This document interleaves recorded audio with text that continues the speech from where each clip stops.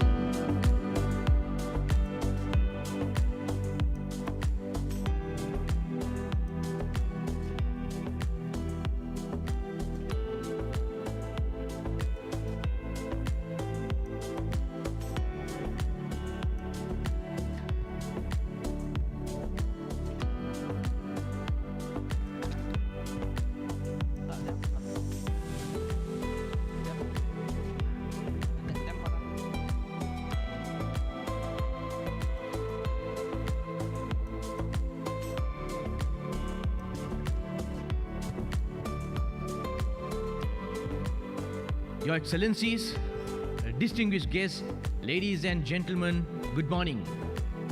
Welcome back. The third session of Galle Dialogue 2025 shall commence momentarily, with a focus on maritime economy under changing dynamics. This session will be moderated by Dr. Ganeshan Vignaraja, and three speakers are lined up for this session to present their respective papers. Dr. Ganeshan Vignaraja is a visiting senior fellow at ODI Global in London and a professional fellow in economics and trade at Gateway House in Mumbai. He holds a visiting appointment at the National University of Singapore. Previously, he was Executive Director of Sri Lanka's Foreign Ministry think tank, advisor to the Sri Lankan President on strategic trade policy, Director of Research at the ADB Institute, and a visiting scholar at the IMF. He has a DPhil in economics from Oxford University and has published extensively on microeconomics and trade and geopolitics. Ladies and gentlemen, let me now respectfully invite Dr. Ganeshan Vignaraja to take the seat as the moderator, and also request the other three speakers as well. Colonel Amanda Johnston, Defence Advisor Australia in Sri Lanka; Major General Rob David, Deputy Chief of Naval Staff, Royal Netherlands Navy; Commodore Ben Aldos, Royal Navy, Deputy Commander, Combined Maritime Force, to take their seats beside the moderator.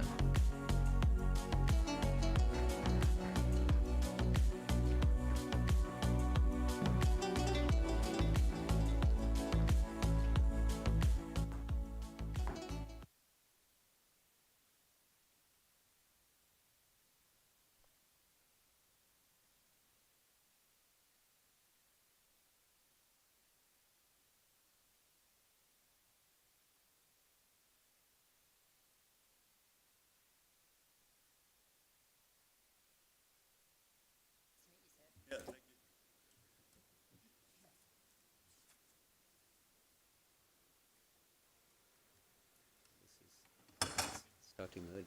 Yeah. My admiral's not even here yet. Do we wait a minute or do we start? I guess we start.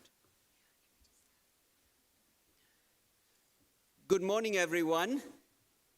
I hope you all have had a very nice dinner and enjoying this wonderful hospitality of the Sri Lankan Navy. And now welcome to really the best session of this dialogue, because we have this fantastic cast of people. And we're going to be talking about maritime trade governance under changing global dynamics. And the scenario really is quite different to what any of us would have thought if we were sitting in September 2024. So the world is changed.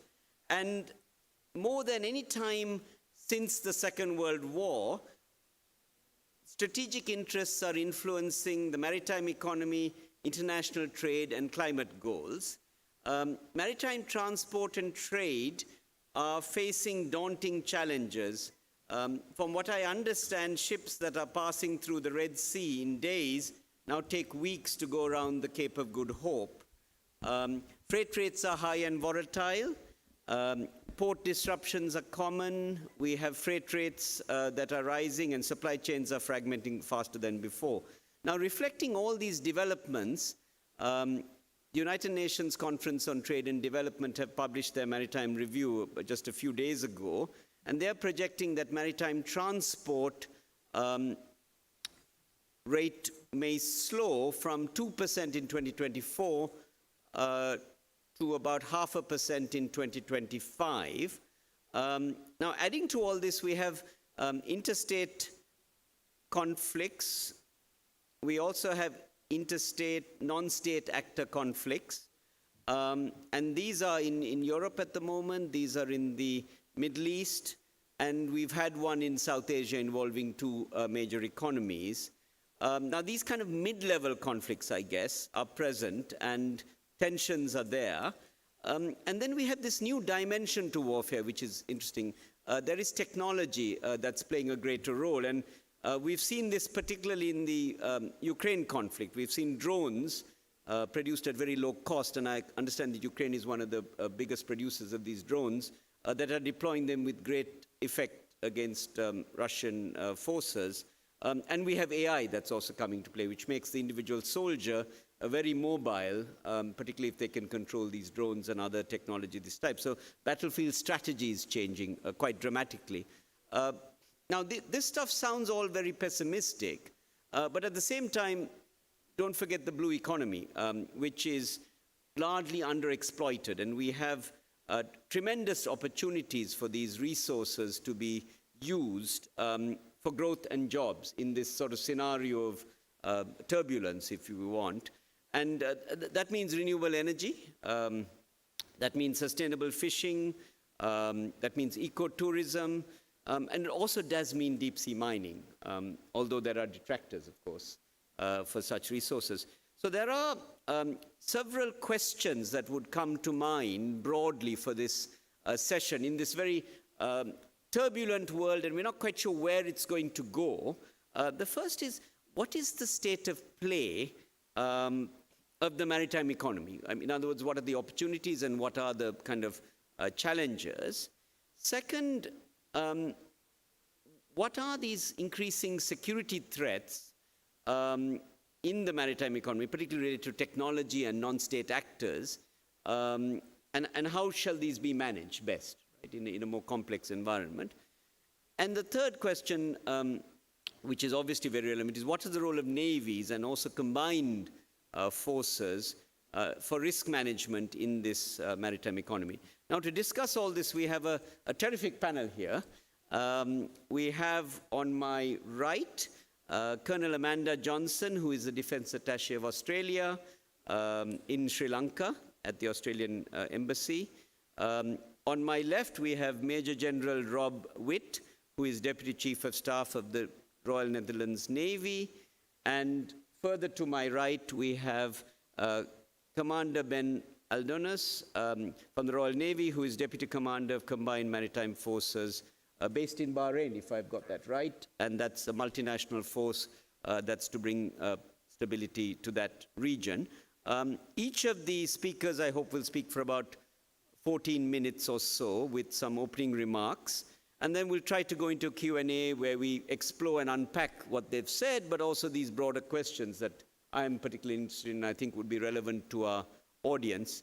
Colonel Johnson, would you like to start? Yes, thank you, Dr. Wignaraja, for the introduction, and thank you to the Sri Lankan Navy for the opportunity, especially for allowing a cheeky army officer to sneak onto the panel and address a largely maritime conference. But I do so as a joint officer and one that has been focused on, particularly on maritime security issues, as the very proud defence advisor to both Sri Lanka and Maldives. And our relationship with both of those countries is a largely maritime one. I do actually have a couple of slides. As was mentioned yesterday, a picture does tell 1,000 words. It's not a war stopper if we can't bring them up. But yeah, today I would like to take the opportunity to speak to you on my allocated topic, a role of maritime force in a prospering blue economy. When I was allocated this topic, I was a little bit nervous, obviously, as an army officer speaking to a room full of maritime professionals. You all know far better than me, in fact, the roles of a maritime force in not only enabling blue economy, but it's certainly securing all of our sovereign national interests, of which there are many. But today we'll focus on the prospering blue economy. You've already heard from our Commander Maritime Border Command, Rear Admiral Brett Sonto, who spoke to you yesterday, and he shared with you a snapshot of our whole-of-government and civil-military approach to securing and keeping safe the maritime domain. He mentioned a couple of our national documents yesterday, and one of those that he spoke about is the National Defence Strategy, which Australia released in April of last year. And the quote that you see is drawn from the introductory chapter. As a middle power maritime nation, Australia relies on the free flow of goods, services and finance in the global market, excuse me, and the rules and norms that protect these activities. Australia has the third largest exclusive economic zone in the world, stretching across nearly 10 million square kilometres. And as you heard Rear Admiral Sonto say yesterday, our search and rescue region extends far beyond that to around 45 million square kilometres. So it's both an asset and a huge responsibility. We are the world's 5th largest user of shipping. An overwhelming amount of our trade, more than $650 billion annually, is distributed via the sea. The Strait of Malacca, the South China Sea and the wider Indo-Pacific sea lanes are the arteries of our prosperity. So as a maritime nation, Australia's economy is by default a blue economy. And a thriving blue economy cannot exist without a secure maritime domain. So in considering the roles of a maritime force to secure the maritime domain and enable this blue economy, we should consider the demand signal. Again, I refer back to Rear Admiral Sonto's presentation yesterday, which covered 3 perspectives of the maritime environment. And I think they offer a useful framework to consider the overlapping maritime roles that each of our navies, coast guards, and other marine law enforcement and governance agencies are required to undertake. As the slide shows, they include civil maritime security, military maritime security, and maritime safety. As was also mentioned yesterday, often the challenges sit where these circles overlap. Whether it's maintaining open sea lines of communication, safeguarding critical offshore infrastructure, deterring IUU fishing or other illegal activity, or responding to oil spills or other emergencies at sea, maritime forces are critical.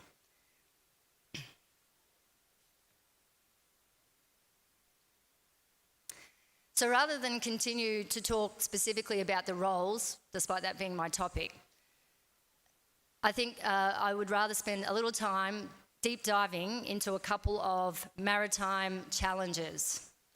And again, I'm speaking to a room full of maritime professionals that know many of these maritime challenges particularly well. But I think the ones that I've drawn out really see and really draw out the overlap between the traditional and non-traditional threats that we see in the maritime domain and really bring in that underlying economic element. The first challenge is the convergence of traditional and non-traditional threats. It's not unique to the maritime environment, but I will offer the following maritime example to illustrate just the increasing complexities. You're all aware of the Houthi rebel activity in the Red Sea. In fact, we have some on the panel who actually are far more familiar with this threat, and I'm sure that we will speak more about that throughout the session. But I wanted to draw out one specific incident that occurred, and that's the attack on the bulk carrier Ruby Mar in early March 2024. This event demonstrates very clearly the complexity of contemporary maritime security. Severely damaged by missiles, the Ruby Mar drifted in the Red Sea for several days. The salvage companies couldn't intervene because they feared coming under attack themselves. The anchor, whilst the vessel was drifting, damaged 4 underwater data cables that form part of the data superhighway that connect Europe and Asia. The ship sank in shallow waters with 21,000 metric tonnes of fertiliser on board, sparking an environmental crisis as both oil and fertiliser leaked into the surrounding water. So as you can appreciate, what was an insurgent attack using military hardware has then permeated, it's affected livelihoods, it's affected the economy, it's affected the connectivity, and I think it really draws out that nexus, which is that overlapping centre of the Venn circles that I mentioned earlier.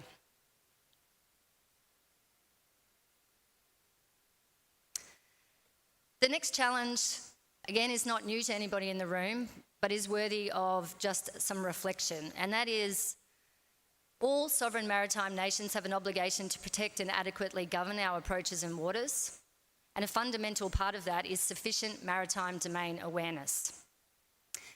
It seems that the appetite for MDA is now almost insatiable.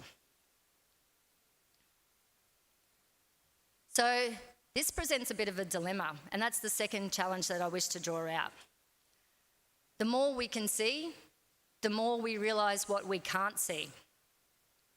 And as I've already mentioned, Australia has a 10 million square kilometre EEZ and a 45 million square kilometre search and rescue region. That's a lot of water to try to monitor and govern, and we're only the third largest. The capabilities to monitor and surveil these activities sufficiently in our EEZs and beyond obviously have been improving. But even with satellites, aircraft, ships, unmanned systems, coastal radars, and all the other various tools, it's still impossible to maintain a persistent monitoring and surveillance presence. So there are still blind spots that are quick to be exploited. We all know ships can go dark, sensors can be manipulated or spoofed, and the massive amounts of data that all of these MDA tools are now producing are extremely difficult to integrate, fuse, and react to in real time. Again, a quick example to draw out the connection of this dilemma to the blue economy. And that's around curbing illegal, unregulated and unreported or IOU fishing. An Australian case study is the resource-rich Kimberley Marine Park off the northwest Australian coast. Because of its remoteness and vast coastline of mangroves, persistent surveillance and monitoring is extremely difficult, and therefore it is regularly targeted by illegal fishing vessels. In one 24-hour window, back in October of 2023, 65 foreign vessels were observed within the designated area. In September 2024, a number of vessels were intercepted carrying significant loads, like in the tonnes of sea cucumber and dried fish.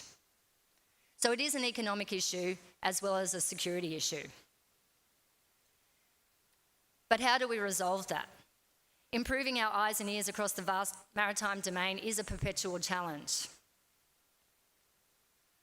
It goes without saying that if unsophisticated fishing vessels can make incursions into our maritime territory, then certainly many others can.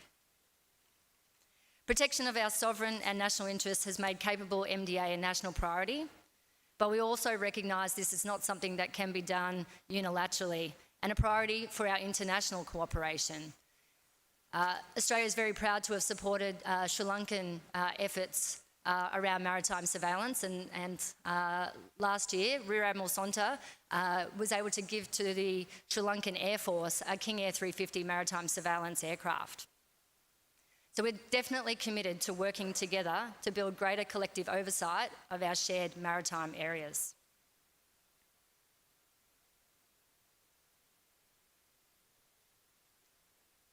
Another apparent blind spot for MDA, and indeed maritime security more broadly, is the underwater domain. It's becoming increasingly important because so much of modern prosperity, connectivity and defence depends on what lies beneath. An article by Dr. David Brewster last year, who's here with us, mentioned that humanity knows more about the surface of the moon than the ocean floor.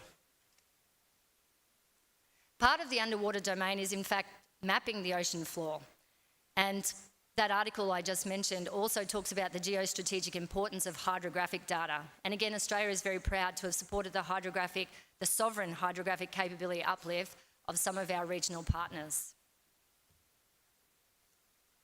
Another focal area of the subsurface domain is undersea cables. 95% of the global internet and financial data traffic traverses via these cables, as we know. And pipelines move vital energy. We also know this infrastructure is vulnerable to accidental damage or sabotage. Yet monitoring and protecting them across thousands of kilometres of seabed is a daunting task.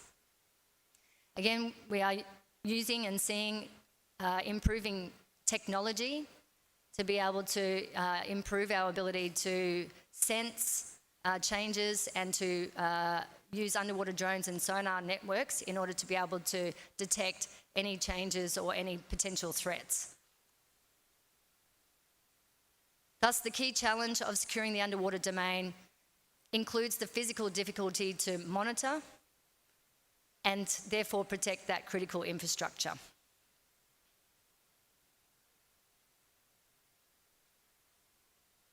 As many speakers have mentioned during this conference, the vast nature of the maritime domain and the complex challenges we've discussed mean that no single entity is capable of going it alone, and we do need to solve these challenges together. Australia's National Defence Strategy pays particular attention to working together and acknowledges that to respond effectively to the strategic environment we all face, Australia must work even closely with our international partners to maintain regional peace and prosperity. I am going to draw out a couple of key principles that Australia believes are important for working together. The first one is respect for sovereignty. As Australia's Foreign Minister Penny Wong said at the Indian Ocean Conference hosted in Perth last year, each of us has an interest in preserving the sovereign character of our own nations. Our shared focus must be on what we need to do so we can make our own choices according to our own laws and values and pursue our own prosperity, respecting but not deferring to others. She also spoke about the need to preserve open, inclusive and rules-based character of our region where accepted rules and norms enable us to cooperate, trade and thrive. Australia's Deputy Prime Minister and Minister for Defence, Richard Marles, also spoke of this when he visited the region earlier this year. And he made the point that small and middle power prosperity is reliant on these rules and norms to ensure a level playing field. And he reaffirmed the Australian government's commitment to maintaining a favourable regional strategic balance that supports all countries to be able to pursue their objectives peacefully and without coercion. To do this, Australia is committed to international institutions and conventions that underpin the rules-based order, and in the maritime domain, particularly the United Nations Convention on the Law of the Sea. Australia is an active participant in many multi- and minilaterals with maritime security interests. We're proud members of the Indian Ocean Rim Association, and we belong to both the Western Pacific and Indian Ocean Naval Symposiums. And we have consistently contributed to the Combined Maritime Forces, earlier this year commanding CTF 153. And that's just a small snapshot of the multilateral organisations that Australia is committed to. One quick last principle before I finish, and that is a commitment to transparency and reassurance. It's particularly important in a time when we are seeing high levels of military build-up. Sovereign countries have the right to modernise their maritime forces, and indeed, the fact that for many of us, maritime zones are the lifeblood of our economies demand that we do invest in modernising our maritime forces. But good neighbours do so in a transparent and reassuring way. Australia has been very open about the capital investment we're making into our maritime forces. We have released our surface fleet review, which will see the Royal Australian Navy expand its surface fleet. And we will be upgrading our 6 conventional submarines to 8 nuclear-powered submarines in collaboration with our US and UK partners. In drawing to a close, the world's oceans connect us economically, environmentally, and strategically. And I hope I've drawn out in this presentation the demand signal on our maritime forces is ever expanding, and our maritime forces collectively are now central actors in advancing maritime security, environmental stewardship, regional cooperation, and of course, securing the foundations of a thriving blue economy. And I'll leave it there. Thank you, Chair. Thank you. Thank you very much. You brought out, I think, the economic dimension of interdependence, but you also brought out the threat scenario, which I think was very interesting. And I think these 3 threats that you brought out, the issue of multi-faceted threats, I think, which were very interesting. And that example of the bulk ship, I thought, was fascinating example. And then you brought out the MDA dilemma, which I thought was very interesting, through the discussion of the national park and the fish problem of illegal fishing. And then the underwater dimension, on which we really know very little. And I think those 3 really bring out this very important story about not just investing in national capability. You mentioned the Australian example of the surface fleet, but also the submarines. And of course, of regional cooperation. I think Sri Lanka would be very pleased for the gift of the aeroplane and other things that you all have done before. But thank you very much. Wonderful. To you, Major General Witt, for your remarks.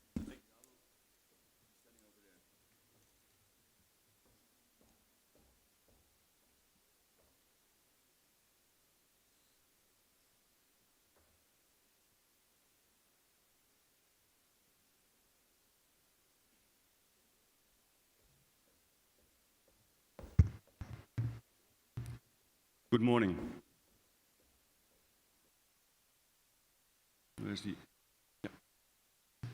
Good morning. Thank you for inviting the Royal Netherlands Navy to the Galle Dialogue here in Sri Lanka. My compliments on the good organization of this event by the Sri Lankan Navy. On behalf of Admiral Harold Liebrechts, the commander of the Royal Netherlands Navy, I want to express my deepest gratitude. As said, my name is Rob de Wit. I'm a Marine Major General and I'm the Deputy Commander of the Royal Netherlands Navy. The subject of my brief is the resilience of the Netherlands society and the role of the Royal Netherlands Navy. What I will address mainly concerns the blue economy of the North Sea, but what happens at the North Sea has its effects on other seas and oceans as well. Or, the other way around, what happens in the Indian Ocean has its effects on the North Sea. Before I move to the agenda of my brief, I would like to make one remark. According to the Dutch Minister of Defense, Ruben Brekelmans, he says it's not war, but it is not peace either. Ladies and gentlemen, at least in Europe, we are living between war and peace, and probably closer to war than to peace. I cannot make it any better. And if you want to discuss changing dynamics, that is changing dynamics for us in the Netherlands. And this means that we need to organize ourselves in our own backyard, the North Sea. And while we organize ourselves, we have to keep in mind that what we do in the North Sea affects the Indo-Pacific. Also, the challenges we face on the North Sea are very similar to the challenges we heard yesterday during the panel sessions. So the way we face our challenges in the Netherlands might be of interest for the maritime nations in the Indo-Pacific region.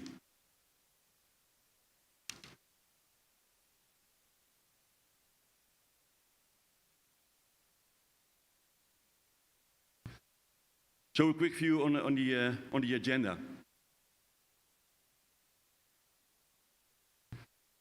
The The Hague Center of Strategic Studies has published a report with the name The High Value of the North Sea.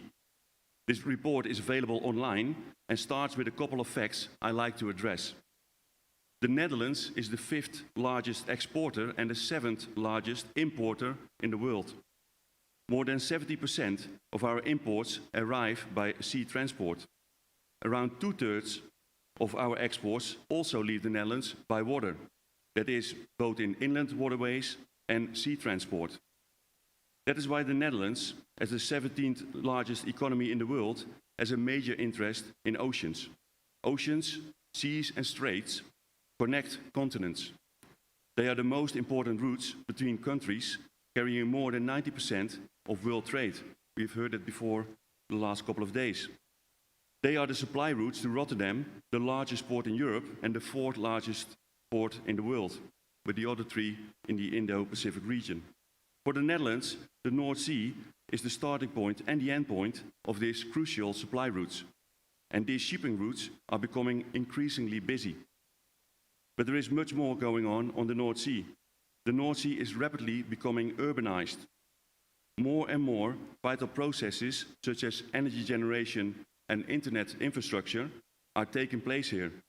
It is the largest industrial area of the Netherlands, and researchers at the Hague Center for Strategic Studies conclude their report that this development is accompanied by many new vulnerabilities and national security risks.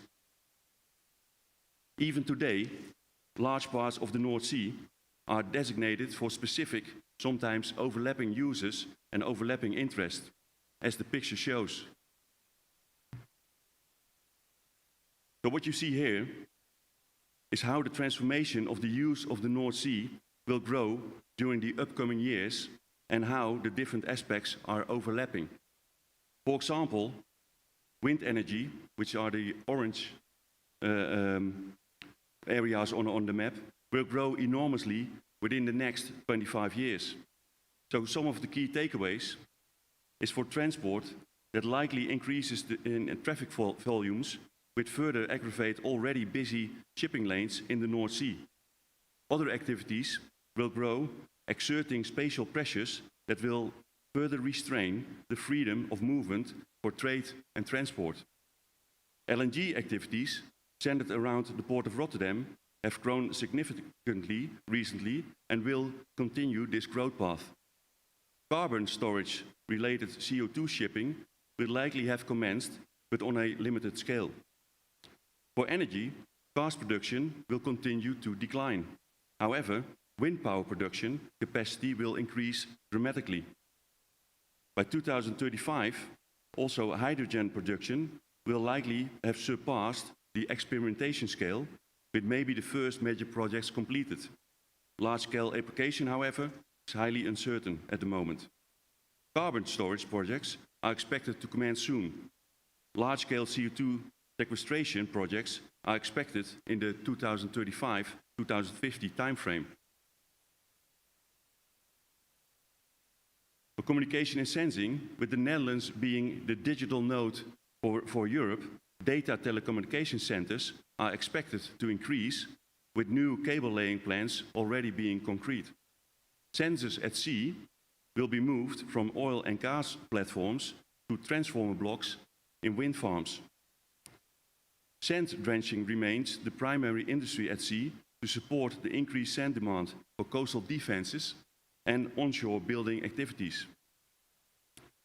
Fishing and aquaculture, though large parts of the North Sea currently available for fishing, will make way for other uses, such as wind farms and sustainable aquaculture. This may lead to further unrest in this sector. For living and recreational use of the North Sea, recreational use is modestly important to the Dutch society, but a minor factor in the grander scheme of anticipated developments in the use of the North Sea. To ensure conservation, additional restrictions on all these activities are expected to be implemented. And last, for defense, military exercise areas remain important and will likely incur limited alterations. So as I said, the critical infrastructure on the North Sea is dense and consists of gas and oil rigs, pipelines, internet cables, phone lines and electricity cables. And it is increasing by the day.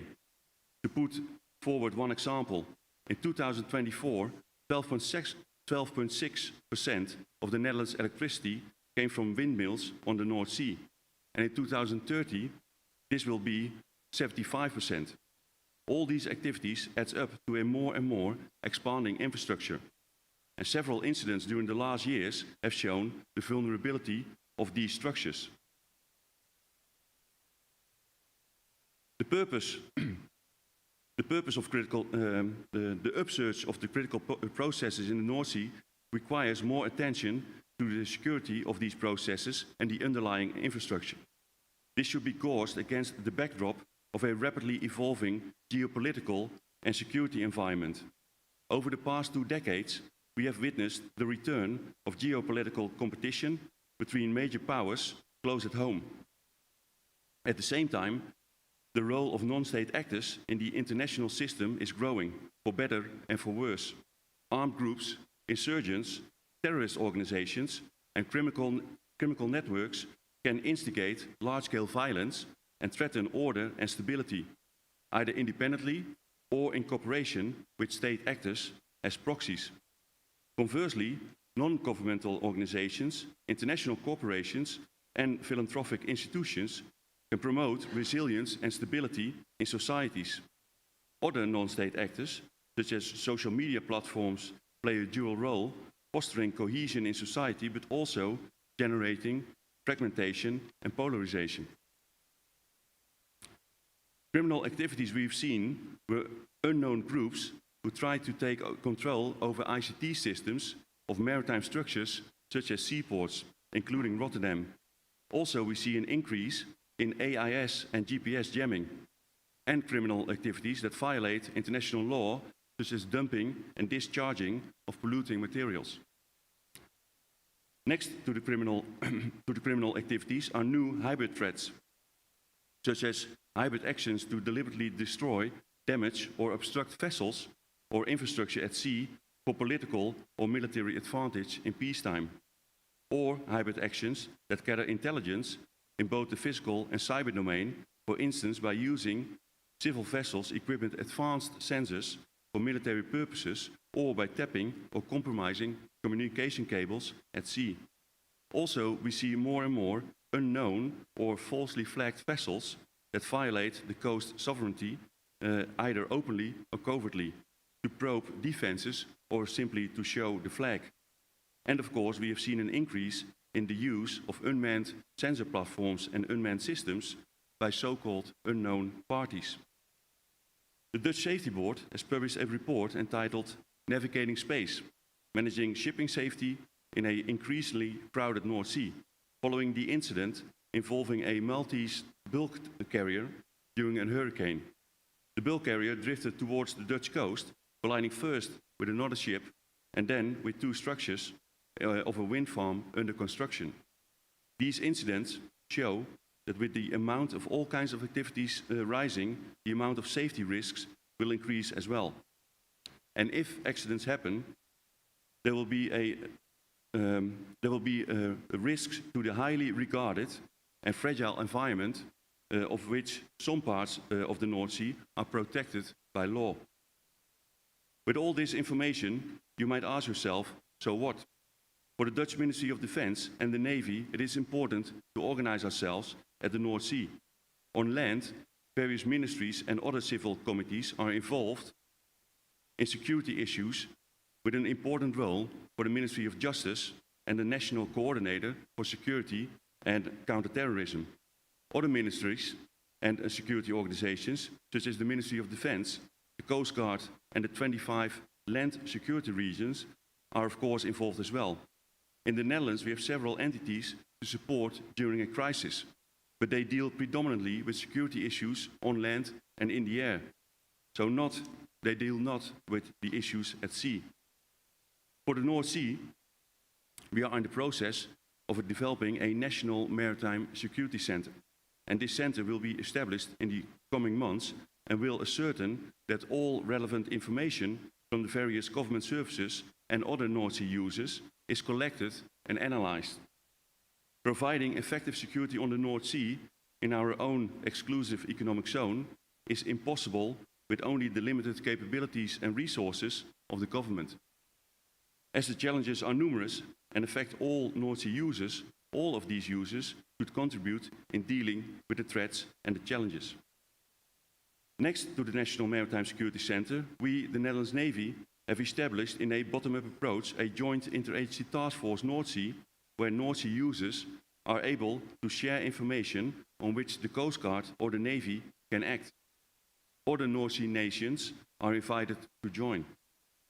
I like to stress out that it is necessary to collectively think about preparations, improving cooperation and sharing information.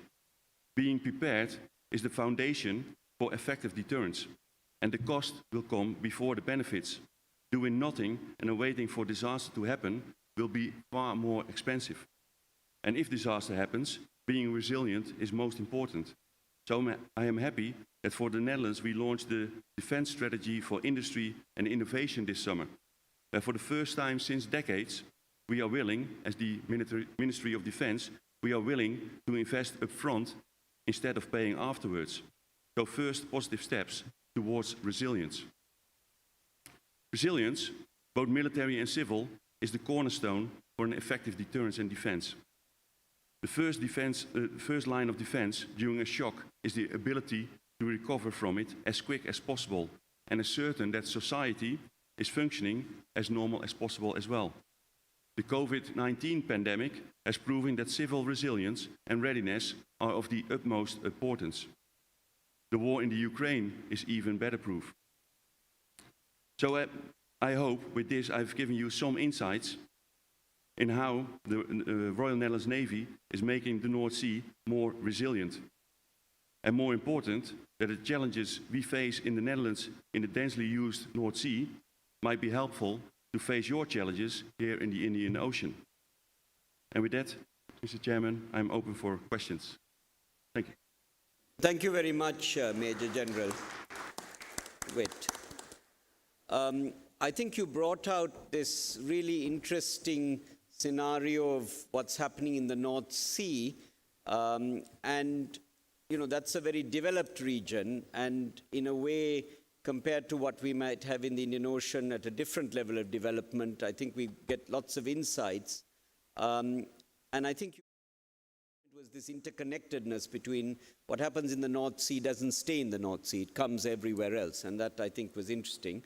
And with that, you brought us to the sense that this huge industrial infrastructure, climate, energy, all this development is taking place. And that was something very interesting. And all of that means that the critical infrastructure in the North Sea faces different types of threats, which will come with this development.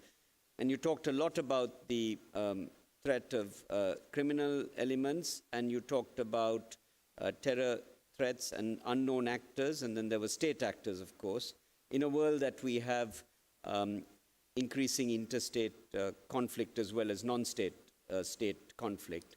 And then you talked about some of the specifics of that, and you talked about the ICT infrastructure, which I thought was very interesting, and this jamming of GPS. So the cyber aspect I thought was very interesting and relevant, and some bits of the Indian Ocean we haven't taken the cyber threat quite as much as we would like, and I think that's very much a factor. So the undersea element you brought out and the cyber threat, and then the false flags I thought were very interesting as well, particularly with the transport of goods against sanctions, and I think that increasingly comes out.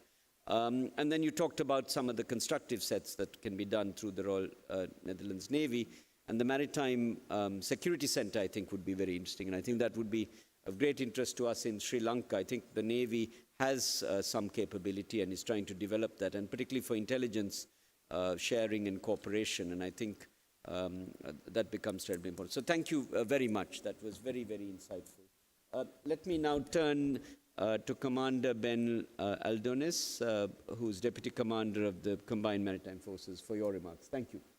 So thank you. Good morning, Excellencies, Admirals, fellow officers, ladies and gentlemen. So I'm Commodore Ben Aldous. I'm Commander of the UK Maritime Forces in the Middle East in Bahrain, but as you say, sir, also the Deputy Commander for the Combined Maritime Forces. So thank you first to Sri Lanka for the privilege of addressing this esteemed gathering today at the Galle Dialogue. It's an honour to represent the Royal Navy and share our perspective on the critical theme of maritime economy under changing dynamics. I'd like to extend my gratitude to the Sri Lankan Navy and the Ministry of Defence for organising this important forum and for bringing together such a distinguished group of experts and leaders in the field of maritime security and economic development. The Royal Navy is proud of its deep historical links with Sri Lankan Navy, and it's an honour to be with you here today and others as we celebrate your 75th anniversary year. Many Sri Lankan naval officers have trained with the British Armed Forces, spending time as I did at the Britannia Royal Naval College Advanced Command and Staff Course, or Royal College of Defence Studies. And their distinguished careers reflect the strength of this partnership. It's an honour to see some, in fact many, of these alumni here at the Galle Dialogue, a testament to our enduring collaboration and shared commitment to maritime security, the blue economy and economic prosperity.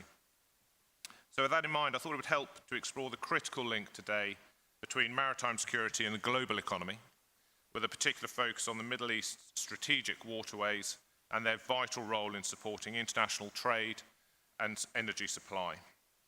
The maritime domain, as we've spoken about plenty today and yesterday, is a cornerstone of global prosperity, yet it faces growing threats such as piracy, organised crime, illegal fishing, cyber attacks, and the continual challenge of violent non-state actors, and we spoke in depth about this yesterday. I want to underscore the Royal Navy's steadfast commitment to protecting these essential waterways, highlighting the importance of international collaboration through initiatives like the Combined Maritime Forces, the CMF, and I also want to advocate for a comprehensive approach to maritime security, one that involves all actors in the region. By doing so, we can work towards a secure, sustainable, and prosperous future for all. So as we've discussed, the maritime domain is the lifeblood of the global economy. We know that between 80 and 90% of the world's international trade by volume is transported by sea, and the oceans are a critical source of food, energy, and livelihood for billions of people. They're also the conduit for data flow, so these data cables crisscross the seas, transporting the financial and personal information which fuel the global economy. A fact well known in our region, which saw cables cut in the Red Sea only 2 weeks ago. The Middle East, with its strategic waterways and abundant natural resources, play a pivotal role in its global maritime economy. The Straits of Hormuz and the Bab el-Mandeb, vital arteries of international trade, facilitate the movement of millions of barrels of oil and vast quantities of goods every day. This is the region where maritime nations clash. It is a crossroads, not a roundabout. You can't go around it. The economic significance of the maritime domain cannot be overstated. It's not just about the movement of goods, it's about the interconnectedness of global supply chains, the stability of energy markets, and the livelihoods of coastal communities. The maritime economy supports industries ranging from shipping and fisheries to tourism and renewable energy. It's a source of opportunity and prosperity. It is also vulnerable to a range of threats and challenges. My open question to this forum right at the start is, do we really understand all the actors? Do we really understand industry? Do we understand mariners? Do we understand the fishing patterns? And what are their needs? The threats to the maritime economy are diverse and constantly evolving, shifting the geopolitics beyond the most obvious attacks in the southern Red Sea. Piracy, for example, once a scourge of the high sea, has transformed into a more sophisticated form of organised crime.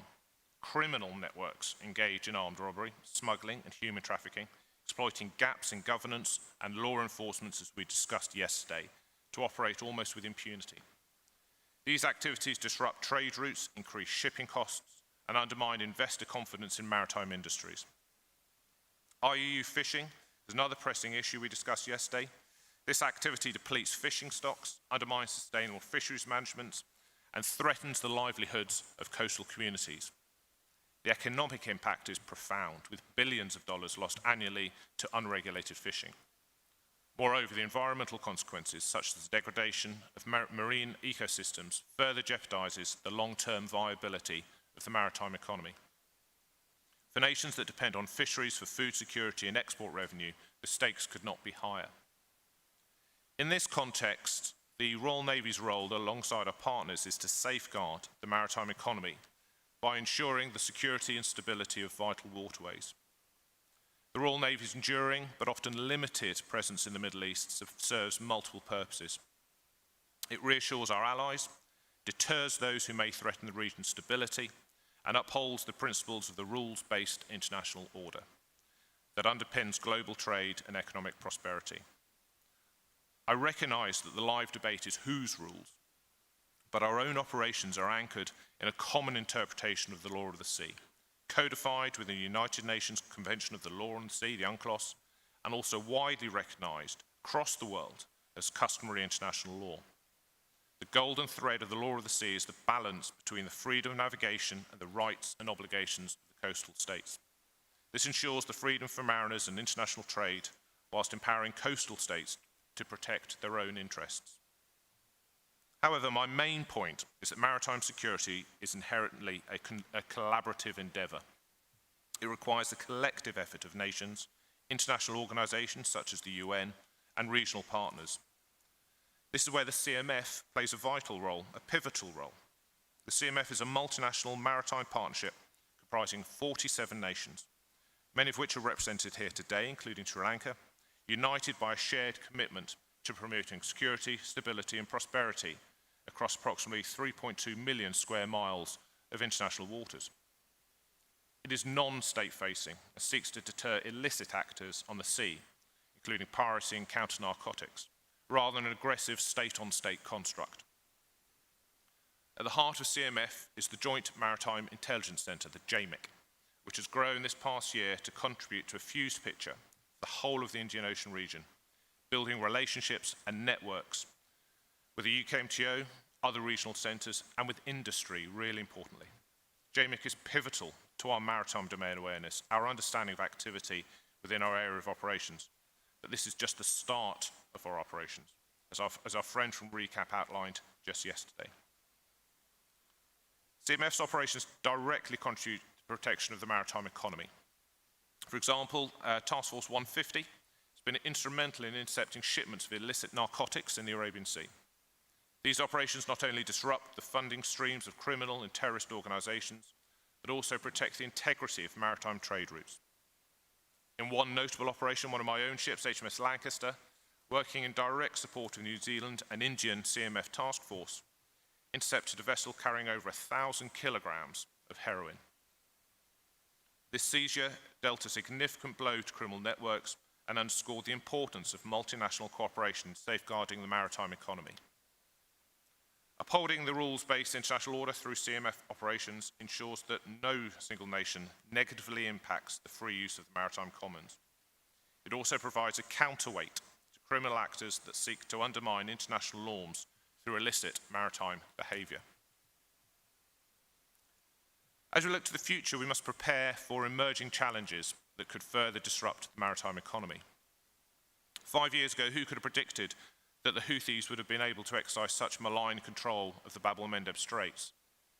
Were we, the navies who operate in this region for years, really ready to interact with our regional partners and with industry to respond swiftly? And yet there is still no functioning, effective MRCC in the Gulf of Aden region to look after innocent seafarers, and the cooperation with all the various actors remain ad hoc at best. This resonates with the excellent case studies and lessons identified by the Sri Lankan Navy and Air Force yesterday. Elsewhere, the increasing use of uncrewed systems and cyber capabilities in the maritime domain portends a more digitised future threat landscape, requiring more coherent international coordination and possibly regulation. While these technologies offer significant opportunities for efficiency and innovation, they also present new vulnerabilities. Cyber attacks on maritime infrastructure, such as ports, shipping lanes, could disrupt global trade and have cascading effects on supply chains. Similarly, the proliferation of uncrewed aerial and underwater vehicles raises questions about the potential misuse by state and non-state actors. Addressing these challenges requires a comprehensive approach based on accepted international rules and norms that goes beyond traditional security measures. Maritime security and economic resilience are deeply interconnected. To protect the maritime economy, we must tackle the root causes of insecurity, such as poverty, weak governance, and environmental degradation. This includes promoting sustainable development, enhancing regional capacity, and fostering international cooperation. We must therefore agree on our rules and structures in order to combine our efforts for greater effect. Whatever our definition of maritime security is, we must involve all actors in its planning and its execution, including maritime industry and international frameworks. The comprehensive approach is a shared responsibility. The Royal Navy is committed to working with our partners to build a resilient maritime economy. Through training, joint exercises, and capacity building initiatives, we aim to empower regional navies and coast guards to take greater ownership of their maritime security. This is why we, the UK, invest so much in the CMF and why I'm such an advocate for its work. By doing so, we not only enhance security, but also create the conditions for economic growth and prosperity. This is why the CMF has been involved in capacity building programs that provide technical training to regional partners, enabling them to better monitor and protect their own waters. These initiatives not only strengthen local capabilities, but also foster trust and collaboration, which are essential for addressing transnational challenges. In one such example, CMF is engaged with the Yemen and Djibouti Coast Guards to improve their training and understanding of maritime domain awareness, legal procedures, and vessel search. And a number of countries represented here today have pledged their support to the Yemen Maritime Security Partnership in Saudi Arabia last week. Why is that important? Conservative estimates from industry suggest that even if we remove the Houthi threat from the Red Sea and return confidence for the safe transit of this vital waterways, it would take industry 45 days to recalibrate its operations back to the Bab el-Mandeb. And recent analysis suggests that insurance premiums will remain at high up to 9 months after the threat has diminished. We need to understand what part navies play in the blue economy and join our operations up with a whole-of-government international approach to achieve resolution of the threat, to truly return freedom of navigation for all mariners in this area of operations. Ladies and gentlemen, the maritime economy is the backbone of global prosperity, but is under increasing strain from a range of evolving challenges that we've discussed at this excellent dialogue. As we navigate these changing dynamics, we must remain vigilant, adaptable, and united. By working together and working closely with all actors, we can ensure the security of the maritime domain, protect the integrity of global trade, and safeguard the livelihoods of millions of people who depend on the sea. In closing, I would like to reiterate the Royal Navy's unwavering commitment to supporting the maritime economy and rules-based international order under changing dynamics. We stand ready to work with our partners, both within the CMF and beyond, to address the challenges of today and prepare for the uncertainties of tomorrow. Together we can build a more secure, sustainable and prosperous future for all, and this future must be based on an understanding of our shared responsibility and must be built upon the idea of collective trust across all the actors who look to benefit from the ocean. Thank you once again for the opportunity to speak with you today. I look forward to discussions ahead and to learning from the insights and experience of this distinguished audience. Thank you. Thank you very much, Commander Ben Andonas. And I found your presentation also very compelling, opening out a new theatre, arguably one of the big flashpoints today, where there is not just a conflict in the Red Sea, which is increasingly in the news, but also the non-state aspect of it. So I thought that was very interesting. And you brought out really the critical part of that region as a connector of really the global economy because of not its own development in terms of tourism and a financial center, and increasingly a center of global trade, but also the vast resources that it has, the oil and gas and other resources that may come. And therefore, you brought out, secondly, the threat, the evolving threats. And the Hutu piracy issue, of course, is again in the news and has been very prominent. And I think, if I got this right, last year Sri Lanka joined the task force to deter some of the actions there, which I think was a first for this country. And you brought out the cost to us all from these threats. The cyber dimension, I thought, was also very interesting. Again, you brought out how this affects not just ports, but also ships. And that links to maritime domain awareness that you talked about, Colonel Amanda.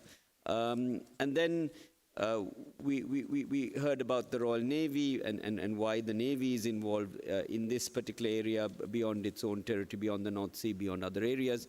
And then the combined force, which I thought was tremendously important. And the Maritime Center, again, as a coordination intelligence point, seemed interesting. And interception, of course, of narcotics, the cyber capabilities, the new hidden area. And then the last point I thought was very compelling, this call for comprehensive approach, I think was particularly interesting. Beyond normal cooperation, I think you said, rules-based but respecting sovereignty. So lots of issues and involving all the actors. A tinge of idealism, but why not? I think we need this in this era of fragmentation and discooperation and so on, which is going on. So there you have it. You have three very, very interesting presentations. And I must confess, when I got up this morning, I wasn't quite sure what to expect from my colleagues.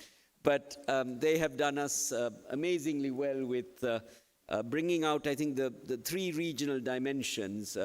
We have the Indo-Pacific, particularly around Australia, and the detail of what took place.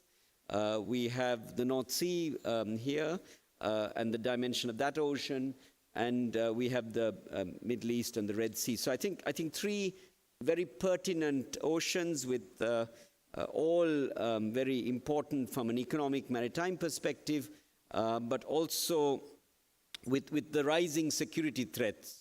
And then I think the call for different types of action at the level of relevant navies, but also the threats. The floor is now open for questions.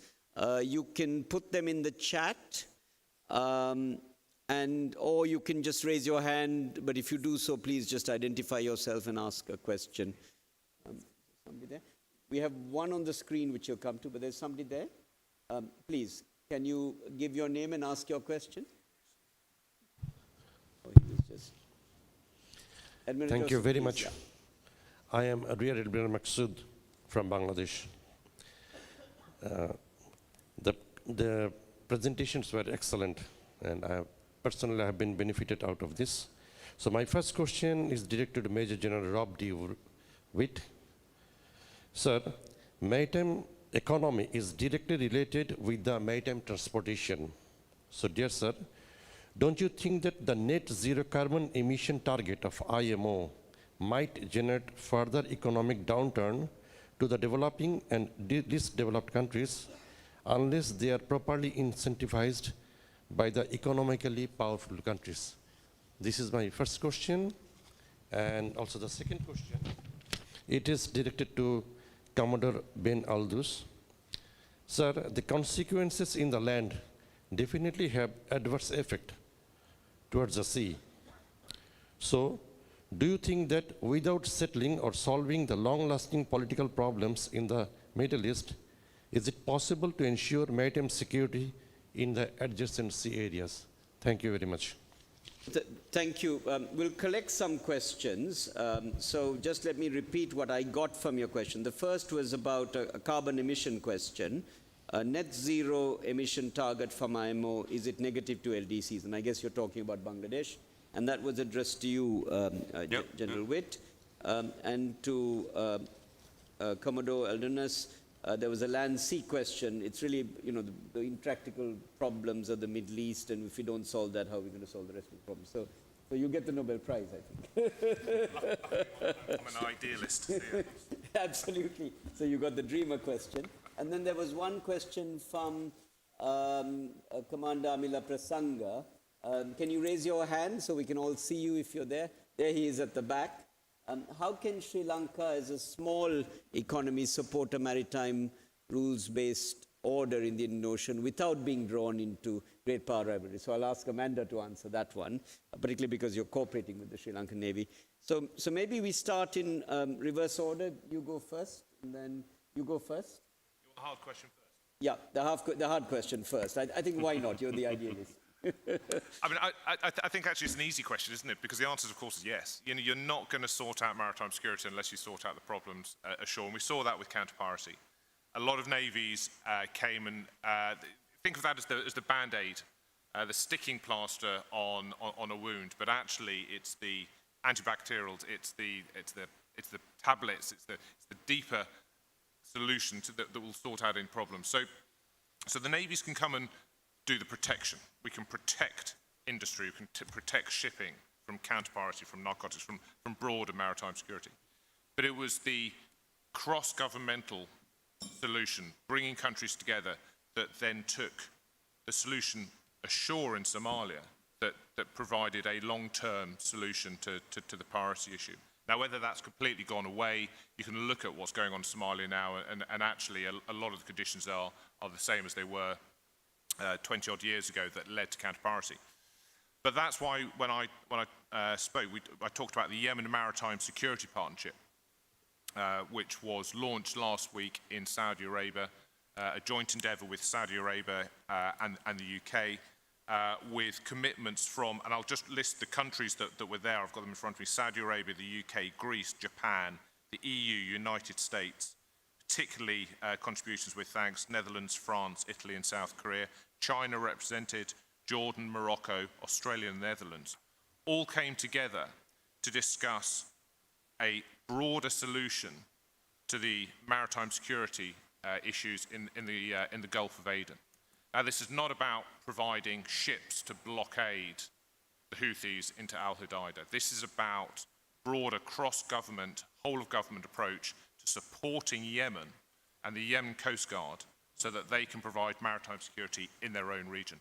But that is about countries providing support, as you say, sir, ashore, to then provide maritime security at sea. As I said, it's a very easy question to answer because the answer is very simple.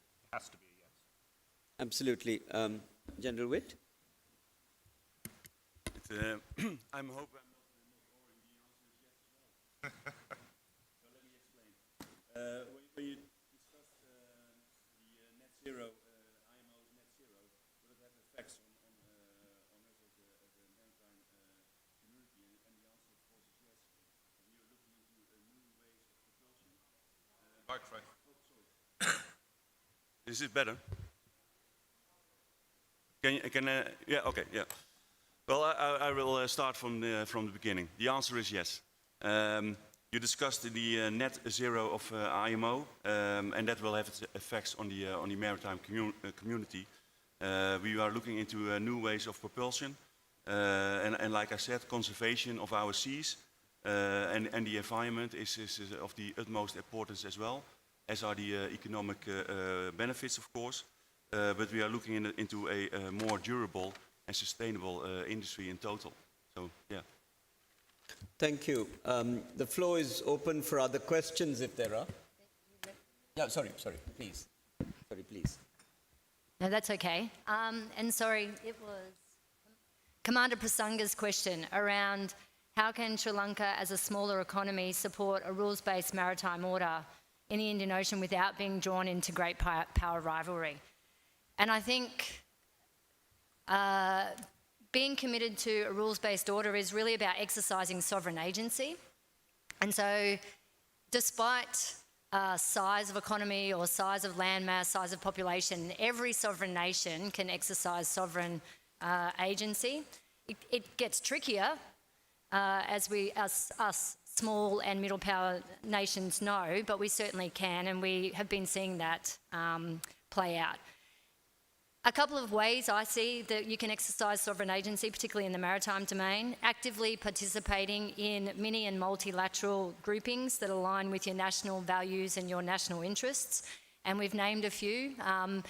Sri Lanka's entry into the CMF is one of those. Sri Lanka saw that what was going on further away in the Indian Ocean was still affecting your economic lines of communication and others, and you stepped up.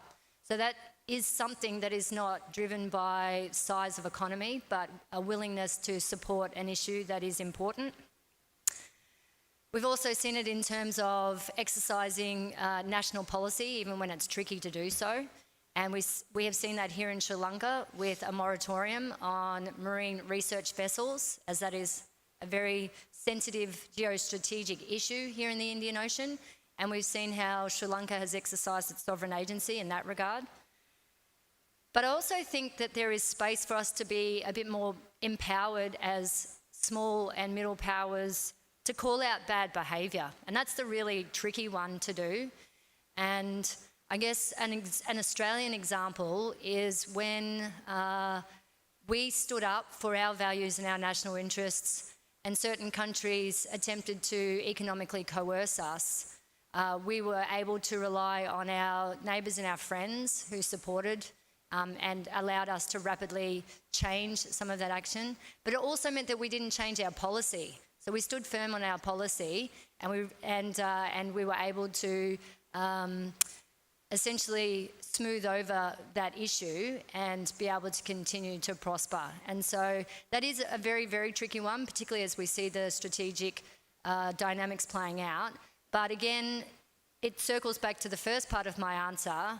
When you are part of many and multilaterals that group us around specific issues, then we can rely on those groupings when we need to be empowered to be able to address other things. So thank you.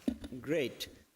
We have another question from the floor from Rafael Clement Olivero do Prado, who's from the international, he's from the Nippon lecturer at Global Ocean Governance. Can you raise your hand, please, so we can see you? There he is. Since you're there, do you want to ask your question? Please, go ahead. You don't have a mic. Can we get him a mic? Yeah, he's in the front here. He's there. Okay. So the question, well, in practical terms, how can navies from developed countries, UK, Netherlands, Australia, work with developing countries to build enforcement capacity, basically, legal, etc., at sea?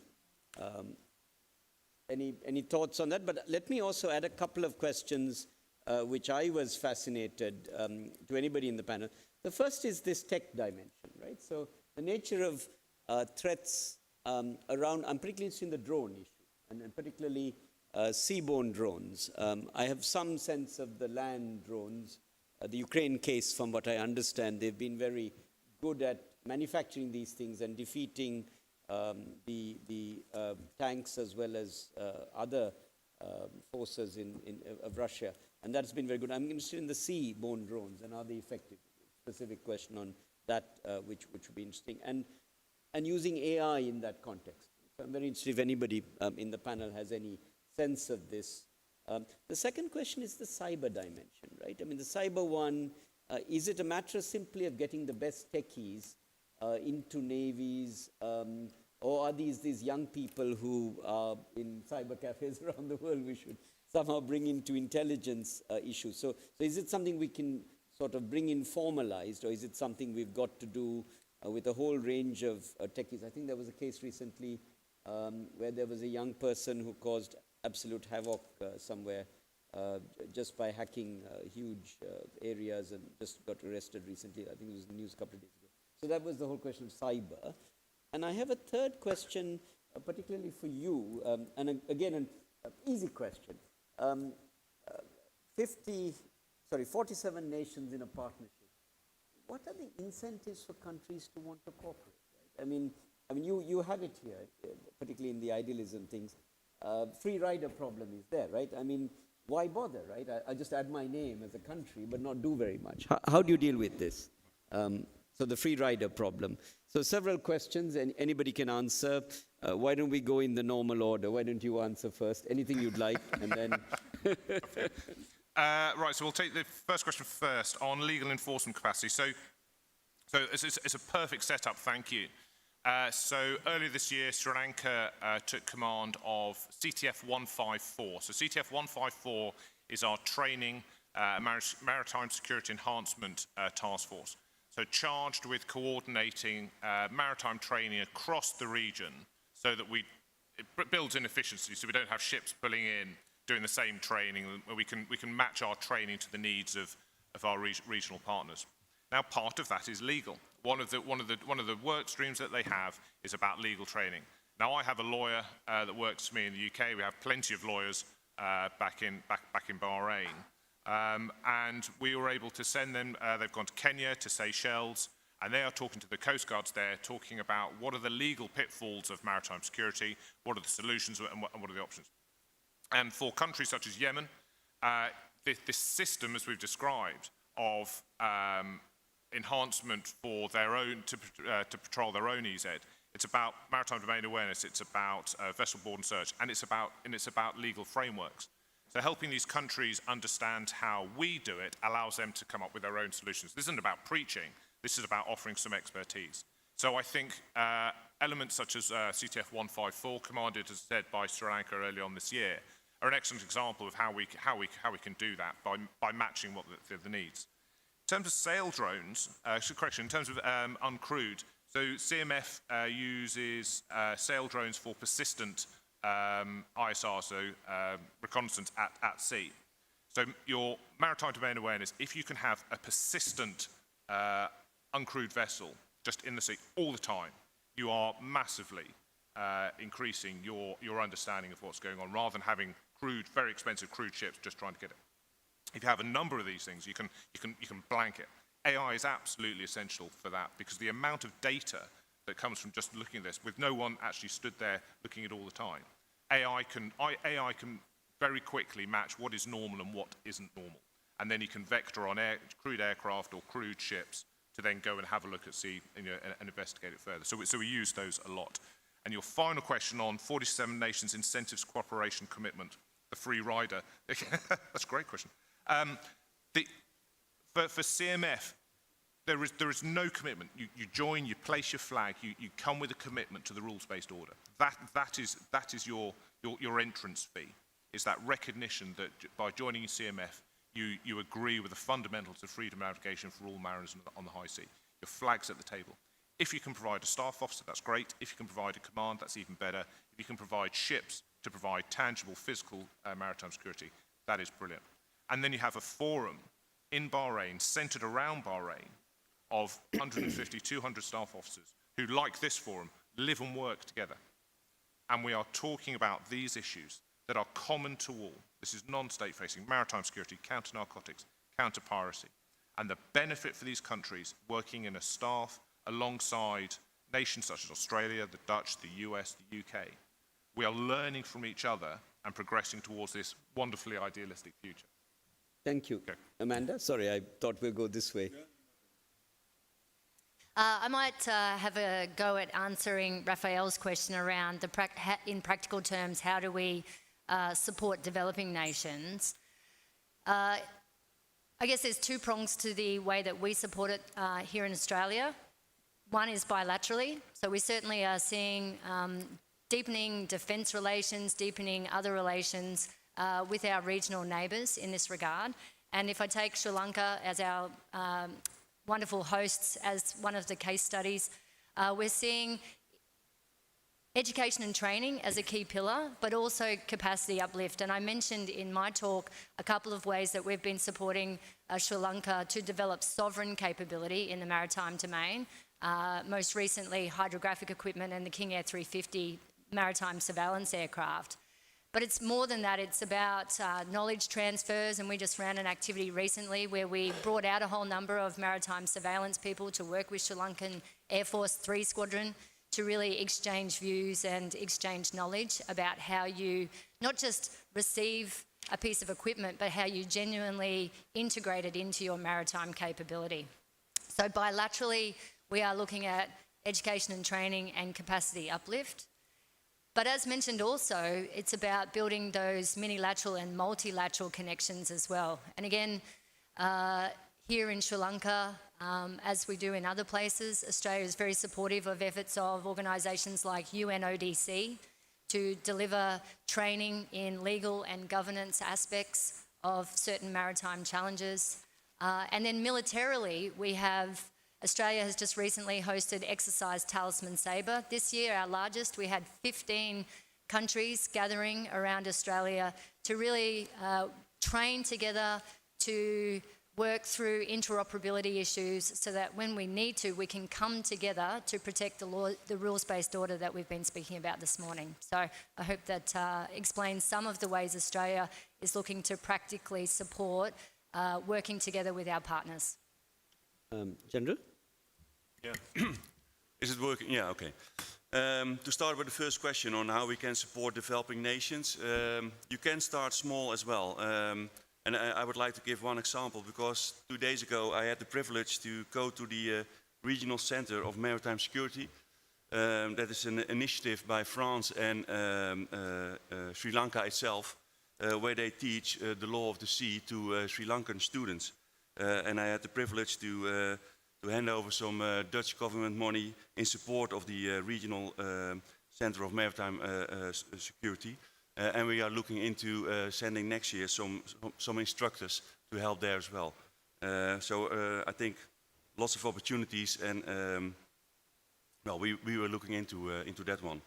Then on the question of the drones or the unmanned systems, when we look at the North Sea, what we have seen so far, at least in the Dutch part of the North Sea, is UAVs, so flying drones from ships coming towards land. And you have to use serious drones for that. So it's not the drones you collect at a toy store. You have to have serious drones to do that. And the other ones are seabed drones sitting on the seabed and driving as a car on the seabed as well.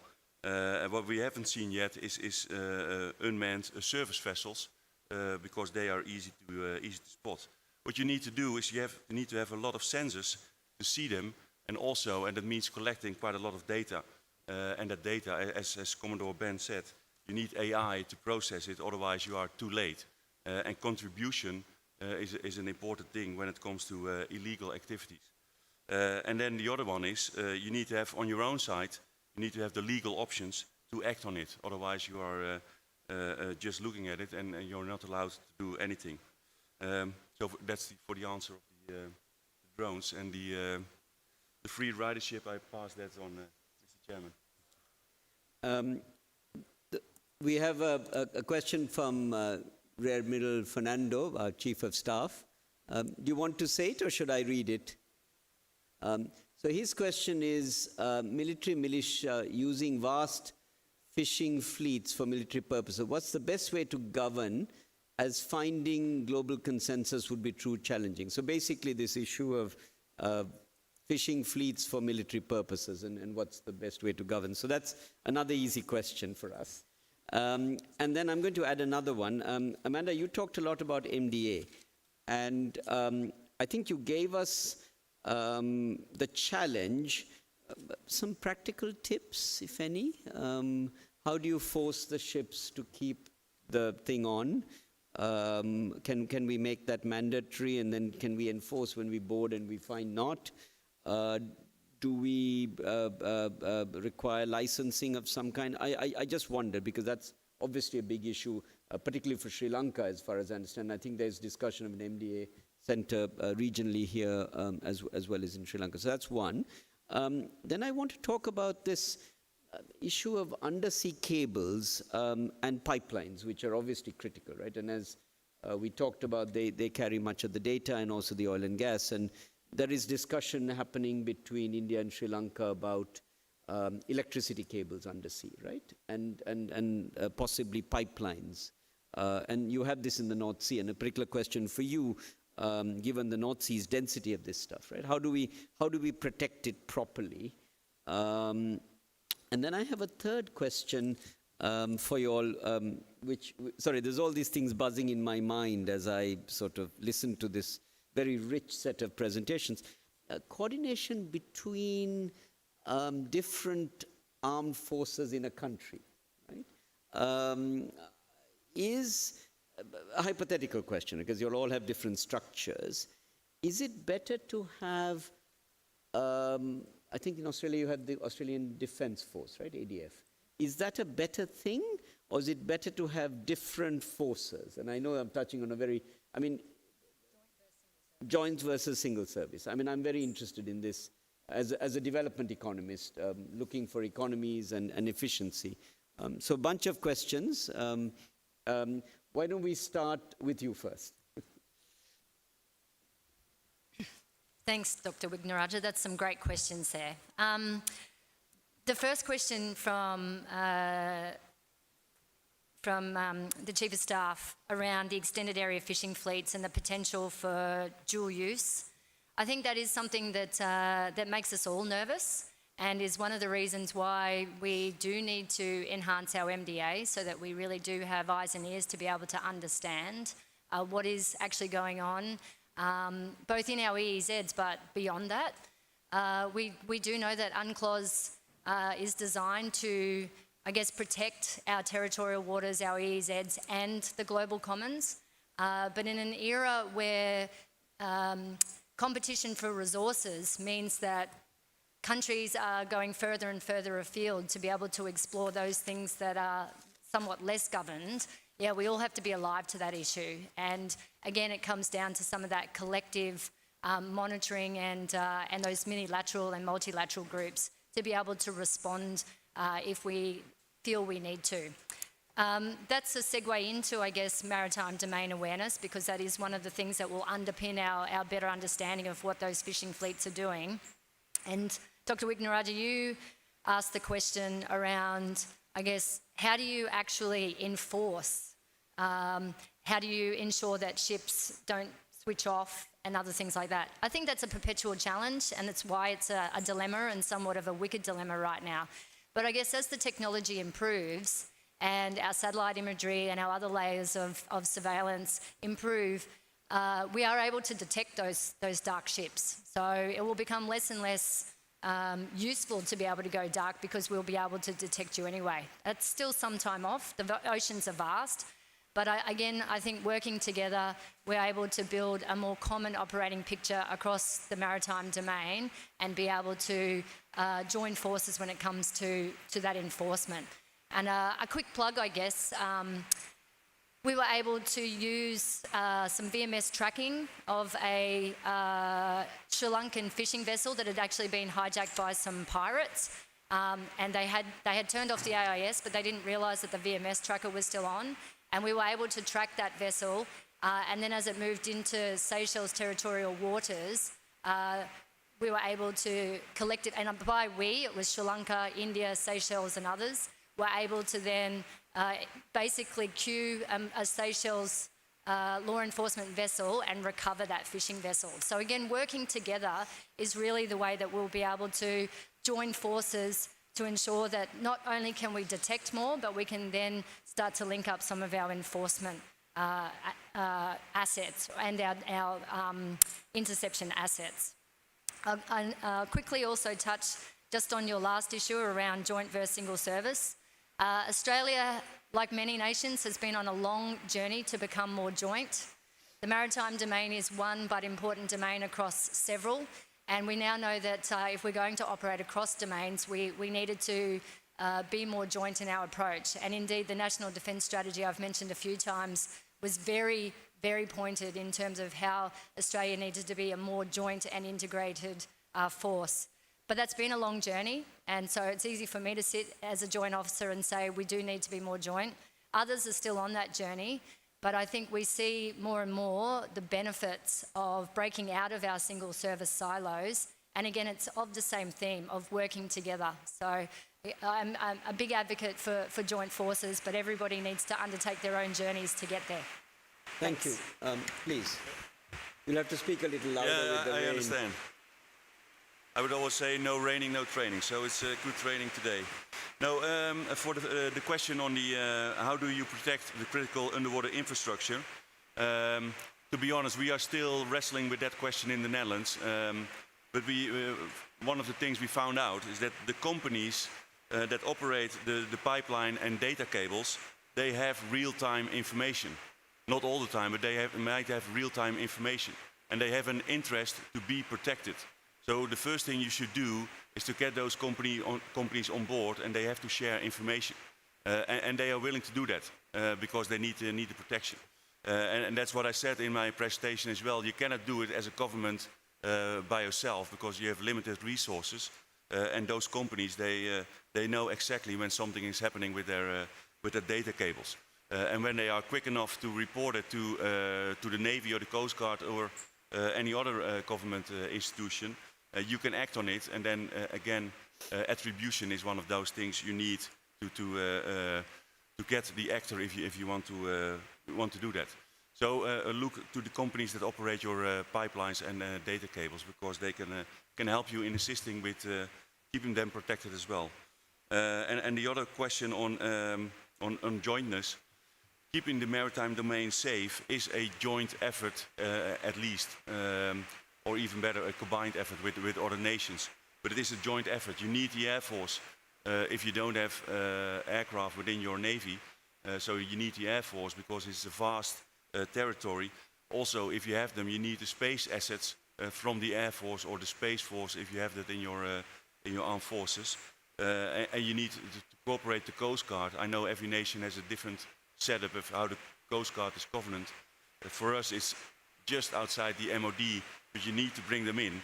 And you have to bring in the army if you to protect the coastline. So it's a joint effort from the start. Great. Thank you. Please.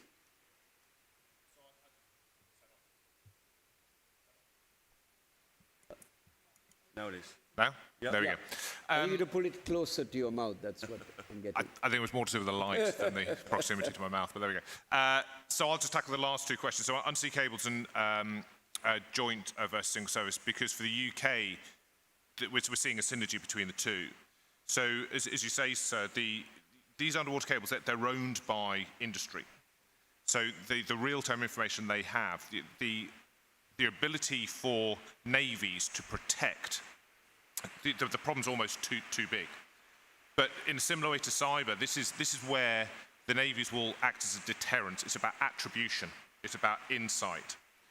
And that is only achieved if you work in a more joint or integrated manner, so with security services and with industry, so that you're able to provide resilience into the systems that are then able to be the right place, right time, and attribute any damage to the undersea cables. And the UK, like a lot of our militaries, has gone through this introspective view on joint versus single service. And the 1990s, really, we embraced joint headquarters. But as we get more digital, this idea of a digital backbone that will then operate throughout our single services, it lends itself more to an integrated approach. It would be ridiculous to have 3 services all running their own drone programs, for example. You've got to be able to bring this together at the joint level. But to then integrate with industry, which has all the expertise and the capabilities to provide AI solutions, digital solutions, you've got to integrate beyond even just a joint mindset. No, thank you very much. Now we have a burst of questions, but sadly we've sort of got to the end of the session. But I'll just give you the questions and we can deal with them in the coffee break. I think that's the best way. From Admiral Ranasinghe, there's a rules-based order question, and how does that all work for small states, and how do small states deal with this? From Rear Admiral Lena Manage, there is priorities for CMF in ensuring security, so that's an obvious coffee break question. And yeah, sorry, there are 3. And then from Vijay Dimbiga Chatkar, there is a question about freedom of navigation and military exercises by foreign navies in EEZs. How do we deal with these in UNCLOS? So these are very difficult questions to deal with, in the time that we have left. So I'll just summarize. So we're exactly at 10:10, according to the clock. So I'll just summarize. For me, basically, with the broad questions we got, so there's this tremendous development that's happening across these three regions, which I found. The North Sea particularly, and given its proximity to Europe, as we would imagine, being the most developed region with the infrastructure and with what is happening infrastructure plus the issues on development. In terms of the Middle East, the most contested region, but a critical waterway. And you have at the end of the Indo-Pacific, or a very important part, Australia and everything around it. And the underdevelopment also gives additional issues around that. The threats are common to all the regions. And I found the piracy threat a common one, criminal elements a common one, and all of you spoke about that. And particularly in relation to the cyber dimension, I found was very interesting. And that's the new threat. So we have the piracy as a traditional threat, and the Hutu issue is there, but the cyber issues, I think, are there, and the underwater infrastructure being protected is another dimension. And I thought those were very interesting in terms of what we had discussed. And then we talked a lot about some of the solutions, particularly at the sort of rules-based order level, which of course is under threat. As an economist, having just been at a geoeconomics conference in London, we only talked about the rules-based order and the challenges to it, and the WTO, the World Trade Organization, which is now in a very sad state, and I think a lot of other institutions are, and there is a set of issues of whether that can be there, although we must remain guided by it for the future because of the benefits of humanity. Then at a practical level, we talked a lot about cooperation through maritime centers, and I think the CMF is a very good one as an example of practical cooperation. So it may be that the cooperation is maybe not so much global as we would like, but more regional in specific areas and specific oceans. And I think that becomes very interesting. And then, of course, in Europe, there's much more discussion of cooperation with the external threat that's being faced in Europe, spilling over from the Ukraine conflict, which is very much there, and defense spending has risen tremendously in Europe because of that, and there is in the EU particularly, there is a strong sense of the need for this, of course, with the issues around Poland and the issues around a couple of the other smaller states with air incursions and so on. So there's a huge sense of regional cooperation. And then in terms of some of the practical things, I think these maritime centers for intelligence sharing, I think, are very interesting. And there were two examples here. The development cooperation you do with Sri Lanka, with other countries in capacity building, and the Royal Navy, we talked about that with others, I think is very important. And then, you know, cooperation on practical things like MDA is very important. And then, of course, training becomes very important. So I think we've got some interesting solutions, while at the same time facing tremendous challenges at all levels. And so I think it remains upon us to thank this wonderful panel for being so fun, and I hope this is the best session with the people here. And thank you very much. Let's please thank them in the traditional way. Thank you so much. Thank you so much. Thank you. Thank you very much, Dr. Ganesh and Vignaraja, for moderating this session, and the three speakers for presenting their respective papers. Ladies and gentlemen, may I now take this opportunity to invite the Director General Health. Sir, I kindly request all of you to be on the stage for a while, sir.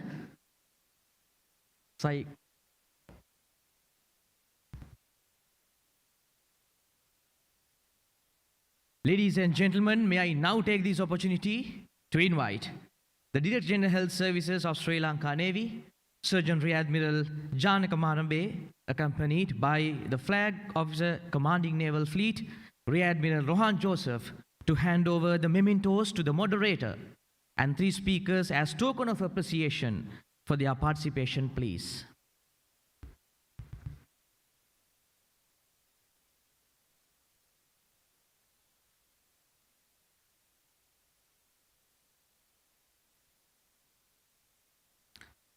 I respectfully invite Dr. Ganeshan Vignaraja.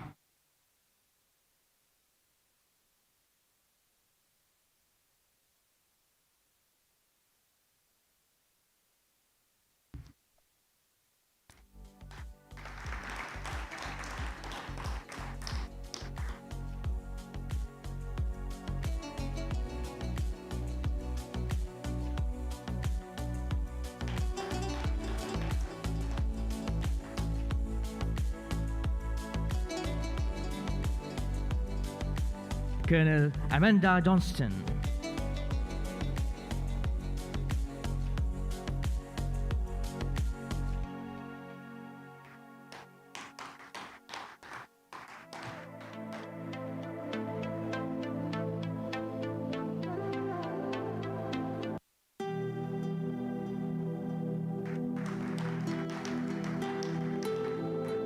Major General Rob David.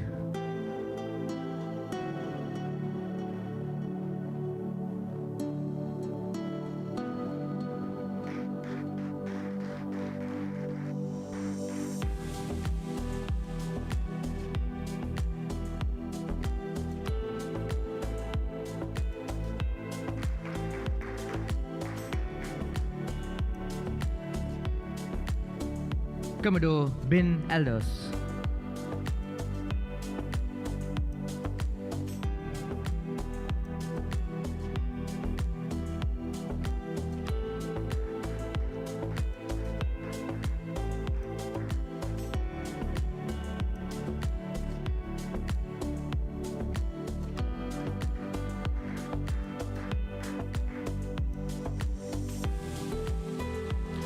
Thank you very much, sirs.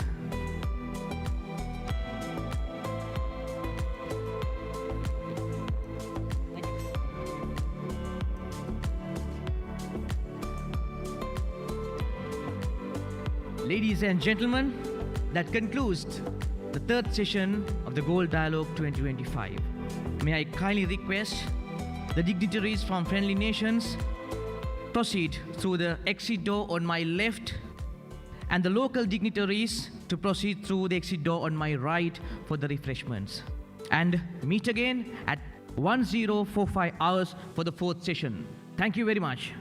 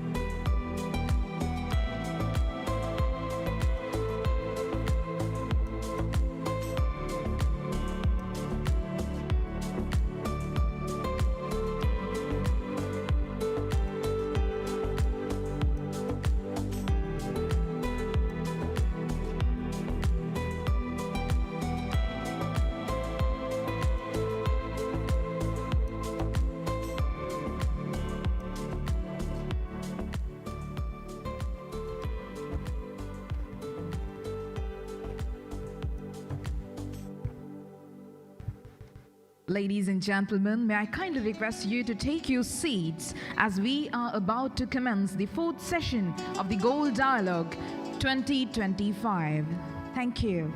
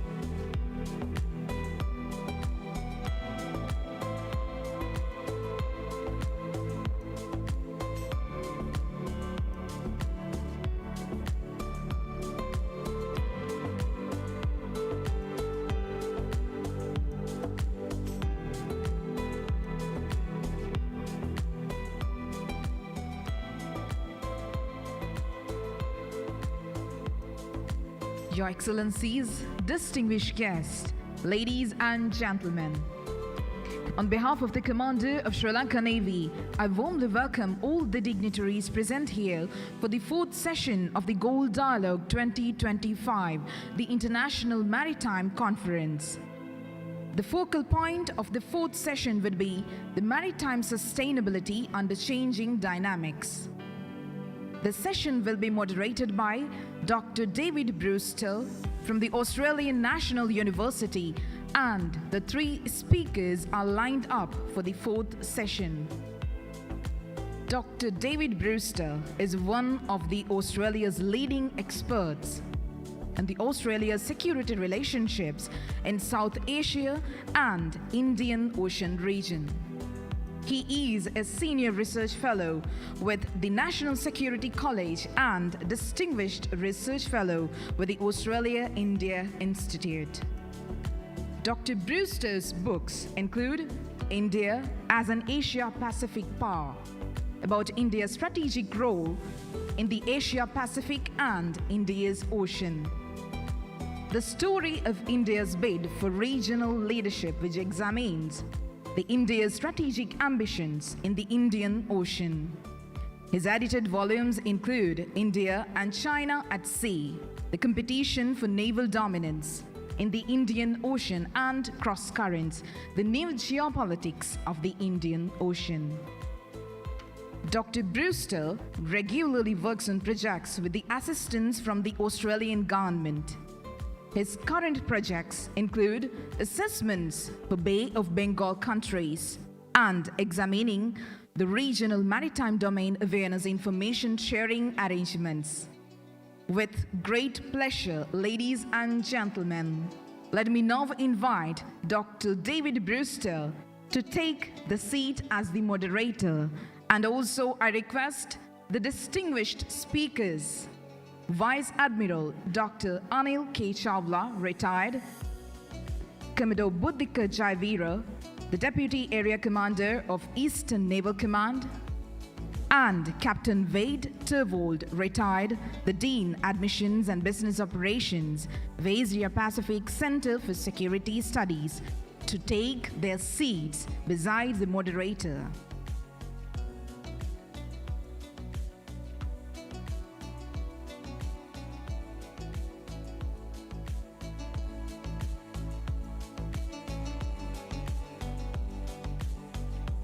Thank you.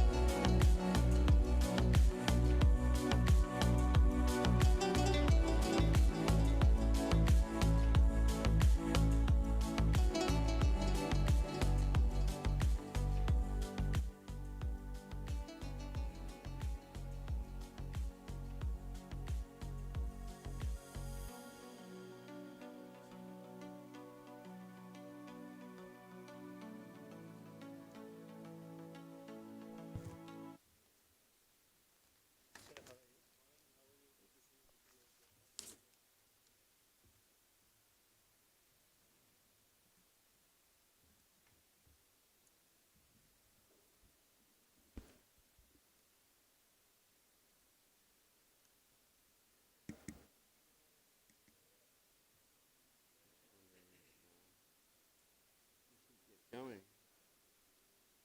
Okay.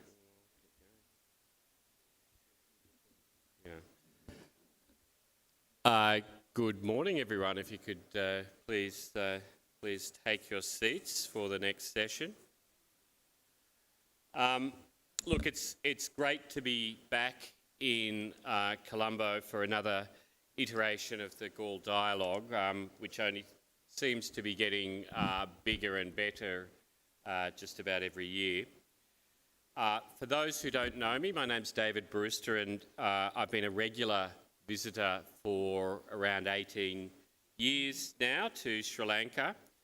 And during that time, I've been really privileged to observe the evolution of the Sri Lankan Navy's aspirations and perspectives as they've developed over that time. And this includes the Sri Lankan Navy's developing role as what I see as a net security provider in its own area of interests, including, for example, Sri Lanka's participation in the CMF and a number of other initiatives that it's taken to provide maritime security for the seas around Sri Lanka. And I say that also being very mindful of India's key role in the Indian Ocean. I think this version of the Galle Dialogue has been particularly illuminating. For foreigners like me, it's really an important opportunity to understand the perspectives and priorities of Sri Lanka as well as other countries in our region. And so I'm joined today by some very distinguished panellists who'll be talking about some key issues. I'm mindful that my good friend Ganesh chaired the best panel of the dialogue earlier on, so we'll try and live up to that very high bar that he set. Now, I won't go through the CVs of our panellists in detail, as I certainly won't be able to do them justice. We'll be starting with Vice Admiral Chawla, formerly Commander of the Indian Navy's Southern Command, who will be discussing maritime diplomacy and security concerns in the region, challenges and opportunities for small nations. Next, we'll hear from Commodore Jayawira of the Sri Lankan Navy, who'll be talking about the role of the Sri Lankan Navy in securing maritime crimes and illegal affairs in the region. And then we'll hear from Captain Wade Turvold from the APCSS in Hawaii, who'll be talking about the strategic maritime environment and the need for all-domain awareness. Now, all of these discussions are very closely connected. Vice Admiral Chawla will be leading us through some of the governance arrangements relevant to maritime security in the Indian Ocean. The Indian Ocean is sometimes called one of the least governed maritime spaces in the world, and there is some element of truth in that, but there's also quite a wide array of governance arrangements, whether it be multilateral, minilateral or bilateral. I should note that some of these arrangements are more effective than others, and as we are let through these governance arrangements, it's worth reflecting on which arrangements work better than others and what can be done to improve them. I should note that while some of these discussions and other discussions that we've had during this dialogue have often framed Sri Lanka as a small country.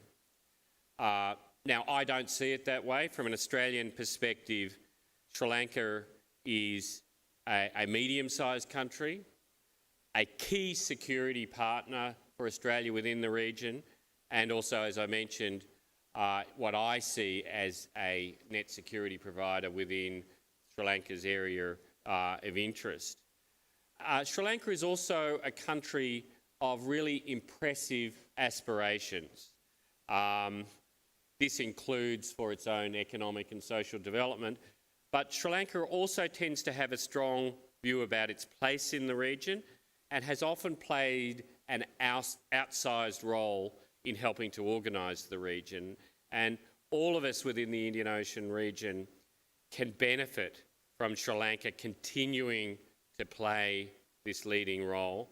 And so, I see Sri Lanka's role within the region as much as an opportunity for us all as anything else.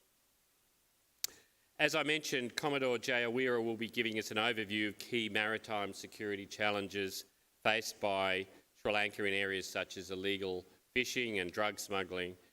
I think this is really important. There's been a lot of talk during this dialogue about the impact of major power competition.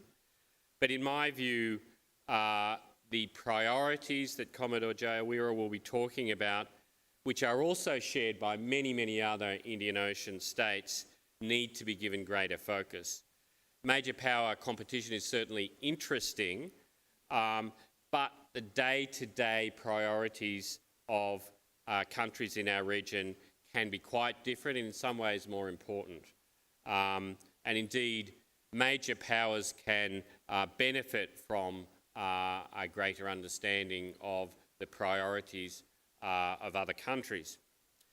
Finally, Captain Turvold will be talking about the importance of all-domain awareness, and that is situational awareness in space, air, surface, and underwater domains. And situational awareness in these domains, as we know, is key to being able to provide maritime security, and it has been in recent years become a major focus for Sri Lanka and many other countries in the region. Indeed, Sri Lanka has made great strides in improving its own situational awareness through developing sovereign MDA capabilities.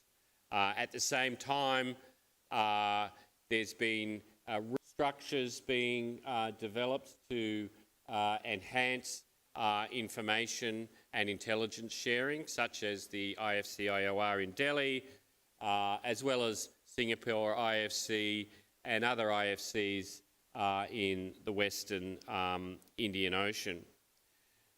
So Captain Turvold's discussion of all-domain awareness is really an important reminder to us all that of the key of integrating data from all of these domains and turning that data into actionable intelligence. I'm very keen to ensure that we've got plenty of time for Q&A as part of this session, so I've requested our speakers to talk for no longer than 15 minutes. I hope they will forgive me in advance for this. So let's start with Vice Admiral Chawla. Thank you.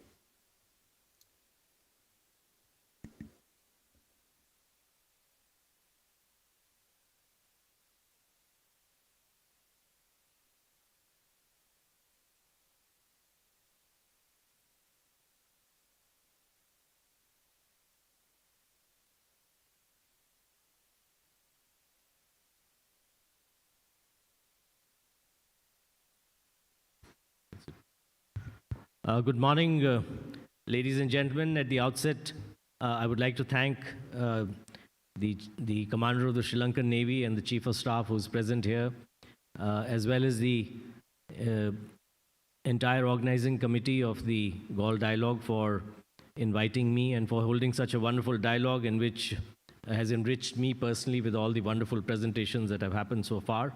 And it's always a pleasure to be back in Sri Lanka. Of course, India and Sri Lanka have got civilizational links which go back millennia, and the Indian Navy and the Sri Lankan Navy are pretty much joined at the hip. I think we are been together and have so many friends and colleagues who are sitting here and outside this hall as well. So it's a pleasure to be back. My topic is maritime diplomacy and security concerns for the region, and specifically what are the challenges and opportunities for small nations. And what I intend to do is cover this as shown after a brief introduction.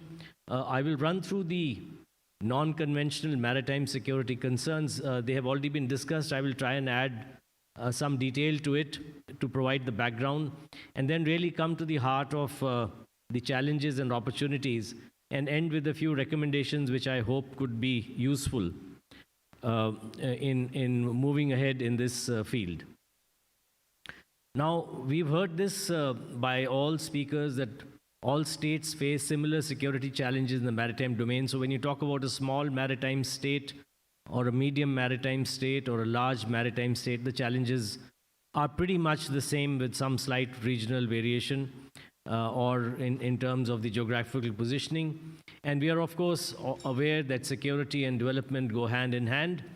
And maritime security is essential if we expect to harness the seas for economic benefit. We have also heard, and I think it bears repetition, that the seas are not an unlimited resource. And of course, ensuring their sustainable use is necessary if we are to continue to enjoy its benefits. And we saw yesterday what is the degradation that's happening, which is really distressing and needs to be checked. And of course, it has been said ad nauseum, but I keep saying that these are things which maybe some of us in the front rows have heard many times, but those behind need to hear it many more times so that it gets ingrained in our consciousness that the maritime security cannot be achieved by any country alone. It may have the biggest navy in the world, but it cannot really happen. And the second advantage we have in having a combined effort of all navies is the indisputable fact that navies are uniquely advantaged because of their proclivity for maritime diplomacy. As it was famously said, have you ever heard of a courtesy call by a squadron of tanks? Courtesy calls are generally done by warships, not squadrons of tanks. So let's see the non-conventional maritime security concerns in slightly greater detail. I will be covering them under these heads briefly. I have left out the conventional security threats because this is outside the ambit of this current presentation. And when we talk about the non-conventional maritime challenges, to my mind, there are principally 4 reasons why they have proliferated so much in the 21st century. They were always there. It's not that they were not there in the past. But firstly, of course, are the advances in technology, which has enabled easy navigation and communication at sea by both legal and illegal actors. And the fact of the matter is that technology is a great equalizer today, and the non-state actors and the bad actors, as we call them, use it with much more greater agility and adeptness than most states do. Secondly, of course, globalization from the 90s onwards has resulted in an explosion of maritime activity, and therefore there are targets available, and the means are also available to deliver weapons and other illegal items, which was not so easy before globalization.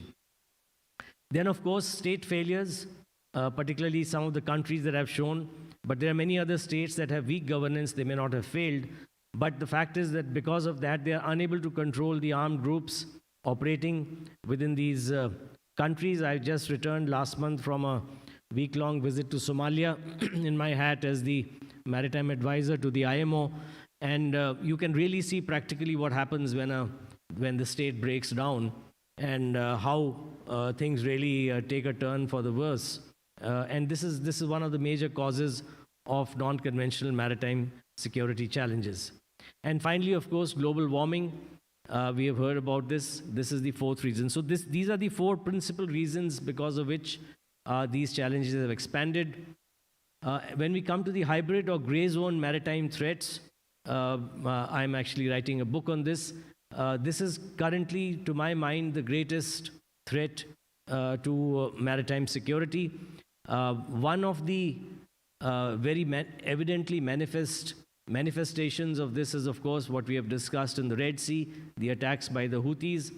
And you can see the number of incidents that have happened, the consequential results, as was brought out in the previous session on the movement of ships, 60% reduction in that, the increase in the cost of transit of goods, the increase in the time, and the increase in insurance. And this, as was brought out the previous presentation, will not be easy to reverse. Maritime terrorism, this region is no stranger to it. The Sri Lankan Navy has faced the brunt of it with the maritime threat from the sea tigers of the LTTE. In India, we really woke up to coastal and maritime security after the 26/11 attack, when terrorists from our neighbor came in on a fishing boat, hijacked fishing boat, and killed 174 innocent people in various hotels. The Easter bombings in Sri Lanka are another very grim reminder of this reality. And I think we need to realize that terrorism today is a globalized business. It's not a local business. It was brought out that piracy, for example, is no longer just piracy. It is organized crime. And therefore, we have the terrorists or the non-state actors are the truly globalized people in this world because of the ubiquitous use of technology, communication, weapons, and means to deliver them. So therefore, maritime terrorism is one of the principal threats that we need to face. Piracy and armed robbery, we've heard enough about it. But I think the fundamental part here is that it has required joint action. All these incidents, whether it was the Malacca Strait or whether it is in the Gulf of Aden or the Gulf of Guinea, requires coordinated action. And it requires a huge deployment of navies to combat it. The problem, of course, is on land. The solution ultimately lies on land. We are only dealing with the symptoms at sea. We talked about the undersea cables. You can see the number of attacks that are happening. These are 2024 statistics, but when we take the 25 statistics, they are equally grim. Just one factor that $10 trillion worth of daily financial transactions travel through the undersea cables show the importance of this methods of communication and how it is being disrupted in the recent past and what can be done to mitigate these disruptions. Narcotics, I think the next speaker will talk in detail. Suffice it to say that as per the United Nations, the ODC, only about 5 to 10% of all the drugs that are transported are ever captured. So that means most of them are getting through. While we are raking in more and more quantities because of the use of technology and the combined efforts of navies, particularly in this region between the Indian Navy, the Sri Lankan Navy, and the Maldivian Coast Guard. But yet, it is like an iceberg. We are only seeing the tip. Irregular human migration is one of the greatest tragedies of our times. As per the IOM, 117 million people are moving. It's a record because of various issues, environmental, internal insurgencies, fights. And of course, the majority of the movement is overseas. And unfortunately, many never reach their destination. The pollution damage and environmental damage was spoken about in great detail yesterday. I was the FOC South when all these three incidents happened and was in charge of the Indian response from there. And it really brought out the need for a joint and integrated approach, as was brought out in the previous presentation, not just the navies and coast guards. It requires much more assets beyond that as well. IUU fishing is well known. And I think it was correctly brought out that the agreement on maritime biodiversity of areas beyond national jurisdiction is extremely important. And finally, climate change, which is really I would say the bear in the room. The biggest threat that we have is of climate change. And what we will see if it really comes to transpires, though it's happening in slow motion, it's not happening immediately, is going to be really catastrophic if we don't take action right now. So coming to the challenges, and this is the heart of the presentation for small maritime states and the opportunities. From my own experience in service and dealing with training and dealing with international navies and dealing with our own domestic affairs, the issues really facing all countries are similar, as I mentioned. We have all got maritime zones. We need to ensure their security. We have SAR responsibilities. We need to keep our trade and sea lines of communication open. And what really hampers this, particularly with smaller states, are inadequate force levels. There are capability voids which are not there with smaller navies because it is expensive and difficult to maintain. Training and capability itself is limited. There are insufficient resources in the budget to acquire whatever you need. There is, of course, lack of adequate maritime domain awareness, and then technological limitations, because technology today is moving at a speed at which states cannot really keep pace. Maritime platforms to compound this are expensive, as you're all aware. It's beyond the reach of most small maritime states. And of course, therefore, that drives the need to collaborate and cooperate. And as I brought out in the introduction, navies are natural instruments of diplomacy. So what I intend to say, bring to the recommendation table is that the fact that we have several constructs available, I'll talk about only 4 of them because time is limited, which are currently taking initiatives for cooperative maritime security between the member states, and apart from the bilateral and minilateral instruments, and how we can synergize them. So if you come to the Indian Ocean Rim Association, the Action Plan 22-27 has actually set out the strategic goals of the maritime safety and security priority area. This group was actually chaired by Sri Lanka from 2018 to 23. It's going to be taken over, I think, by India now. And it engages maritime officials and experts across the IORA member states. They are focusing on search and rescue, maritime partnership, maritime crime and information sharing, and of course, sustainable fisheries management and HADR are separate focus areas of the IORA. So if you go to their website, you can see this. Now, I have been dealing with IORA issues for some time. The problem really is that it's not very well resourced, and while there are great ideas and great initiatives, none of these initiatives have really taken great steps forward. Sustainable fishery management has moved ahead, but the others have not, and so now there is a move. India is taking over the chair of IORA this year, and as to how to move this forward, and I will come to that subsequently. Now, as far as IONS is concerned, the Indian Ocean Naval Symposium, which was started by the Indian Navy in 2008 and has really become the largest organization for maritime security, is an inclusive forum for discussion. And also it has an actionable part, which are these 3 working groups on maritime security and information sharing, HADR, and information sharing and interoperability.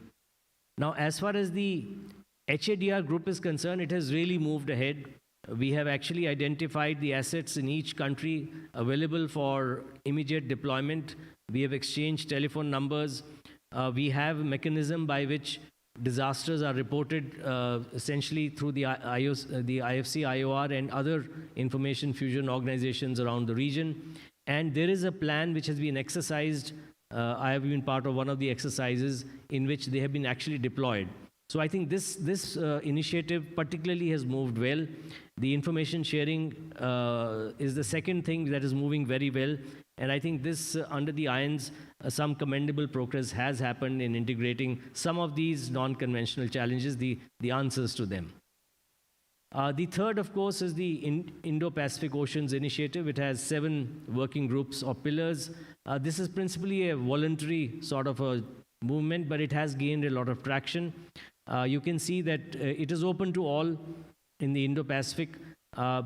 Countries have volunteered to be the lead of various pillars. India and the UK are the joint leaders of the maritime security pillar.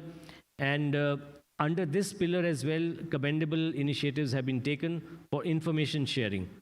The other aims, of course, are to combat piracy, illicit fishing, smuggling, and other maritime crimes. But specific steps have been taken addressed, and we can discuss this further in the Q&A, particularly on information sharing. The third is the BIMSTEC, that is a Bay of Bengal grouping. This was set up in the late 90s, but it has really gained traction now. The expert group on maritime security cooperation was set up. This is chaired by India. It was set up in 2017. It has 5 focus areas: MDA, HADR, oil pollution response, blue economy, and maritime security. I have been involved in the first 2 initiatives, that is drafting of guiding principles on conduct by BIMSTEC maritime law enforcement agencies during interaction at sea with fishing vessels. This is at an advanced stage of approval by member states. There is only one country that has currently looking at the draft and wants to do some amendments. But if this happens, this will be a path-breaking initiative, because so far we have interactions between law enforcement vessels, but not between law enforcement vessels and fishing vessels, which to my mind, because I've drafted this, is a valuable idea to sort out many of the frictions that happen at sea. And of course, the BIMSTEC guidelines for HADR, I had presented here in Colombo earlier this year. They are still in the rounds of discussion. And the draft oil spill response mechanism, which was taken up by India, has actually almost reached fruition. So good steps have been taken here as well. And the final thing is there is, of course, bilateral cooperation. For example, Indo-Sri Lankan bilateral maritime cooperation encompasses a whole range of things shown on the slide. There are, of course, many-lateral agreements, like the Colombo Security Conclave between India, initially between India, Sri Lanka, and Maldives, which has now got Seychelles and Bangladesh also as members. And so they are also doing commendable work in collaborating on these issues. So finally, in the end, I would just come to what the recommendations are. While I stick to the belief that regional problems are best resolved with regional solutions, and this applies to regions across the world. It's not something that I'm talking about the Indian Ocean region as well. Outside assistance is always welcome. I mean, for example, if there is a funding assistance required, many countries are providing assistance, for example, to Sri Lanka in terms of maritime and aerial platforms. That is welcome. And it needs to be combined. I think that was brought out very well, that they need to be combined into the overall pattern that is there. But the IOR, despite it being, and I agree with David, that it's one of the least policed oceans or least organized oceans, but there are a lot of constructs which have been existing for quite some time, for more than 3 decades now. But they have not really moved forward, principally because of lack of resourcing. And IORA is a prime example in this. So I think we need to strengthen these initiatives with resources and technology. The member countries have enough resources. To my mind, they can be given. And I think the second thing we need to do it, that the different organizations are dealing with similar issues. So now there is a convergence. I had proposed in the run-up to India's chairmanship of the IORA that we should combine the security pillar of IONS and IORA. And that has been accepted. It is being moved ahead with, so that we synergize, the same issue. For example, HADR is a very simple issue where IONS has moved far ahead, and that can be just replicated in BIMSTEC in a smaller setting, and the organization can take off from there. And the last recommendation I have is that larger organizations like IORA or IONS, because they have a large membership issue and they're all consensus-based, they have problems. Things do get stuck because specific member countries have different agendas. So sometimes very simple or innocuous things cannot move ahead, in which case we can start small. And, we have tried it with a couple of issues where countries have consensus. You can start with that, and hopefully it will gradually spread. And I think the inherent attribute of maritime forces for diplomacy is a great leverage in this regard. So with that, I have finished. Thank you very much. And we look forward to the Q&A question.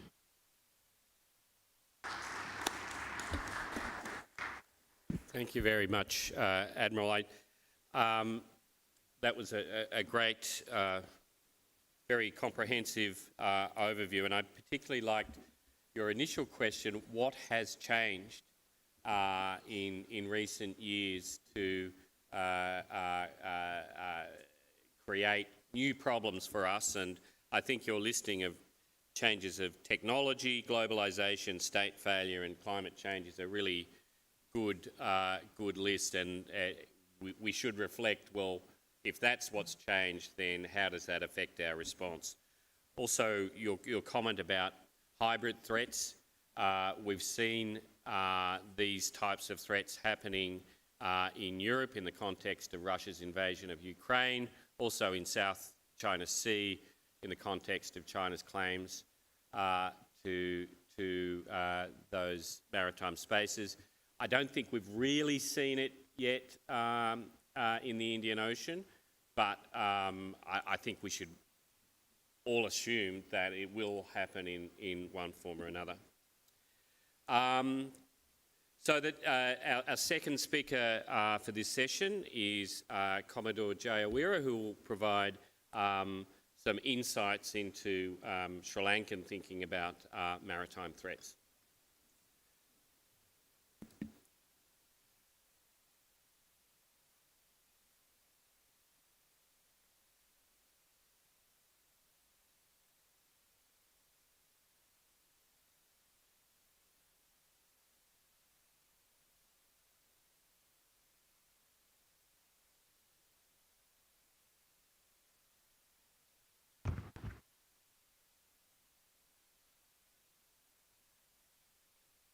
Good morning, distinguished invitees, ladies and gentlemen. I'm extremely happy and feel honored to stand before this teamed gathering at the Galle Dialogue that continues to bring together maritime experts, naval advisors, and the policymakers to foster meaningful dialogue on the security of our shared maritime domain. Today, I will present you on the role of Sri Lanka Navy in securing maritime crimes and illegal activities, not only in the Indian Ocean region, but also beyond our region. Our discussion will explore the evolving maritime security landscape in the Indian Ocean region, the Sri Lanka Navy's strategic approach, operational engagements, and regional partnerships that contribute to mitigate threats both near and far from our shores. The Indian Ocean has witnessed considerable changes in maritime security dynamics. Yesterday and today we talk about a lot on this aspect, and however the traditional centric security threats persist, the shift in recent decades has been towards non-traditional security threats such as maritime crimes and illegal activities. The IUR today is plagued by a wide spectrum of maritime crimes such as drug trafficking, arms smuggling, human trafficking, IUU fishing, piracy, and maritime terrorism. These crimes are often complex because they can involve highly organized transnational networks that exploit the vast and less governed maritime domain of the Indian Ocean region.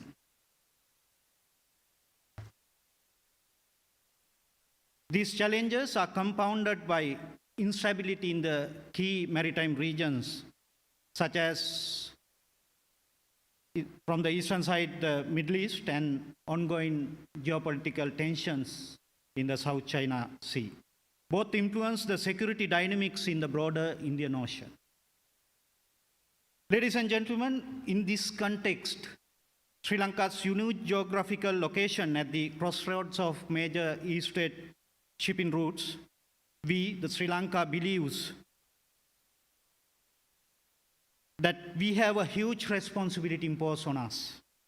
Not only must we secure our waters and safeguard our own national interest, but we must also actively contribute to regional maritime stability. Recognizing this responsibility, the Sri Lanka Navy has chartered a new course through its recently formulated Sri Lanka Navy's Maritime Strategy 2030 and beyond. This strategy outlines our commitment to a secure maritime environment, rule-based order at sea, operational readiness, and regional collaboration. It reflects our transformation from a largely coastal defense force to a navy that is proactive, capable, and globally connected, equipped to engage with the evolving demands of the maritime domain. Sri Lanka's strategic importance in the Indian Ocean region cannot be overstated. Our ports, Colombo and Hambantota in particular, are vital nodes in the global supply chain. Our sea lanes handles a significant portion of global container traffic and energy supplies. Therefore, the Sri Lanka Navy plays a vital role in protecting sea line of communication, ensuring enhanced maritime domain awareness, and enforcing maritime law in the region. With increasing regional maritime threats, the SLN has reoriented itself to serve not just as a guardian of our national waters, but as a regional security enabler. Ladies and gentlemen, today's maritime challenges demand a broader operational scope. The SLN has responded by expanding our area of operation beyond littoral waters, strengthening maritime interdiction capabilities, investing in surveillance platforms, and intensifying regional intelligence sharing. Our commitment is to disrupt and dismantle maritime criminal networks, deny them freedom of maneuver, and ensure the seas around Sri Lanka remain safe for all lawful maritime activities. Having said that, ladies and gentlemen, let us look how Sri Lanka Navy contribute to prevent maritime crimes and illegal activities in the region.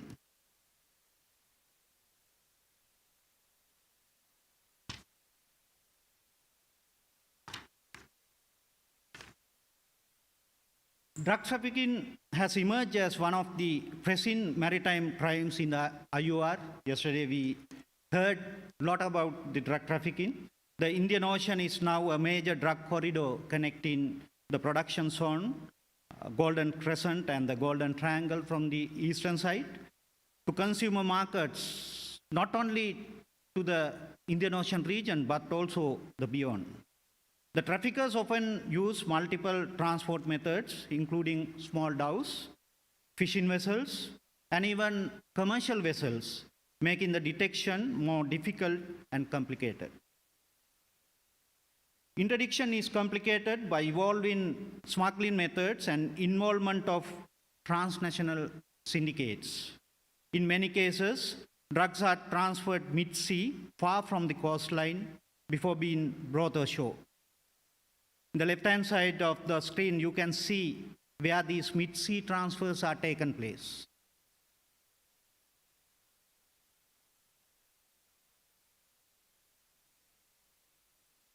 Despite limited resources, ladies and gentlemen, Sri Lanka Navy has achieved significant successes. Between 2020 and 2025, the Navy seized over 5,000 kilograms of heroin, over 28,000 kilograms of Kerala cannabis, over 3,000 kilograms of crystal methamphetamine, we call it ICE, and nearly 4.5 million anodyne fills. In this pictorial representation, at the left side, you can witness how far the Sri Lanka Navy sailed in the Indian Ocean region to arrest these drug traffickers. These achievements underscore the Sri Lanka Navy's evolving capability to confront complex maritime criminal networks. Illegal, unreported, and unregulated fishing again poses a serious threat to maritime resource sustainability and national sovereignty. Foreign poachers, often backed by criminal elements, exploit Sri Lankan waters, damaging marine ecosystems and undermining the livelihood of our own fishermen. In recent years, between 2030 and 2025, a total of 13,000 suspects have been apprehended by SLN and Sri Lanka Coast Guard, brought them before the courts. Although numbers have declined recently, the Sri Lanka Navy remains vigilant with consistent patrols and maritime law enforcement actions. IUU fishing also remains a sensitive diplomatic issue, especially with neighboring countries, and must be managed delicately. Ladies and gentlemen, before 2010, Sri Lanka was a significant origin point for illegal migration by sea, often targeting Australia and also to the other side up to Canada. Human smuggling remains a highly organized transnational crime, operated through non-seaworthy vessels and endangering the lives of vulnerable individuals. Between 2010 and 2025, the Sri Lanka Navy has apprehended over 6,000 illicit migrants through proactive maritime patrols, intelligence-driven operations, and especially international cooperation. The Navy's contribution goes beyond law enforcement.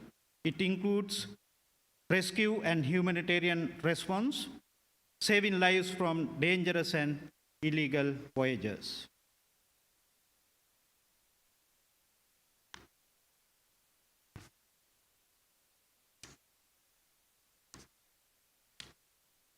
Ladies and gentlemen, while Sri Lanka's maritime song is currently not a priority hotspot.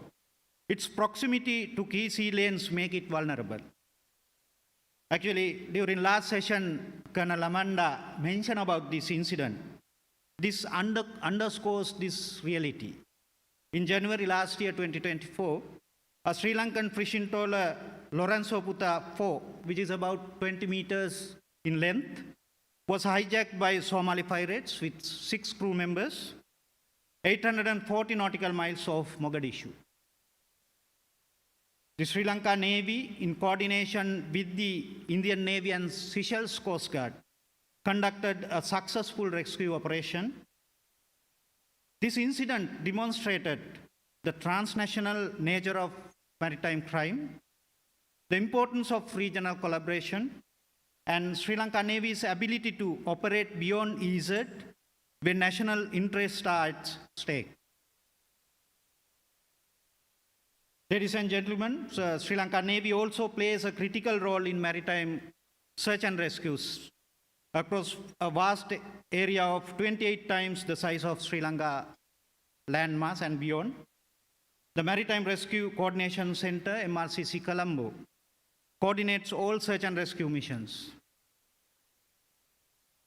We talk much about IFCs, Information Fusion Centers. We do maintain IFC, Colombo, which is providing 24/7 maritime domain awareness, helping to detect vessels in distress, technical breakdowns, and man overboard, and many other incidents. Between 2020 and 2025, SLN responded to hundreds of maritime incidents and rescued over 400 individuals. These operations highlight SLN's role not just as a naval force, but as a first responder in maritime emergencies. Ladies and gentlemen, the Sri Lanka Navy continues to play an active role in regional and international maritime security through robust naval diplomacy and cooperation. Engagement with regional maritime organizations, naval forces, coast guards have strengthened interoperability, confidence building, and joint operations. Regular defense dialogues, staff talks, high-level visits, and naval exercises reinforce these ties.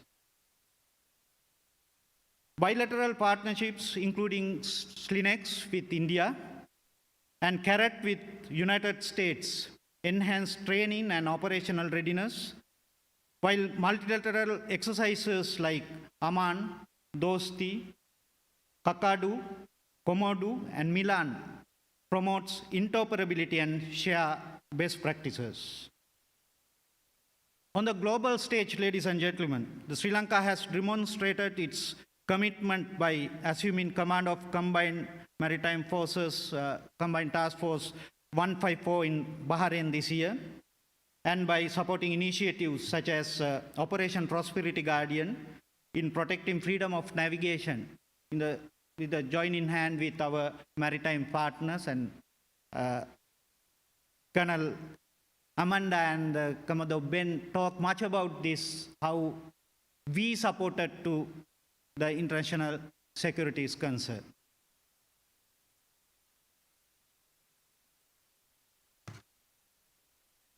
Sri Lanka Navy plays a pivotal role in fostering diplomatic and defense cooperation by facilitating regular visits of foreign naval ships from numerous countries to our ports.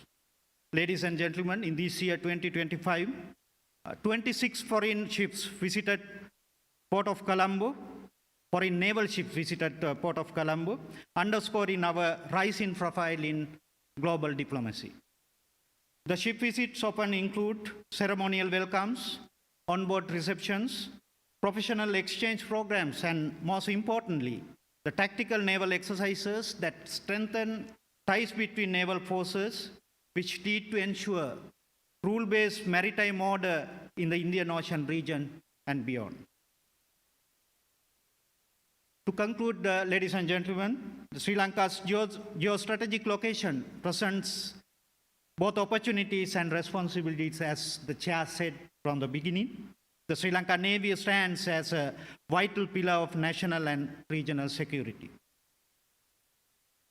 Through its evolving maritime strategy, Sri Lankan Navy has proven its ability to counter maritime crimes, support humanitarian missions, engage in global security efforts, and secure our own maritime future. However, we must recognize and also we should acknowledge that threats arising from maritime crimes and illegal activities are deeply networked and transnational in nature. Therefore, our response must be collaborative, coordinated, and also it should be continuous. Ladies and gentlemen, let us work together to maintain the freedom, safety, and prosperity of our seas for Sri Lanka and for the region and also to the entire world. Thank you very much, ladies and gentlemen.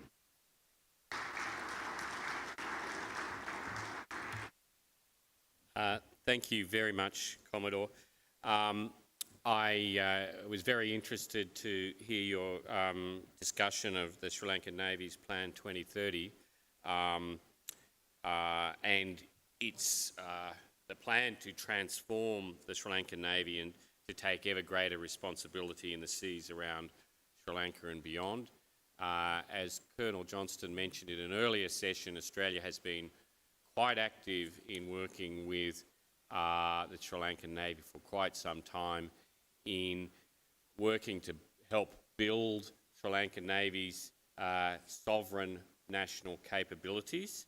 And I see that objective as really being important for us all in the region.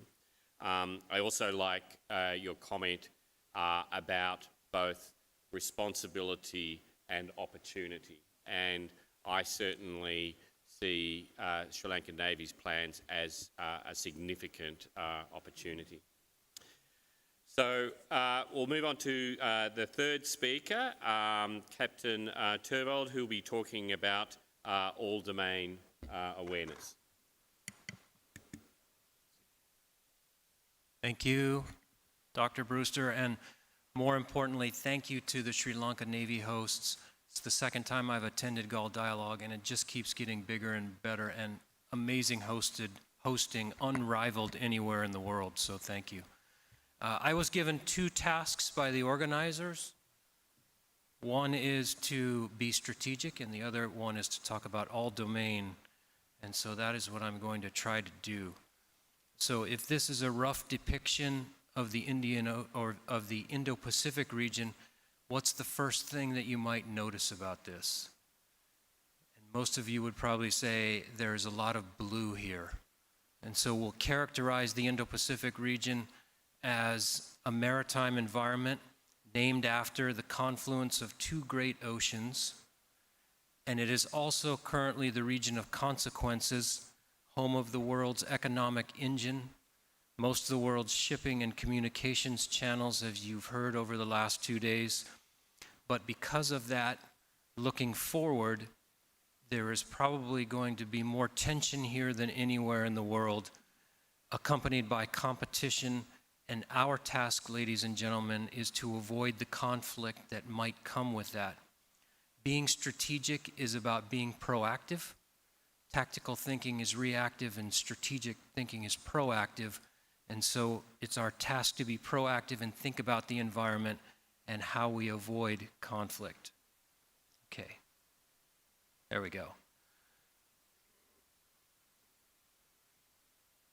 The region is complex, congested, and contested, and maritime domain awareness will be essential to sustaining state viability for all states regardless of size. And therefore we must collaborate. Protecting sovereignty is about sharing information, and some people get scared about sharing information because information is power, and states don't like to share information, especially the United States. But in order to be successful in the future, we're going to have to share information in order to protect our sovereignty. Maritime domain awareness is inherently complex, as I notice. The oceans cover 72% of the Earth's surface, and the Sri Lanka maritime domain is much larger than its land domain, and that's the province, therefore, of the navies and coast guards, and it's a much more complex environment than it is on land or in the air because it involves all of the above plus more domains. And so let me get to that. Maritime domain awareness, despite its name in the future, will be a lot more about all domain awareness, not just maritime. From the surface of the sun to the surface of the ocean floor is what is going to be required. That means it's going to involve space, air, subsurface, and other domains. Two speakers just today have talked about those undersea cables that carry between 95 to 99% of world communications. And I want you to think about it this way. When people think about the cloud, they look up. But in fact, when you think about the cloud, we should look down because the cloud is under our ocean floor. That's how we communicate. All these equities mean that this is a call to action. You heard in a brief yesterday that a Sri Lankan fellow at my institution, DKI APCSS, recently completed his fellow project in which his goal was to introduce space education into all Sri Lankan Navy training. And I think that's an excellent start and gives us a way to start thinking about how we need to think about the future. The future of warfare is about deterring conflict, and that means maintaining awareness. The nexus of space, cyber, and AI will be relevant to all domains, and notice that maritime is included in that. And so what this means is we need to think about maritime domain awareness as a three-dimensional chessboard. On the x-axis, we have the underwater or undersea domain, then we have the atmosphere, and then we have the space domain above it. And interestingly, the sensors that work in the atmosphere especially work somewhat in the space domain, but really don't work at all in the undersea domain. And so this environment becomes more and more complex when you think about it. But in order for navies of the future to maintain a surface plot, they are going to have to understand and be able to utilize their equities in space, cyber, and AI. A lot of people have been talking about drones here recently. I'll just give two examples, one already cited. One is that the Ukrainians, starting with off-the-shelf capability, have really made some amazing progress in sea-based drones that have even taken on and defeated major surface combatants. But it works both ways. The Houthi rebels have been using drones to affect commercial shipping and even taken on the U.S. Navy in the Red Sea. And so what that means is, while the Houthi rebels can use a drone that costs $20,000 to shoot at a U.S. Navy ship, the U.S. Navy ship in response is using $2.2 million SM-3 missiles to destroy those drones. And that's something that we have to think through because that math doesn't add up for long. And so what we also see is that drugs, guns, and cell phones are being dropped from drones into various locations. The image I have here is a prison in Ireland, and you're saying, why is Wade showing me a photo of a prison in Ireland? Because gangs are using drones to drop those things, drugs, cell phones, money, into prisons. And so the prisons put nets over the courtyards, and so the gangs simply lit the drones on fire and then crashed them through the nets. And so why I'm telling you this example is this is what's going to happen out at sea with people trying to do these things. Nefarious actors are being very creative in the things that they do, and we have to be more creative. Okay. My thought about the Indian Ocean region in the future. the tense situation in the Western Pacific will become the norm in the Indian Ocean region. That tension in the South China Sea, the East China Sea, and the Taiwan Strait is coming to this theater. I don't know exactly how. You're the experts in the region, and so you'll need to think about how that happens, coupled with those transnational threats that have been brought to the fore here the last 2 days, talking about drug, people, money smuggling, IUU fishing, etc. And this is the character of conflict that I think all navies, including the Sri Lanka Navy, are going to be dealing with in the future. So maritime domain awareness is about deterring those threats. A force that can properly deal with these threats is one that can deter them. If bad actors know that they can get away with doing these things, then they won't be deterred. Tools are increasingly available. We have MDA tools like Cremario, the U.S. Navy Sea Vision. There are others. You can choose from any of those that work for you, and that, I think, is the future. Allies and partners working together ultimately to share the burden is what this is all about. So I'll offer 3 final closing thoughts, and that's this. I think that it lies in education, collaboration, and in getting together in forums like this here at Galle Dialogue 2025. That is our future. Speaking of education, that's kind of what the institution that I came from does. I'm reminded about a great story by Albert Einstein, and he said, if I was given 1 hour to save the world, I would spend 55 minutes defining the problem and 5 minutes implementing the solution. And so why I think that sticks with us is the more that we invest in education, the more we think about problems, the sooner we embark on the journey of discovery for getting space, cyber, AI, and all these other things integrated into our maritime thinking, the sooner that we'll be able to properly deal with those. Second, there's been a lot of talk about collaboration. My predecessors talked about a lot of established institutions and ways that that's done already. My boss yesterday talked a lot about these kind of ad hoc mini-laterals that are developing, especially in the Indo-Pacific region. All those are great ideas, and we should use what works for us. And then finally, Galle Dialogue is very impressive in that it enables us a platform to talk about these things openly, and I'm very grateful for the opportunity to do so. So thank you.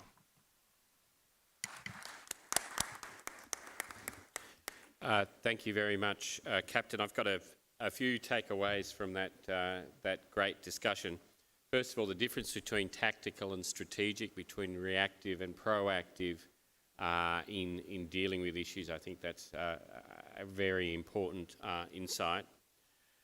You mentioned all domain awareness running all the way from the surface of the sun to the seafloor. That's a big distance, but it really underlines the importance of combining all of these domains together, or at least our understanding, our situational awareness. You mentioned the cycle of action and reaction in terms of technological change. So it's a constant interaction between offence and defence, or challenges and responses. And you mentioned a view that the tensions we are seeing in the Western Pacific, and I think also the Middle East, are very likely to come in one way or another to our region in the Indian Ocean. We're not sure how, but I think you're right, we can be reasonably sure that it will happen. So thank you very much for pointing that out. So I'll go to question Q&A. We have a first question from Commander, and I do apologise for perhaps mispronouncing your name, Commander. Commander Abe Gunawardhana. Could I, Commander, you like to put up your hand? Could I, perhaps if I could ask if you could put your question, if we could have a microphone over there, please, on climate change and what we can or should be doing in response to the challenges of climate change. Good morning, sir. Thank you very much for giving opportunity. I am Commander Bano Begunwardhan from Sri Lankan Navy. My question is more simplifying.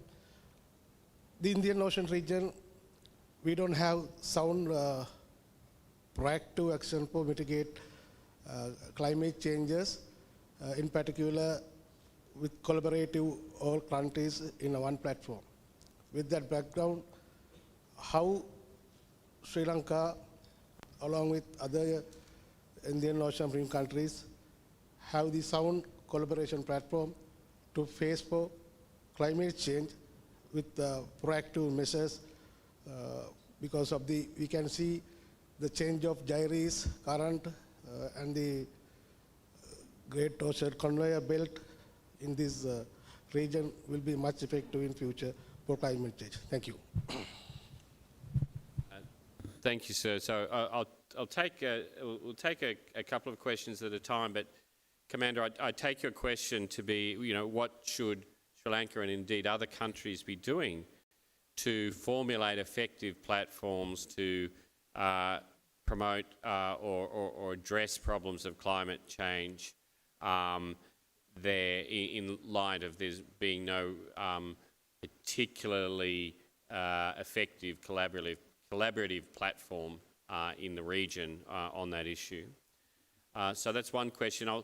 I'll put my own question as well, and that is to Admiral Chawla, and really following up on your discussion of regional organisations, etc.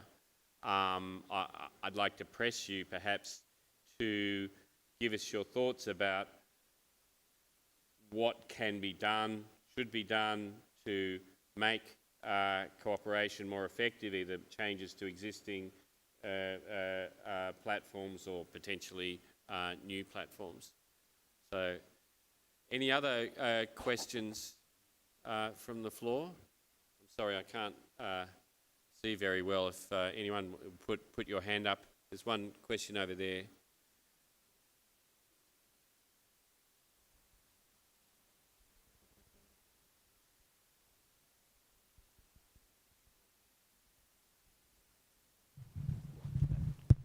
Morning.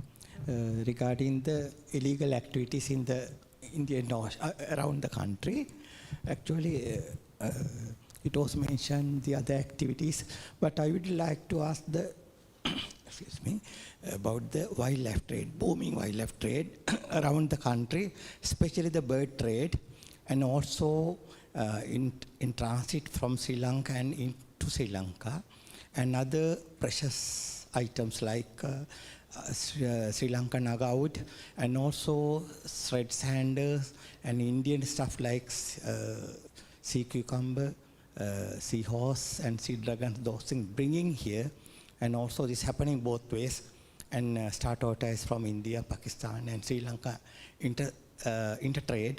This booming and increasing in recent time. What about that sector? It was not addressed in the presentation. I would like to ask more clarification about that.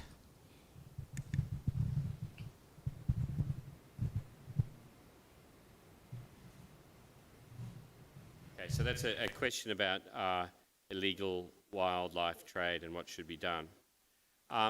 Look, I'll put those questions to any of our panellists that would like to address them, either what we could be doing collaboratively on climate change, how we could perhaps improve effectiveness of regional cooperation and illegal wildlife change.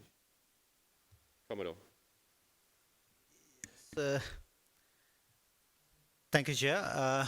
In fact, I would like to touch upon the IUU fishing. So, see, now, from yesterday and today's discussion, but we know that IUU fishing no longer we can say it is a fishing issue. It is a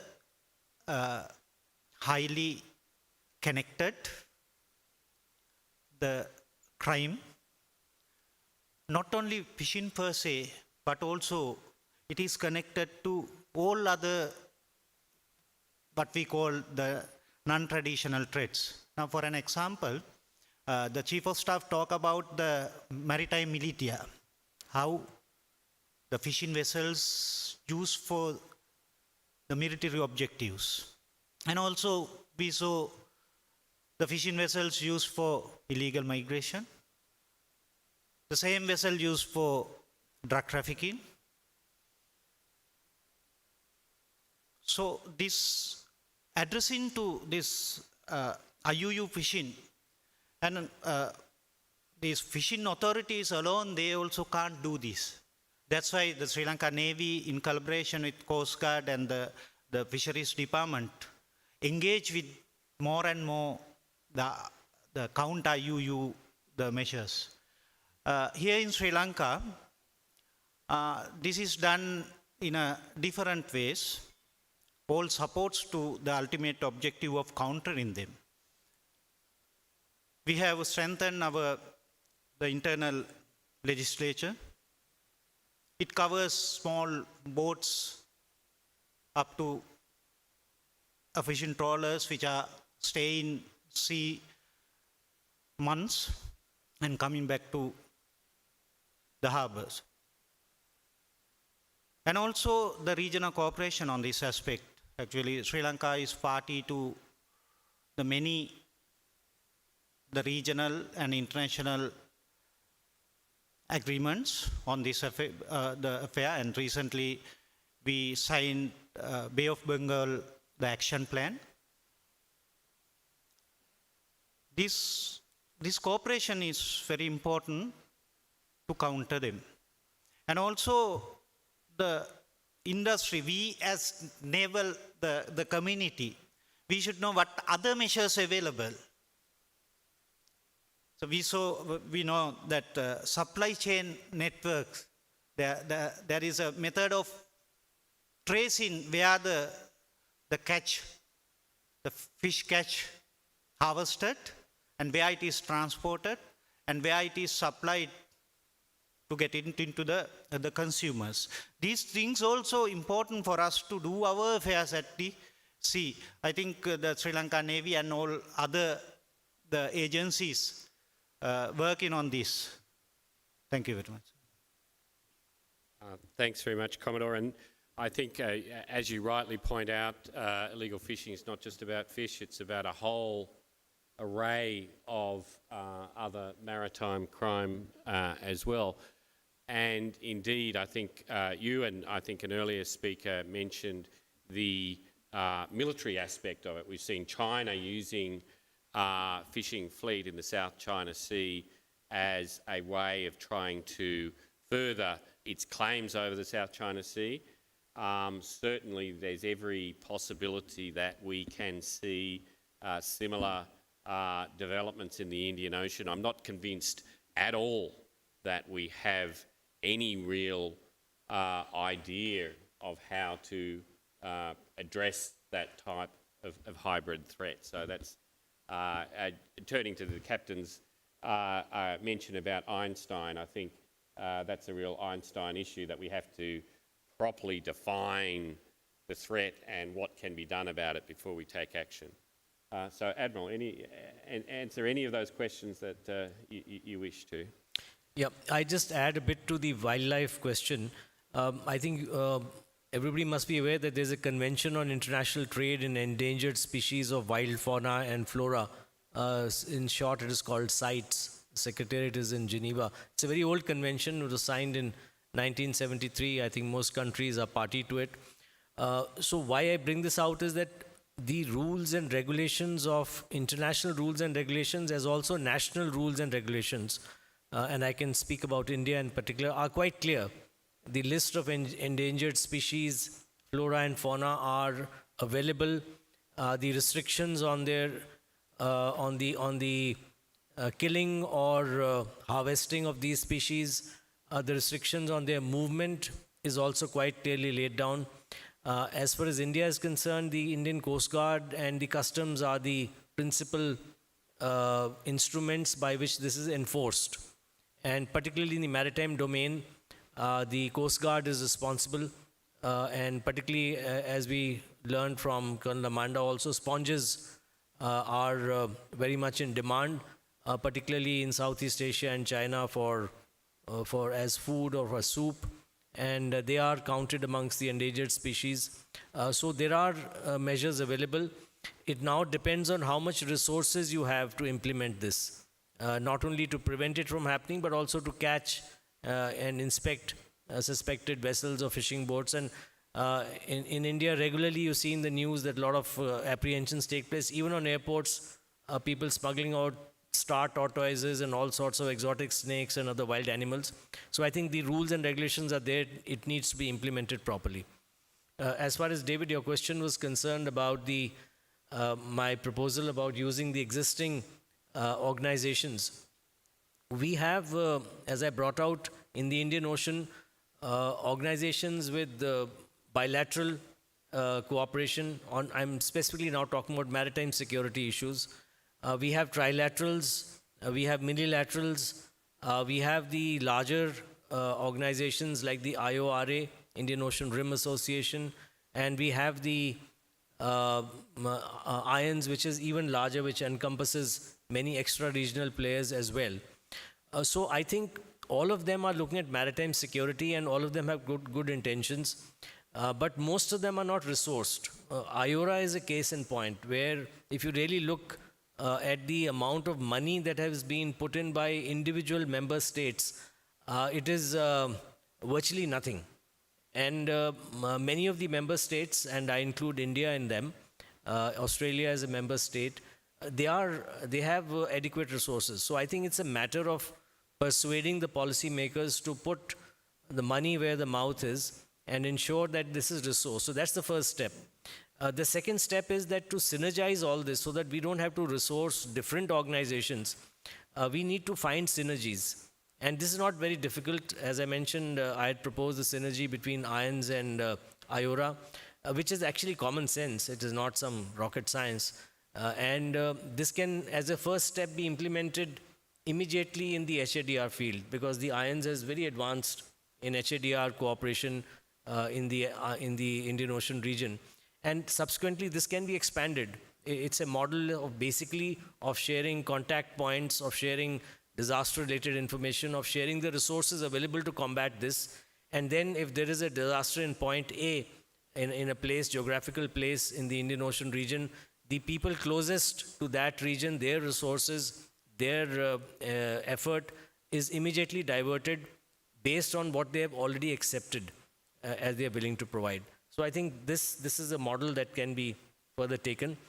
And should I talk about the climate change? Yes. Just a few sentences. You know, climate change will have many ideas because it's a very large idea in itself.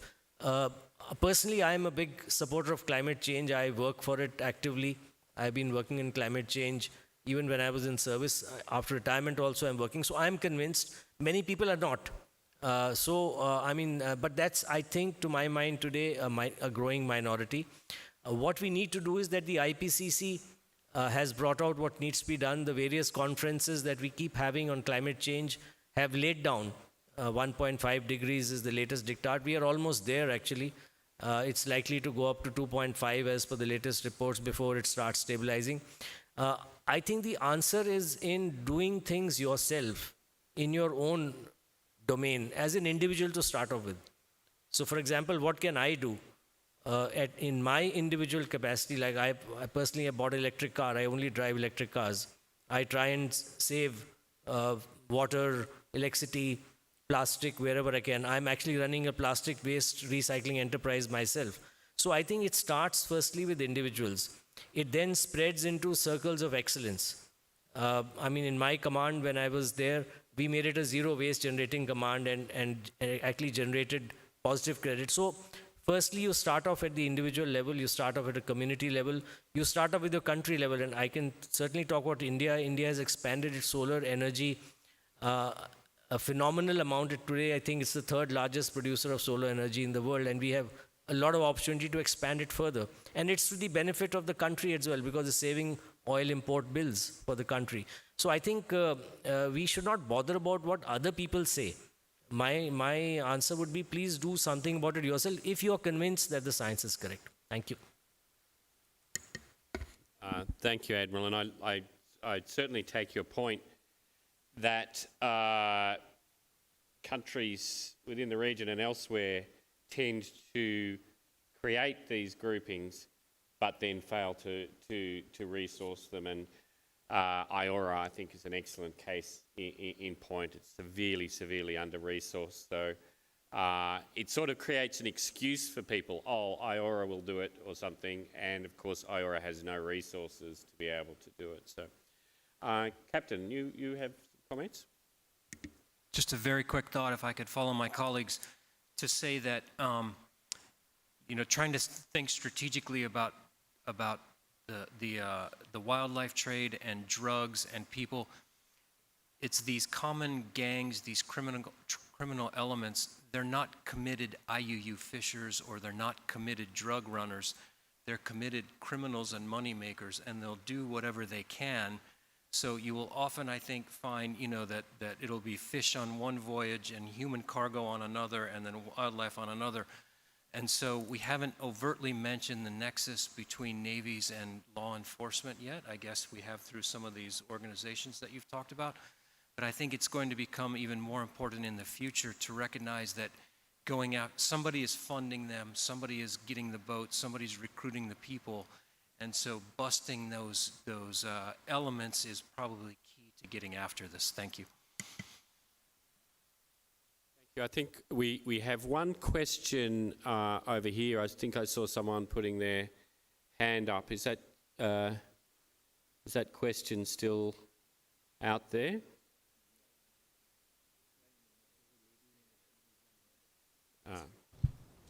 Thank you. May I, sir? Shall I? My question is to Captain Wade. You mentioned about expanding the definition of maritime domain awareness, which is already there, and it's excellent that the concept is fluid. But I'm asking, with that also we see consequences such as data deception, data manipulation, data alteration, and data overload, which we see, which comes as a result, which is also good. But you mentioned information sharing as one of the mechanisms that can be used as a tool of power. So I'm asking, what are the proactive steps which we can take when expanding the definition? Because there are also challenges such as data deception likewise happen in place. Thank you. Was there another question over here? Did someone else put up their hands? Yes. Good afternoon, sir. I'm Commander Chaturang Ratnayakar from Junior Naval Staff College, Directing Staff. Thank you for the opportunity. And my question, based on the recommendation, one of the recommendations made by the Admiral Chawla. Sir, you mentioned the regional problems are best resolved with the regional solutions.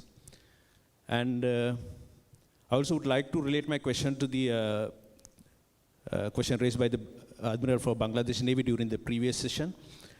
As particularly as the Indian Ocean region, when we look at, there are a lot of unresolved issues in the region, especially on the land. So my question is like, without addressing those issues, are we in a position to address the so-called issues beyond the borders as a region alone, and how? Thank you, sir. Thank you. And we had a question coming through the the app, and this is from Rear Admiral. I sincerely apologise. This is for an Aussie trying to pronounce your name, sir. It's Rear Admiral Liana Gamaji, and that question is to Admiral Chawla. Which approach, maritime diplomacy or naval diplomacy, is more critical for medium island developing nations in achieving economic and security objectives? So I'll put those questions to the panel, starting perhaps with the Admiral.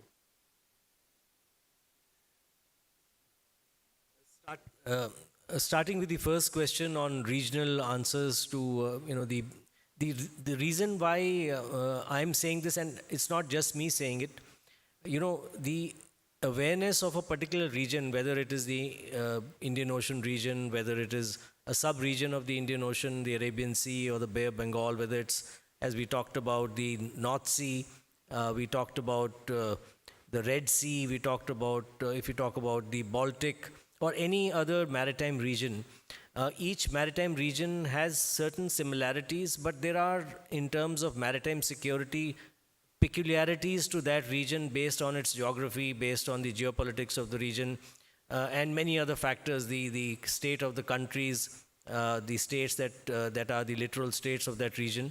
And therefore, the answers are also best available to the people who stay there. I mean, it's like you have a fight in your own house. The answers lie generally within the house, within the organization. Somebody from outside has to first come and learn what's happening and then maybe provide you with an answer. That can also happen. But ideally, regional problems are best sorted out within the region. And that's the approach. And of course, very often, there are well-meaning countries outside a region which will provide resources and advice which should be taken. So it's not that you exclude everybody outside, but it should start with you. Because if you are dependent on somebody coming in from outside to give you answers all the time, then you will just be a dependent. You are not then independently acting, proactively acting to sort out your issue. So that was the gist of that answer.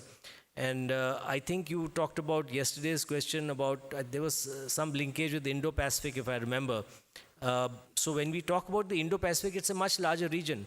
And of course, Indo-Pacific has got larger issues of the entire region which are being looked at, for example, by the Quad. The IPMDA is one such initiative. So there are different levels of regions and different levels with which these regions are being dealt with. But ideally, a regional solution is best applied within the region, provided the resources and goodwill is available. And you talked about the issues being on land. And is that first, it's like a chicken and egg, should issues on land be resolved first or issues at sea? Ideally, yes, man or woman lives on land, so we are all land-based animals, so solutions ultimately lie on land. There's no doubt about that. But the maritime part is a very good start point for building relations.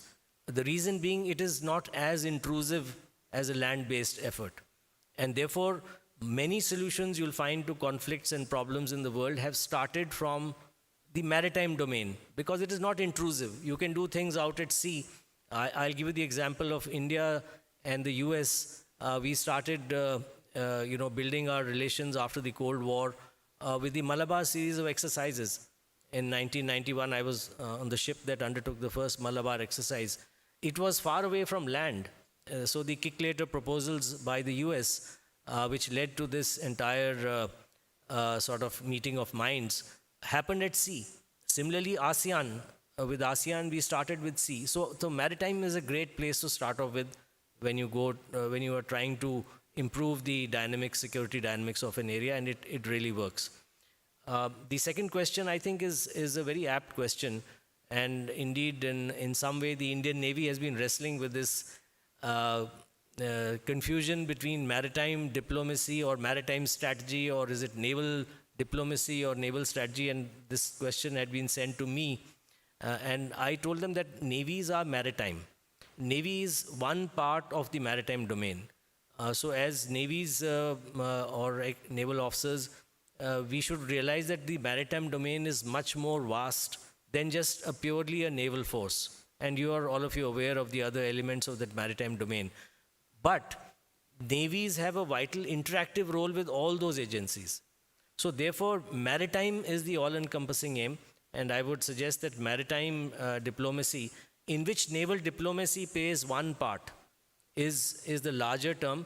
You can have a specific naval or military diplomacy, somebody calls it some countries call it, within that overall context, but I think overall it is maritime diplomacy.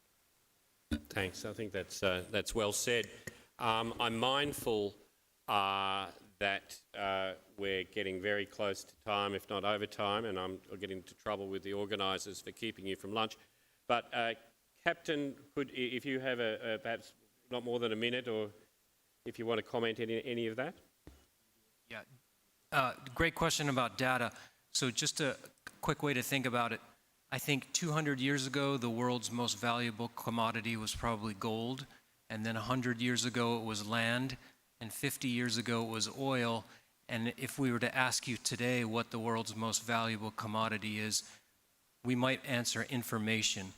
And so when a Navy goes through a lot of effort using ships and patrol craft and divers and whatever it is to come up with information, the natural instinct is you don't want to share it because it's a valuable commodity. But I think one of the lessons we've taken away, especially from my learned colleagues during this, is if we're going to get after these intractable, complex problems at sea, we're going to have to learn how to share information even though it's a valuable commodity. Thanks. Again, an excellent point. Commodore, you have the last say in this session. So I would like to comment on the resolving maritime issues in the regional basis. I do partly agree with Admiral Chawla. Now the issues like the fishing, and also we may encounter with the maritime claim issues in the future in the Indian Ocean region. Those things, of course, if we can resolve them within the region basis, that would be the ideal the solution for the benefit of everybody in the region. But since this maritime, the other matters are in the international in nature. Now, for an example, what is currently happening in the Indian Ocean and the Arabian Sea? Can the regional countries solve the issue, the facing to the threats imposed by the Houthi, the elements? So those things actually, I feel that the attention is required. And also a simple example now, if vessels flowing south of Sri Lanka, if those vessels are threatened by the maritime elements, it would affect the whole world. Then I think on that kind of the situations, the wider engagement is required and to find a solution. Thank you. Okay. Thank you very much. That's an excellent point. So with that, I will wrap things up and say thank you very much for our distinguished panel and also excellent questions from the floor. So thank you very much.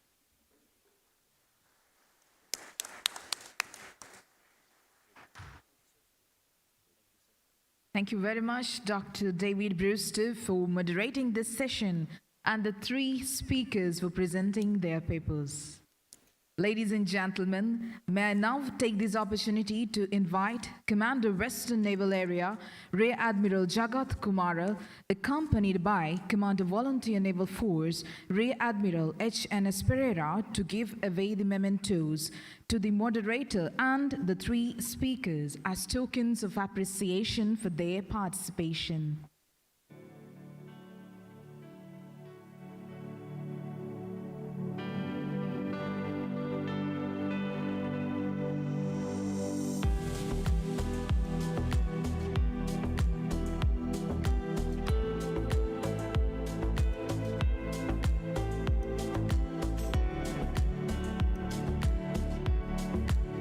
Dr. David Brewster,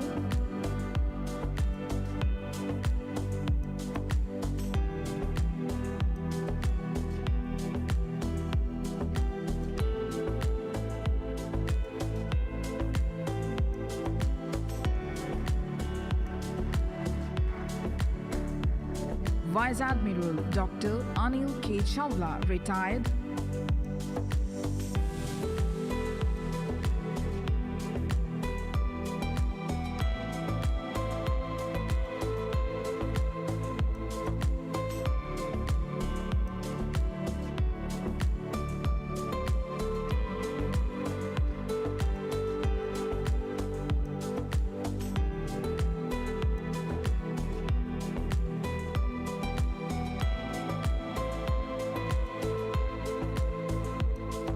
Commodore Buddhika Jayavira.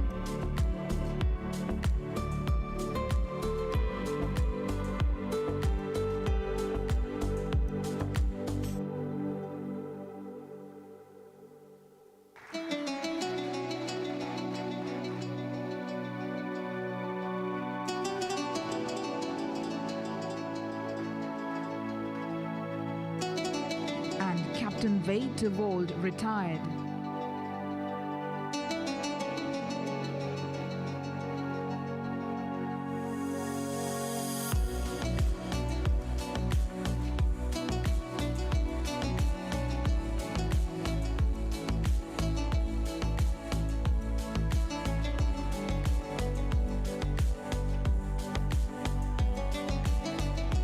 Thank you very much, sir.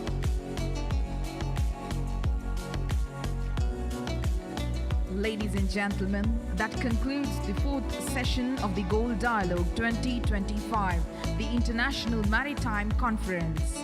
May I now invite you all to proceed for lunch, which is served at the dining area on my left side. Please enjoy your meals. And I kindly request you to ready to reassemble for the panel discussion at 1345 hours. Thank you.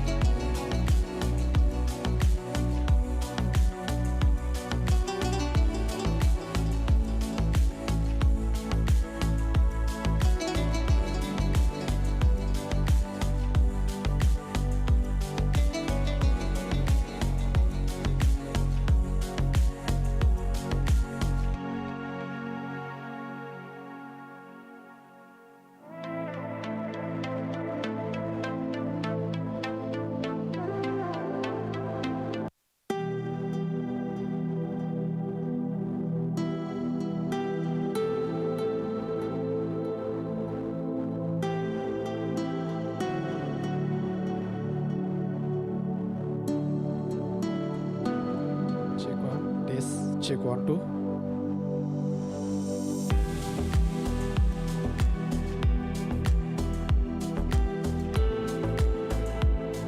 Check 1, test 1, 2.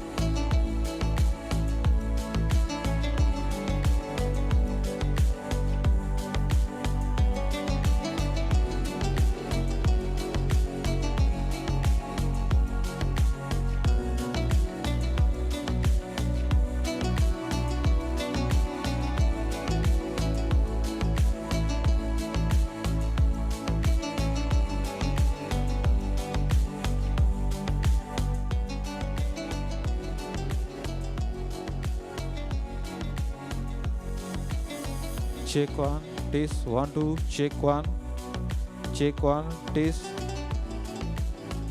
check 1, test 1, 2, check 1.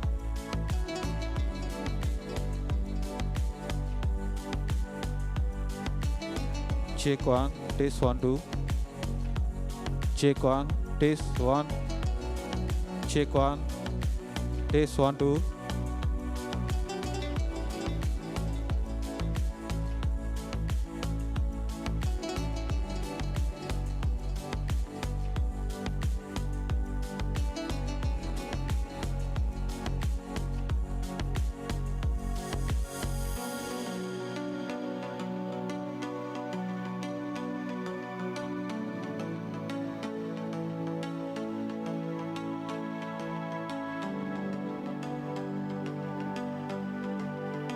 check 1, test 1, 2. Check 1, test 1. Check 1, 2. Test 1. Check 1, test.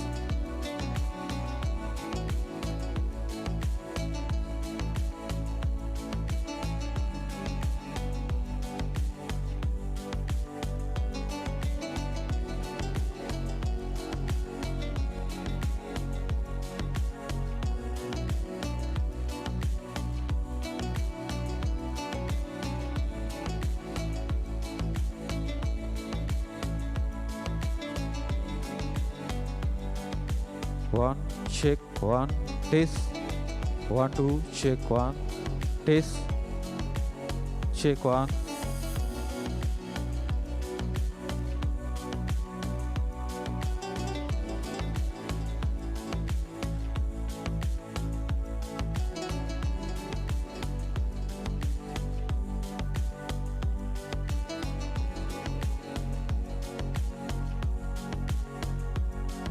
Check 1, test 1, 2. Check 1, test.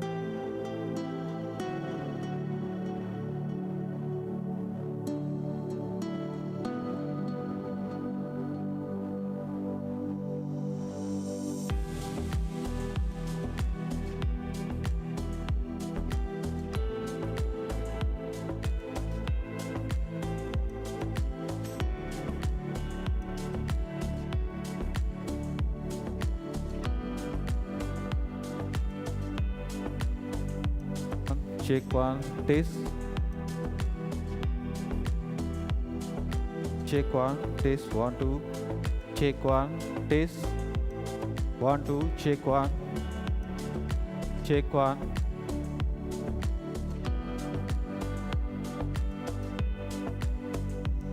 Check 1, test.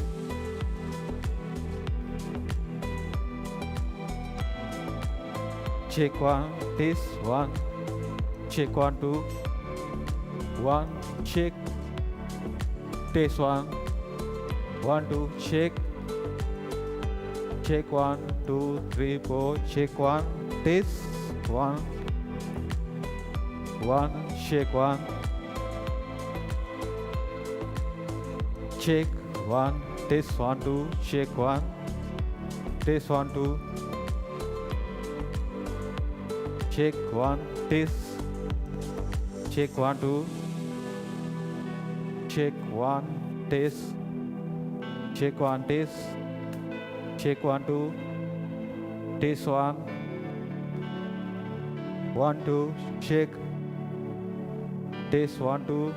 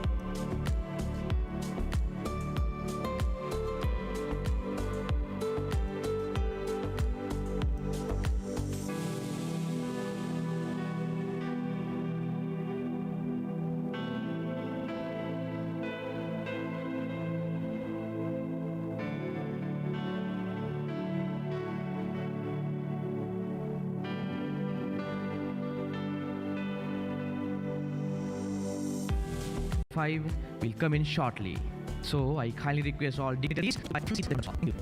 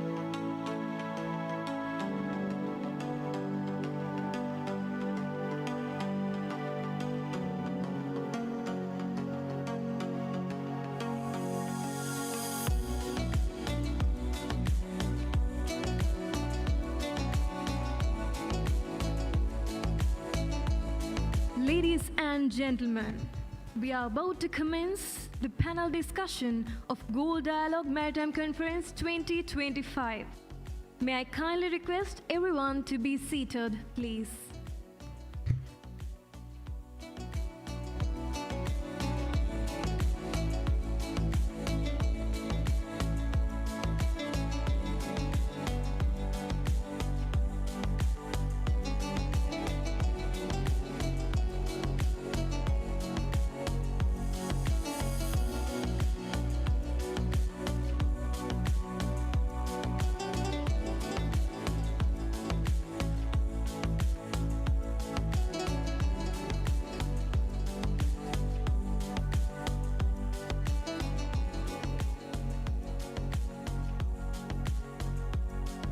Your Excellencies, distinguished guests, ladies and gentlemen, welcome back for the fifth and final session of this conference, the panel discussion, which will be open for discussion on contemporary challenges for small island states amidst changing world order way forward.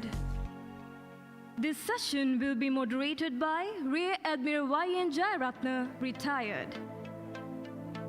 Rear Admiral Y.N. Jayaratne retired from the Sri Lanka Navy on completion of more than 35 years of decorated and unblemished service. His career culminated in the prestigious roles of Chief of Staff and Chief Hydrographer of the Navy, while also serving as the Joint Chief Hydrographer to the Government of Sri Lanka. Following his retirement, he was engaged by the UNODC as an international consultant, contributing to projects on undersea cables and maritime intelligence. He holds 2 master's degrees, one in defense studies from University of Kelaniya, Sri Lanka, and another in hydrographic surveys from University of Goa, India. An international hydrographic organization, Category A, qualified hydrographer. He brings with him a wealth of knowledge and experience in oceanic and maritime affairs. Today, he continues to share his vast knowledge as a writer, lecturer, and speaker, addressing issues of geopolitics, maritime strategy, and ocean sciences, and remains a valued voice in academic, professional, and policy forums. Ladies and gentlemen, may I now invite Rear Admiral Y.N. Jayaratne, retired, to take the seat as the moderator. And also request the distinguished speakers,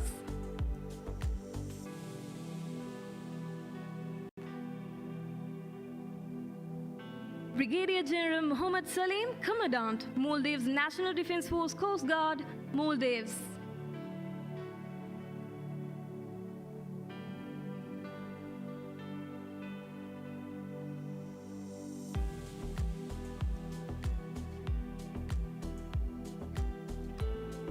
Rear Admiral Rohan Joseph, Flag of the Commanding Naval Fleet, Sri Lanka Navy.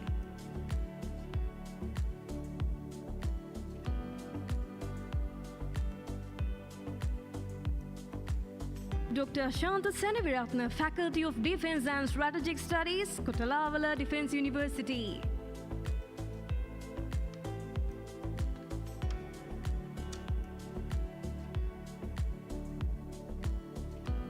Commander Karine Buzo, Director of Studies, Regional Center for Maritime Studies, Kotalavala Defense University. To take their seats beside the moderator, please.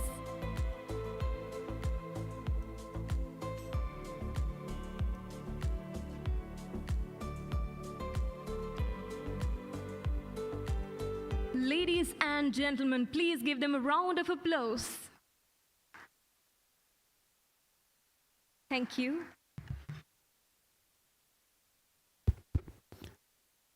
Good afternoon, ladies and gentlemen. This is the last session of Gold Dialogue 2025.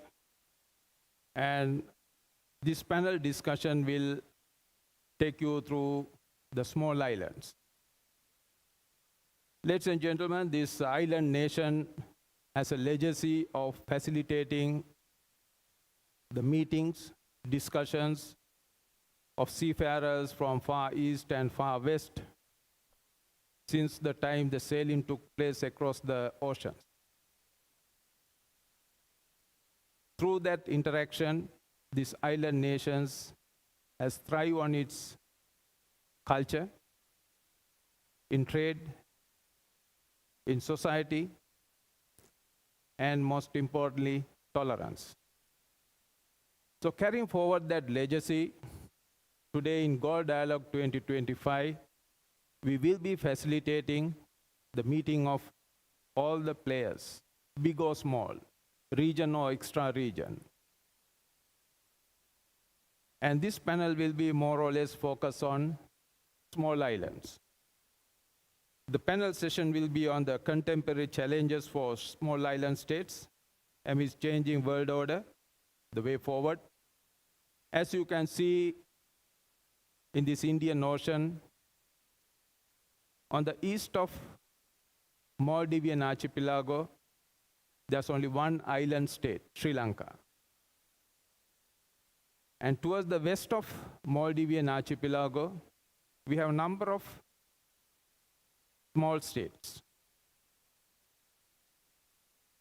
And if you divide this Indian Ocean by the equator, the north of equator, in the northern hemisphere of the Indian Ocean, in northern part of the Indian Ocean, once again, two island nations, Sri Lanka and Maldives.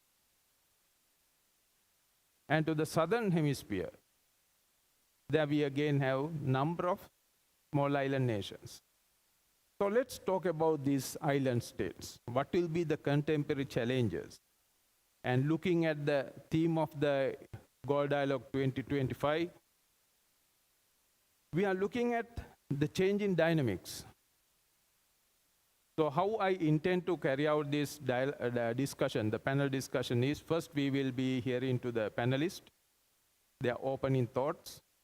Then I intend to engage with you, the audience. I want the audience to come and engage with the panelists, and that will be a discussion. And that is how the legacy of this island nation has been developed upon. And the Galle Dialogue is all about that. So let me go to the order of speakers. So Brigadier General Mohammed Salim, floor is yours. I will be not explaining the CVs of these speakers. It is already been shared with you. So let's not use our valuable time on this. So time we will have available. Brigadier General, podium is yours, please.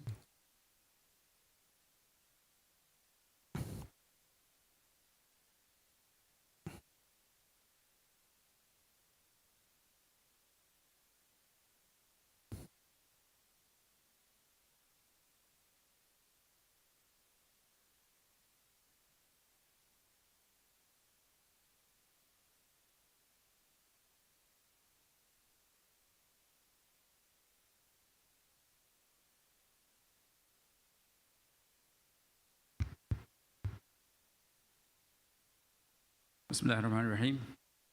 Distinguished admirals, delegates, good afternoon to you all. I am Brigadier General Salim, Commandant Coast Guard of the Maldives National Defense Force. I would be talking about how Maldives is gearing up to serve its small island role in the Indian Ocean. Before I speak, I think I would like to express my gratitude to Sri Lankan Navy for hosting such a wonderful forum where we could discuss small and large states issues. And this is my second time here as head of delegation from the Maldives, but I have been to Galle Dialogues in the previous years also, and then this forum is becoming bigger and bigger, and then hopefully in the future this will continue as this. The first settlers of the Maldivians came from all across the region, but they melded together to survive in the face of adversity, forming one nation. In a country that is more sea than land, they learned to live in harmony with the ocean, developing a unique culture, suitable to their environment. Historical evidences serves to prove that in the past, Maldivians were one of the most nautical of all the people settled on the Indian Ocean rim. While the shifting sands of time have resulted in changes in the geopolitical realities of the world,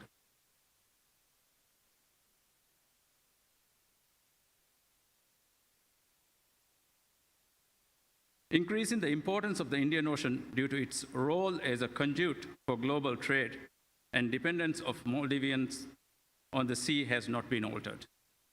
The sea remains a source of sustenance and prosperity for our nation.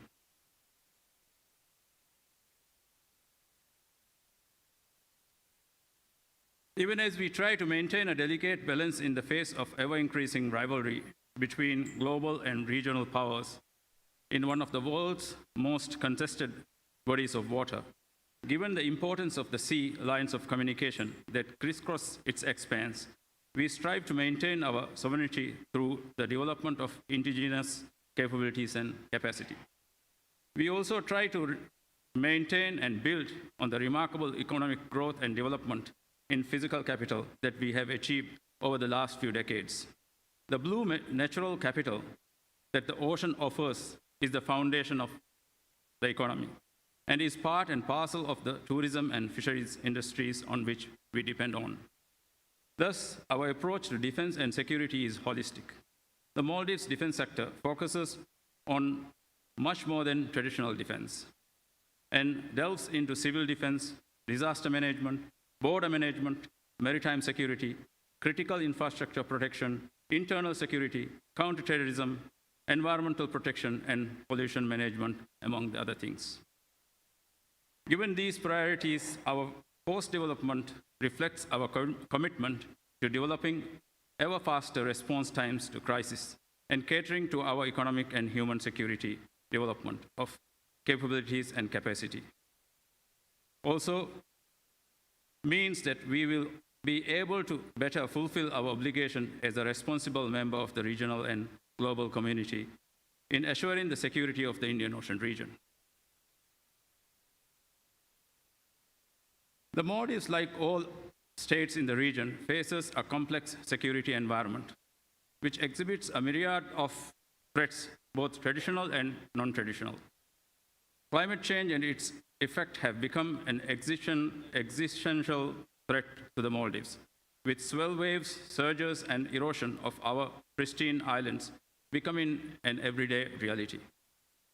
The implementation of disaster risk reduction and resilience building strategies has thus become a must, while the incidents running aground of MV Navius Amaryllis in 2021 and MV Viet Long in 2014 were resolved without a major ecological disaster, such as the one we witnessed in Mauritius with MV Wakashio.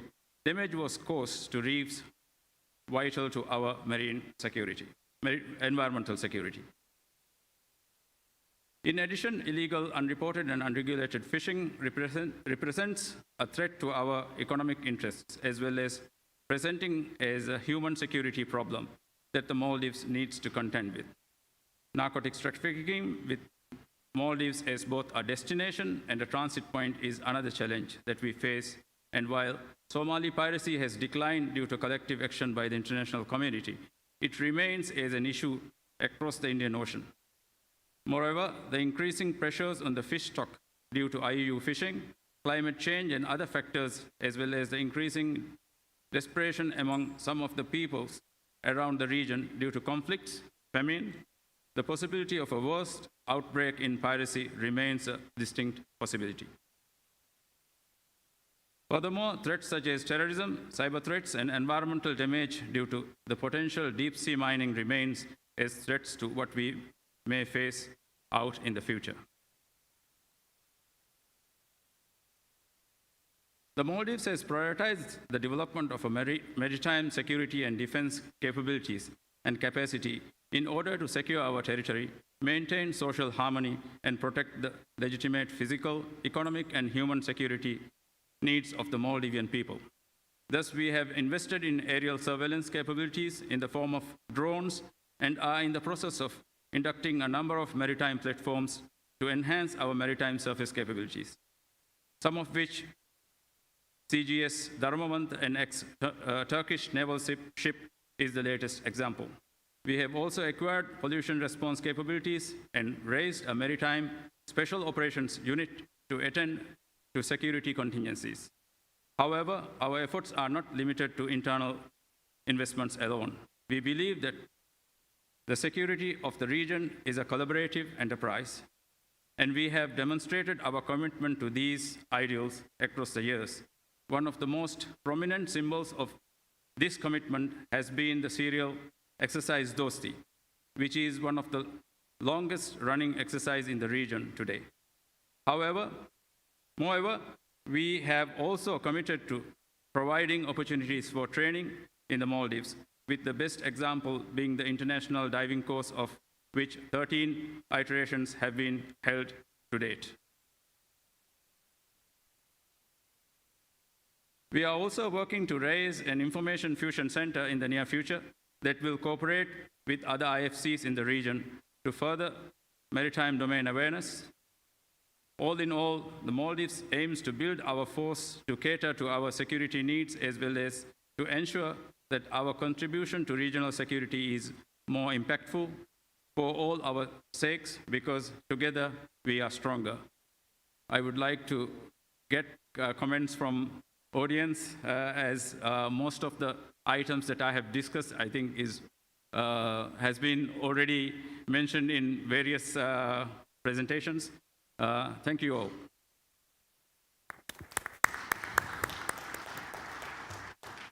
Thank you, Brigadier General. That's the opening remarks from the Maldivian perspective. So I'll be going to the next speaker. As I said at the beginning, I'll be opening the discussions through these opening remarks of each of these speakers. Then thereafter that, we will be engaging on a discussion, a dialogue-based discussion. So the next will be Rear Admiral Rohan Joseph. Over to you, Admiral.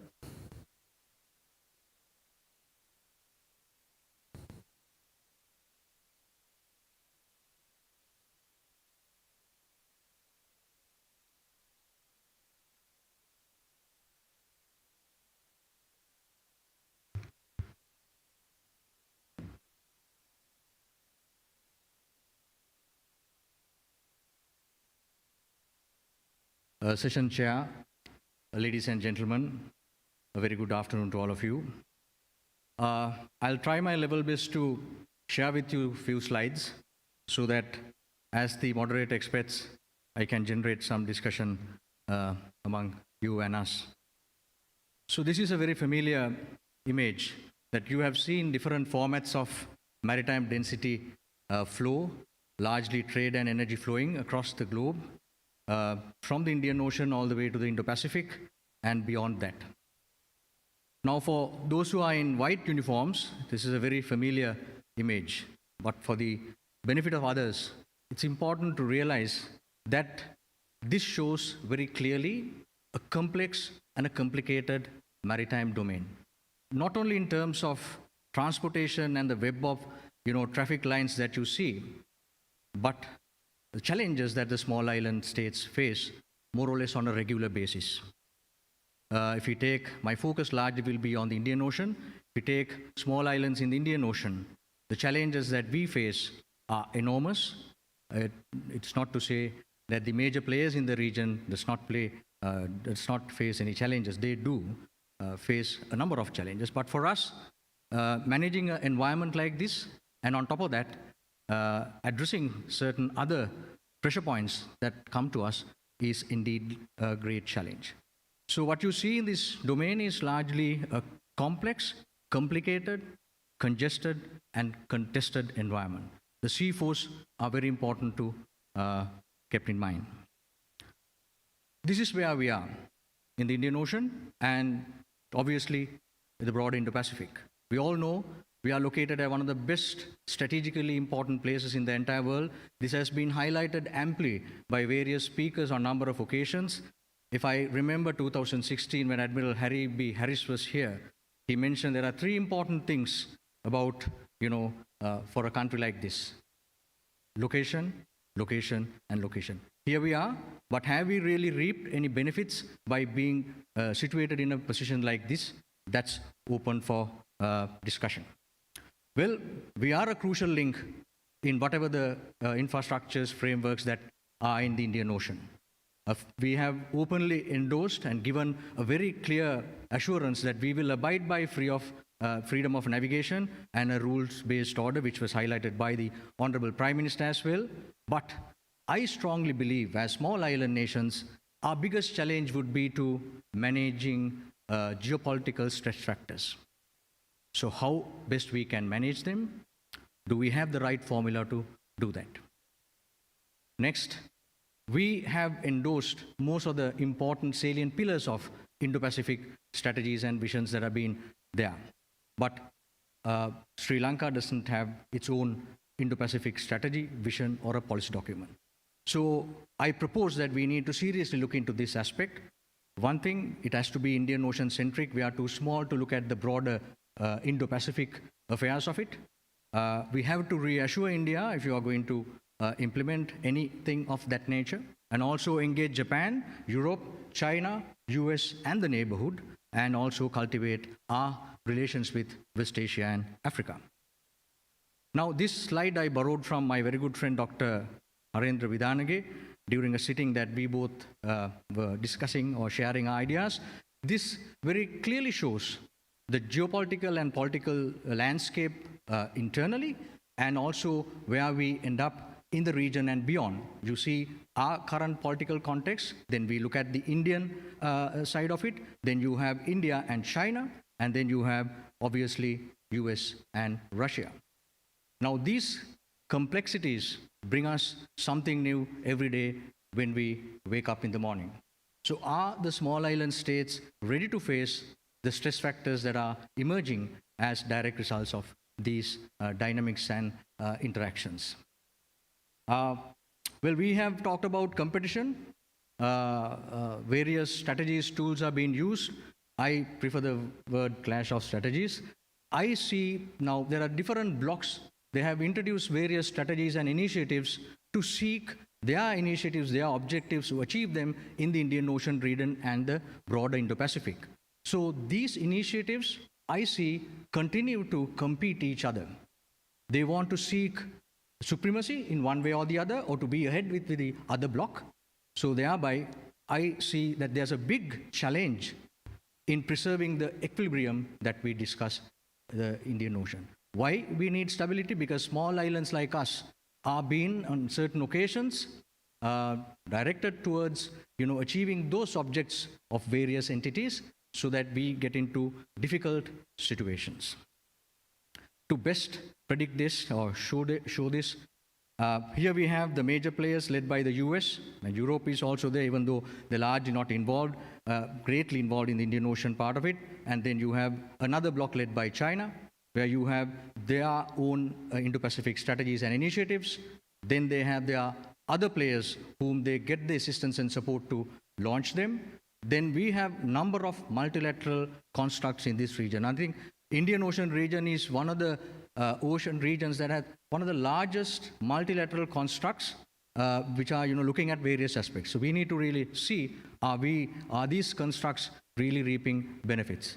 Now, as a result of very strong dynamics between these elements, obviously these continue to engage.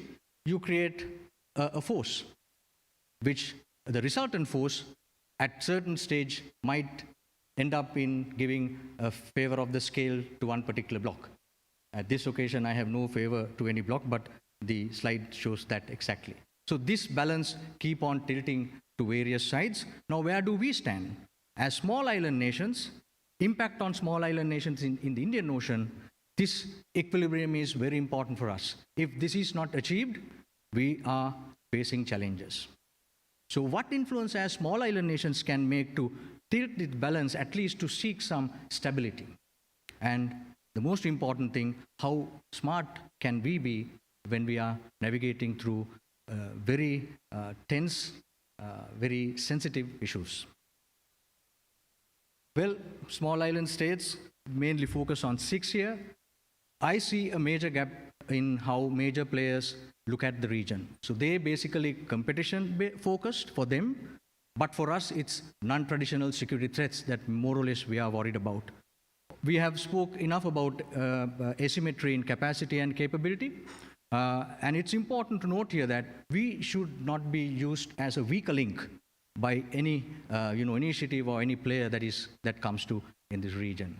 So there's obviously a challenge of making strategic choices for these small island states, which I like to term it as the dilemma of small island states. Well, the way forward, there can be n number of solutions. There's no fixed answer for anything. We all have solutions, proposals, recommendations, but I see we need to have at least something that looks at exclusively the small island states in the Indian Ocean, something to go extent into the forming of an Indian Ocean small island states group. Wording can change, but this is what I see as an important step forward. And some of the key areas that might need to be included and exclusively discussed would be these areas. With that, I rest my case and look forward to engaging with you. Thank you very much. Thank you, Admiral. Thank you very much for that analytical point of view that you have brought it out. We will be talking about these things further on during our discussion. Ladies and gentlemen, I want you to recollect that this island nation has endured the meeting of Far East and Far West. Before colonials, it was the Arab seafarers connecting the Middle East with the central Indian Ocean through trade. And along with them came the Persian traders and the Venetian traders. And while they came from the west, from the east came Chinese, then the Srivijayans from the present-day Indonesia, and the closer to home is Cholas and Pandyans across the strait in the north. And their ideas has given this island nation to think about something. Then the colonials, as the Portuguese step into Indian Ocean around the Cape of Good Hope, then came the series of Western nations into the Indian Ocean, and we have endured that also. And we have got benefited by these interactions. So this analytical, the points that the Admiral pointed out are provoking our thoughts. And let's get engaged in these discussions. So coming to the third speaker, he will be an academic, Dr. Asantha Seniviratne. Let's hear from the academic point of view about his opening thoughts. Yes, Doctor, over to you. Thank you, Chair, for the introduction, and thank you, everyone. I would like to thank Sri Lanka Navy for inviting me for this important event. So Sri Lanka have been identified as a small state from the beginning, like we ourselves identify Sri Lanka as a small state from the time of independence. Sort of, before coming into the contemporary challenges that we face, especially in with the power rivalry in the Indian Ocean now, I would like to touch upon how we evolved as a small state from the time of independence. It's a very interesting story because at the time of independence, Sri Lanka was ranked number 2 in Asia when it comes to per capita income. That is after Japan. So if we had very good policies, strategies, we would have become a developed country maybe by 1970s. But we could not achieve that. That shows we didn't have a good strategy for the future at the time of independence. But anyway, at the time of independence, our government had special concerns about India because of the historical experience. And at the same time, great strategies like in India, like K.M. Panikkar has highlighted, that island nations in the Indian Ocean is vital for India's security, and he has also included Sri Lanka into that. So there was fear among prominent policymakers like J.R. Jayawardena, Sir John Kotalawala. They have highlighted that there are concerns, and also Panikkar have highlighted about port of Trincomalee. And also there are evidence that Indian policymakers have highlighted about port of Trincomalee because it had great value at the time of independence. That was the most important maritime facility at the time of independence that was maintained by the British. As you all know, with time, at the end of the Second World War, gradually some military bases which were controlled by the British were given to the Americans. So the Indian fear at that time was Trincomalee may even can be given to the Americans. That have been discussed in the Indian Parliament in the initial time period in the 1950s. But then again, in the 1950s, as you all know, we adopted this non-aligned foreign policy under the Prime Minister Bandaranaike. And with that, India recognized Sri Lanka to be a very friendly country. Since, I mean, they had problems with their borders with China, with Pakistan, but Sri Lanka, coming into this non-aligned movement that India was also part of, they found Sri Lanka to be very friendly. But then again, things evolved. And we all know by 1980, we had to face a serious security problem, the decade of 1980 to 1990. And India intervened in Sri Lanka. And many highlight that serious national security problem to be this problem of that related to the ethnic issue in Sri Lanka. More than an ethnic issue, it was connected to a geopolitical issue.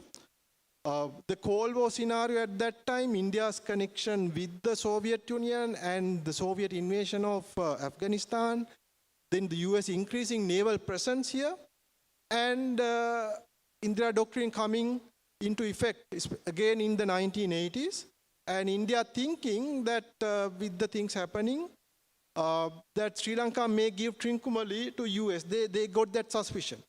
And with that, we all know that they supported separatism at that time. That led to a serious security problem in Sri Lanka. Actually, there are two great volumes called Security Dilemma of Small State, written in the 1990s. The national security problem that we experienced as a small state in the 1980s. So that, then the war continued, that only ended in 2009. But it gives us a good experience that if we don't properly analyze the geopolitical situation in the region, as a small state, Sri Lanka will face problems. Now, when you come to the contemporary time period, things have changed. Now the rise of China is changing everything. There's serious competition between the United States and China that is mostly evident in the Pacific theater, in the South China Sea and the Taiwan Strait. But that also can have an impact on Sri Lanka. But at the same time, for some time, India is also have some concerns about Sri Lanka's dealings with China, especially our engagement with the BRI, the Chinese projects under BRI, and recent incidents, the Chinese ship visits to Sri Lanka, the India's concerns regarding that. So these are issues that Sri Lanka has as a small state, even in the contemporary times. So my argument is that history gives us a very good lesson, but at the same time, now Sri Lanka at this very moment is in a somewhat of a weaker position because we are just coming out of economic crisis. And that also have to take into consideration when we look at the future. So the challenge for Sri Lanka would be in the traditional security framework, how to manage this power competition. And in a way, how can we gain some opportunities out of that? So that, I think that will be the main question. And add to that, there are various non-traditional security issues as a small state that Sri Lanka faces. And also we are different from other, the island states in the Indian Ocean, because we are more strategically, in a more strategic location than other island nations in the Indian Ocean. And at the same time, we are very close to India. So these two factors make us somewhat different from the other island nation states. Maybe Maldives have the same situation, but accordingly, looking at that situation, that context, we have to decide about our future. I think the morning and yesterday we discussed lots of things related to the non-traditional security issues. I won't be touching much upon that, but as a small state, how we are going to face the changing geopolitical dynamics in this part of the world, and how we are going to deal with the Indo-Pacific strategy, how we are going to deal with the China's BRI, and maintain our non-aligned policy would be a challenge to Sri Lanka, but the thing is, it will provide us with opportunities that would be important for our future, possibly to become a developed country in the future. So based on that, we can make our strategies. So that is my initial remarks. Thank you. Thank you, Doctor. Thank you, Dr. Asantha. Thank you very much. See, ladies and gentlemen, it's very visible in these small islands that post-independence, strategic thought process or security thought process has not gone into the governance. So as a result of that, there has been a kind of a policy absence all along these islands, small islands. But later on, lately onward, we have seen that things are shaping up because the young generation has started to study these things. And they're coming up with new ideas. Yes, we need these things, we need that policy, we need this framework, we need to look very strategically. See, ladies and gentlemen, we have practitioners, we have the academician. So it's a combination of panel, and I look forward to engage you after our fourth speaker, Commander Karin. The floor is yours, ma'am.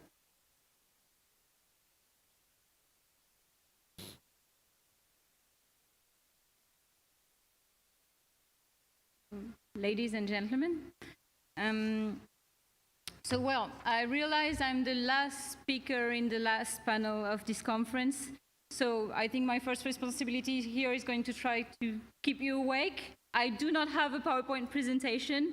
I do not have the humor of Admiral Tripathi, who started this conference yesterday, but please bear with me for this presentation.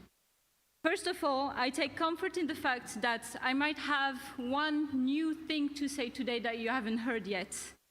Today is World Maritime Day, and the theme of this year's World Maritime Day is our ocean, our obligation, our opportunity. Not a coincidence, perhaps, but this theme could not be more relevant to our discussion on small island states. And I cannot think of a better message for this conference and especially for this panel. Now, some of you may wonder, why speak of French interests in a panel on small islands? France is not only a European power, it is also an Indian Ocean nation. Through La Réunion, a small island that's 1/20th of the size of Sri Lanka, Mayotte, 7 times even smaller than Réunion Island, the French Southern Territories, France shares not just geography, but also the daily realities of island life. Exposure to climate risks, dependence on maritime routes, the need for resilient ocean governance. Cyclone Chido in Mayotte, Garance in La Réunion, and 2 months between those two events recently reminded us how devastating extreme weather can be for an island. While a fire on the remote islands of St. Paul and Amsterdam, and I don't know if any of you know where St. Paul and Amsterdam are, very remote islands, showed how fragile these ecosystems are and how hard it can be to respond quickly when you have 7 days of navigation ahead of you to reach that island. So these are not abstract challenges, they are realities for French territories, just as they are realities for other islands in the region.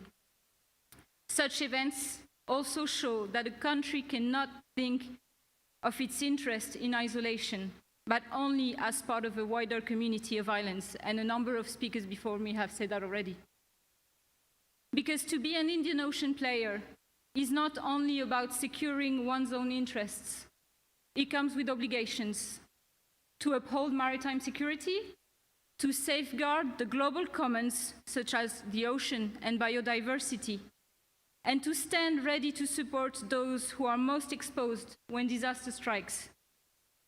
But we must also be careful not to reduce small islands to vulnerabilities. As Darshana Barra pointed in a recent book, and other scholars have also reminded us, island states also have agency. They are not passive objects of great power rivalry.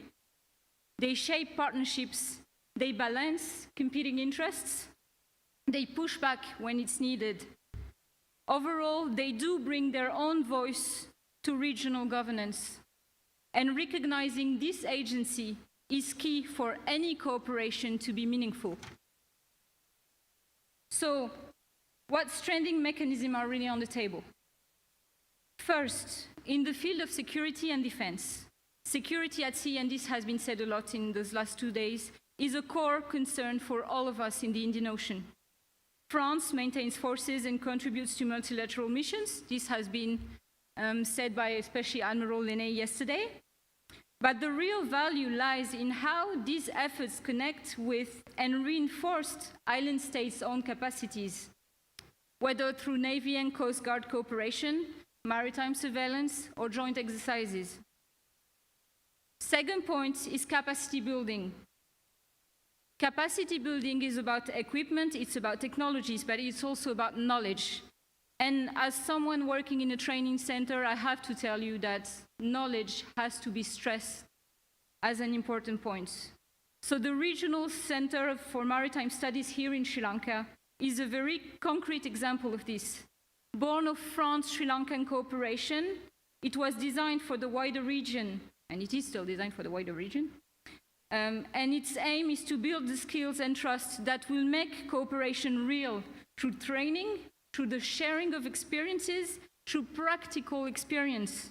And thank you, Major General DeWitt, for mentioning the center in your speech earlier today. It's extremely important also to have all those very concrete initiatives shown and explained. My third point is regional cooperation. This has been said, especially by 2 panels before, when all the different organizations such as IORA, BIMSTEC, and many number have been mentioned. Multilateral and regional organizations are valuable platforms if they all play their part. To give one example, I'll be mentioning the IOC, the Indian Ocean Commission, where small islands collectively lead a common agenda. Looking ahead, the challenge of such an organization would actually be to broaden such insular dialogues, connecting not only the southwestern Indian Ocean islands, but also Maldives, why not Sri Lanka, and other islands that share similar topics of interest and challenges. Finally, global commons. The task ahead of us is to turn global commitments into local realities. This means, for instance, actually implementing international conventions on different domains. The very recent BBNG, so Biodiversity Beyond National Jurisdiction, that Sri Lanka, by the way, has ratified a few days ago, is important. The challenge now is to concretely deliver on those conventions. Marine protected areas that are effective, renewable energy projects that would reduce the vulnerability of small state islands, and maritime domain awareness tools that can empower islands to protect their own waters. In the end, securing French interest in the Indian Ocean is not about imposing a national agenda. It is about building stability and resilience together with island partners. In many ways, to get back to the theme of this year's World Maritime Day, our obligation and our opportunity are the same, to act together. And if small islands can leverage their agency to shape this cooperation, then all of us stand to benefit. Thank you. Thank you very much, Commander Canning. Ladies and gentlemen, generally the practice is that I open the floor for questions. But in this case, I thought I will do the reverse order. So I will be posing a question to the audience. And I would like to have some views about that. Under the changing dynamics and the changing world order today in the Indian Ocean, when you look at as a whole and 360-degree picture, do you think small islands are still small in their power? Do the small islands, under the changing dynamics, are still will be small in their power?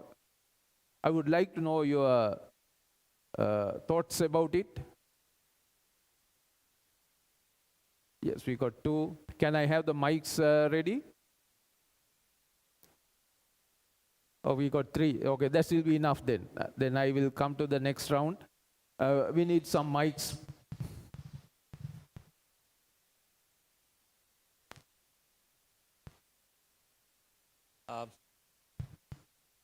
Thank you very much. I'm Commodore retired Babar Bilal. Can you speak to the mic, please, sir? I am Commodore Dr. Babar Bilal from National Institute of Maritime Affairs, Pakistan. Referring to your question, my opinion is that there is no small or big country. It is the country or the island nation enjoys the geographical position, the weight they carry at the global level, and their policy speaks, because policies are independent of the size of the country. Once you have an independent policy, you have you keep the global interest in supreme, and you go with the like-minded countries, and you exercise your right of independent decision making. You get the respect, and then you carry the similar weight as of maybe the biggest physical geographical countries in the region or beyond. Thank you, so sir. it is not the small size, it is the state of this policy speaks better than others. Right, sir. Thank you, sir. So it is not the geography size that matters, how much you want to engage with the world. Can I have a mic on the front, please? Yeah, I have the mic. Thank you. Can you, sir, 1 minute, sir. Can I have the mic to this gentleman over there, please, on the corner? Yes, sir. Okay, this is Admiral Jainath Kolumbage, retired Navy commander. The presentations were great. Actually, it created many questions for discussions. Now, since you have asked us a question like our cadet midshipman time, onus is on us to give a response. So I toe the line with the gentleman from Pakistan. I think this small island thinking is not good for us. I think although Sri Lanka in size, even in size, we are not small. You know, we are bigger than many of the islands in the world. We are 65,000 square kilometers. So this thinking that we are small, I think it is not going to help us. Now take the example of Singapore. They no longer call themselves a small country. They are a major power. So thinking small is not going to help us. And I think if we analyze the past 76 so years, we are still a developing country. So there is something wrong in our thinking. There is something wrong in our approach. Right. Now, Rohan mentioned that we don't have a strategy for ourselves. Everyone else is having a maritime strategy for the Indian Ocean. We don't have. But we are in that position. So my suggestion is actually, I think it was mentioned even here that we are a non-aligned country. Perfect. But it has not carried us forward. So we need to change. I'm not saying we have to move away completely from non-aligned, but now we must use active, free and independent foreign policy. Based on various issues, we have to take a side. We have to speak. Thank you. Thank you, sir. I will only go in for this gentleman and the Brigadier Ranjan. Sir, please. Thank you very much. It's Quentin Hannick from Anchors, and thank you very much to a really interesting panel. I just wanted to agree with the last couple of answers. Can you please identify yourself first, please? Quentin Hannick from Anchors. So I've got two quick points to make. First one, very much agreeing with the previous speakers. It's how you view yourself and it's how you engage. In the Pacific, they don't view themselves as small island states. They view themselves as big ocean states. Kiribati, for example, 800 square kilometres of land, 12th largest country in the world by the size of its EEZ. So they're big ocean states. The second point is collective bargaining. They're powerful because they act collectively. They have large treaties that they then all utilise to build their power, both in terms of fisheries, but also more broadly at regional leaders levels. The country that I work for, the population of the entire country is about 1,500 people, 1,500 people. But my boss, she's the chair of the Western Central Pacific Fisheries Commission. My minister is the regional champion for climate change in fisheries going into the next COP.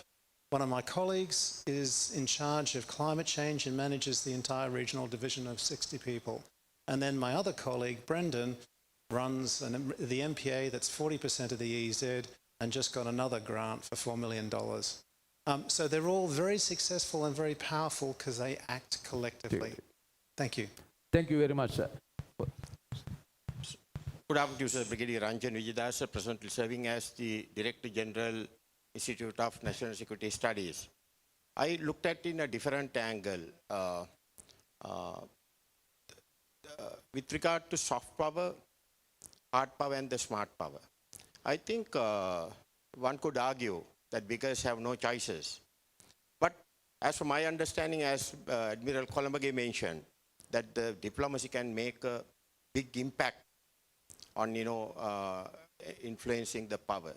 So in that context, it doesn't further valid, and the soft power can make big. Thank you very much.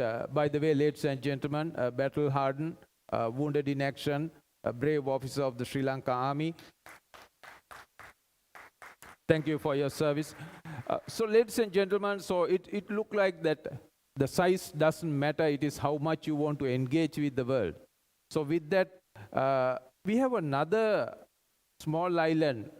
Well, I will be using this small island because it's in my theme. Representative in the audience, although he is not in my panel. I would like to give some time for him to come up with his thoughts about how Mauritius look at this concept. What will be the contemporary challenges for small island state amidst the changing world order, way forward? There will be some thought process. Can I have a mic over here, please?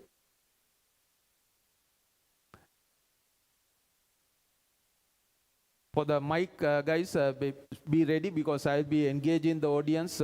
Otherwise, they will, after lunch. So I'm sure some find it very difficult to keep their eyes open, but I'll be engaging them, so keep the mics ready. Just Captain, please, sir. Good afternoon, Admiral. Thank you for giving me this chance to present Mauritius' perspective with respect to the challenges for small island states under the changing dynamics. As has rightly been pointed out by Professor Quintin, that Mauritius indeed is a small island developing state, but increasingly our own country and the government has started calling ourselves a big ocean state. And the reason why I say this is that our exclusive economic zone is almost 2.2 million square kilometers, which is one of the largest I know it is the largest in the Western Indian Ocean region, and definitely one of the largest in the Indian Ocean region. When you compare it to our land mass, it's almost 1,200 times the land mass of the country. So therefore, we are a small island state, but in fact a large or a big ocean state. And with addition of additional exclusive economic zone with the changing circumstances, and also with the changing circumstances in the Red Sea, which has ensured that a lot of our traffic is now rounding the Cape and passing through our waters, we are faced with a lot of challenges. The reason these challenges are more stark is because being a small country with limited resources, the resources that we have for policing the waters, which are under our sovereign responsibility, is quite limited. To say, for example, the National Coast Guard of Mauritius has got about 1,200 personnel and a very modest fleet of ships and aircraft to undertake surveillance of the entire 2.2 million square kilometers of water. So That is the stark reality that we are faced with. There is solutions, of course, which has been spoken. I think the theme of this particular entire dialogue has been one of cooperation. And there is solution which lies in cooperating with various entities, various like-minded countries and organizations. A lot of this coordination and cooperation is being undertaken by Mauritius. I can say with conviction, for example, the IOC, Indian Ocean Commission, is, again, it was mentioned, is playing a major role in ensuring that the small island countries of the Western Indian Ocean region coordinates their efforts collectively, do a lot of activities, including information sharing and operations at sea. The regional maritime security architecture, which is resident at the Western Indian Ocean region, has established two regional centers, the RCOC in Seychelles, which coordinates the operations of all our countries, and the Regional Maritime Information Sharing Center at Madagascar, which fuses the information from various entities within the Indian Ocean region as well as from outside, and helps coordinate the maritime domain awareness. Mauritius, on its part, has placed international liaison officers in both these centers. We also have placed international liaison officer from Mauritius at the IFC IOR at Gurugram, with which we are able to ensure that we have more visibility of what is happening in our waters despite having limited resources.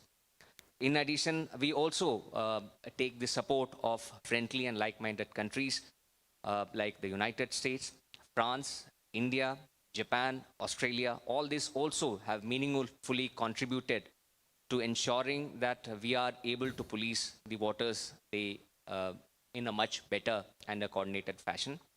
We also, in fact, take support from various other constructs like the Indian Ocean Rim Association, IOC, I've already told you, IONS, Colombo Security Conclave, and meetings like this wherein we are able to put our points forward and seek inputs from others, understand the perspective of larger and smaller countries in and around the region. Of course, there are other organizations like the UNODC, IMO, IOM.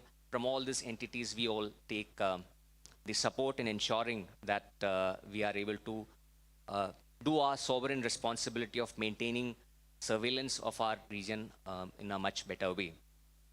Despite all this, I must also admit that there are challenges in terms of how all this support is executed on ground. The issues, which has been indicated, one of, how do I put it, the lines of effort of all the entities who are trying to support do not always match. There is often, the support is at cross purposes and do not exactly complement each other. That there is a problem in that. The problem being that the facility or the capacity for small islands to absorb these support or engage is limited because of the very reason of resource limitations, and therefore there is a merit in these entities not only cooperating with the small island states for supporting, but also to cooperate with each other to ensure that the support is channeled so as to be able to ensure that it is complementing and not resulting in a competition. The frameworks exist, the will is there with everybody. It is just that we all need to sit in forums like these, ensure that adequate support is given to complement the support which is being given to everybody. Thank you. That is Mauritius. Thank you, Captain. This is all about Galle Dialogue. Galle Dialogue being the forum where everybody comes and talk about things. Sorry, sir, I will be going for the panel. I'll be coming back. So looking at this Google Earth picture over here, you will see although the Indian Ocean seems to be a same familiar water body, it is not so. Each of these corners, whether it is Arabian Sea, whether it is Bay of Bengal, whether it is Southern Indian Ocean, whether it is on the Western Indian Ocean, they all have peculiarities. So that set foundation for our next round of engagement from the panel.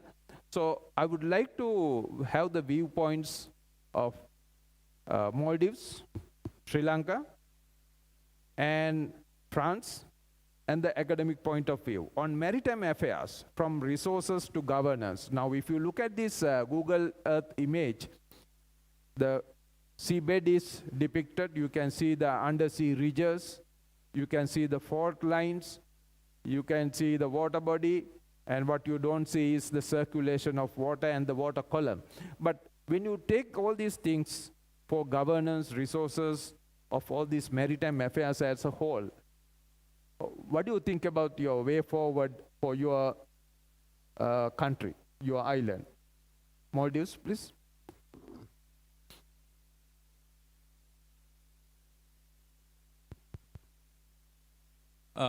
I think in my presentation also I mentioned that for Maldives, ocean itself is the capital. So that is, earlier it used to, I mean, during 70s, there was a project analysis done by World Bank and some international agencies. The report says that Maldives is not feasible to do tourism. So, I mean, then we don't have anything else other than this sea and the low-lying islands that we have. So, I mean, something should be there for us to live also. I mean, that is how we thought. I mean, we should come up with something. At least we should survive in this world. So now it seems like, I mean, a lot of people are, I mean, studying the Maldivian model of tourism. And then now the biggest problem for me is, again, this is just now Admiral mentioned very clearly, sees in the Google Earth picture also that it is a ridge which is from down south up to the subcontinent. So this is an important ridge which is doing a lot of things to the world, actually. When we talk about green, always talking about carbon emissions. So this is the 7th largest marine ecosystem in the world.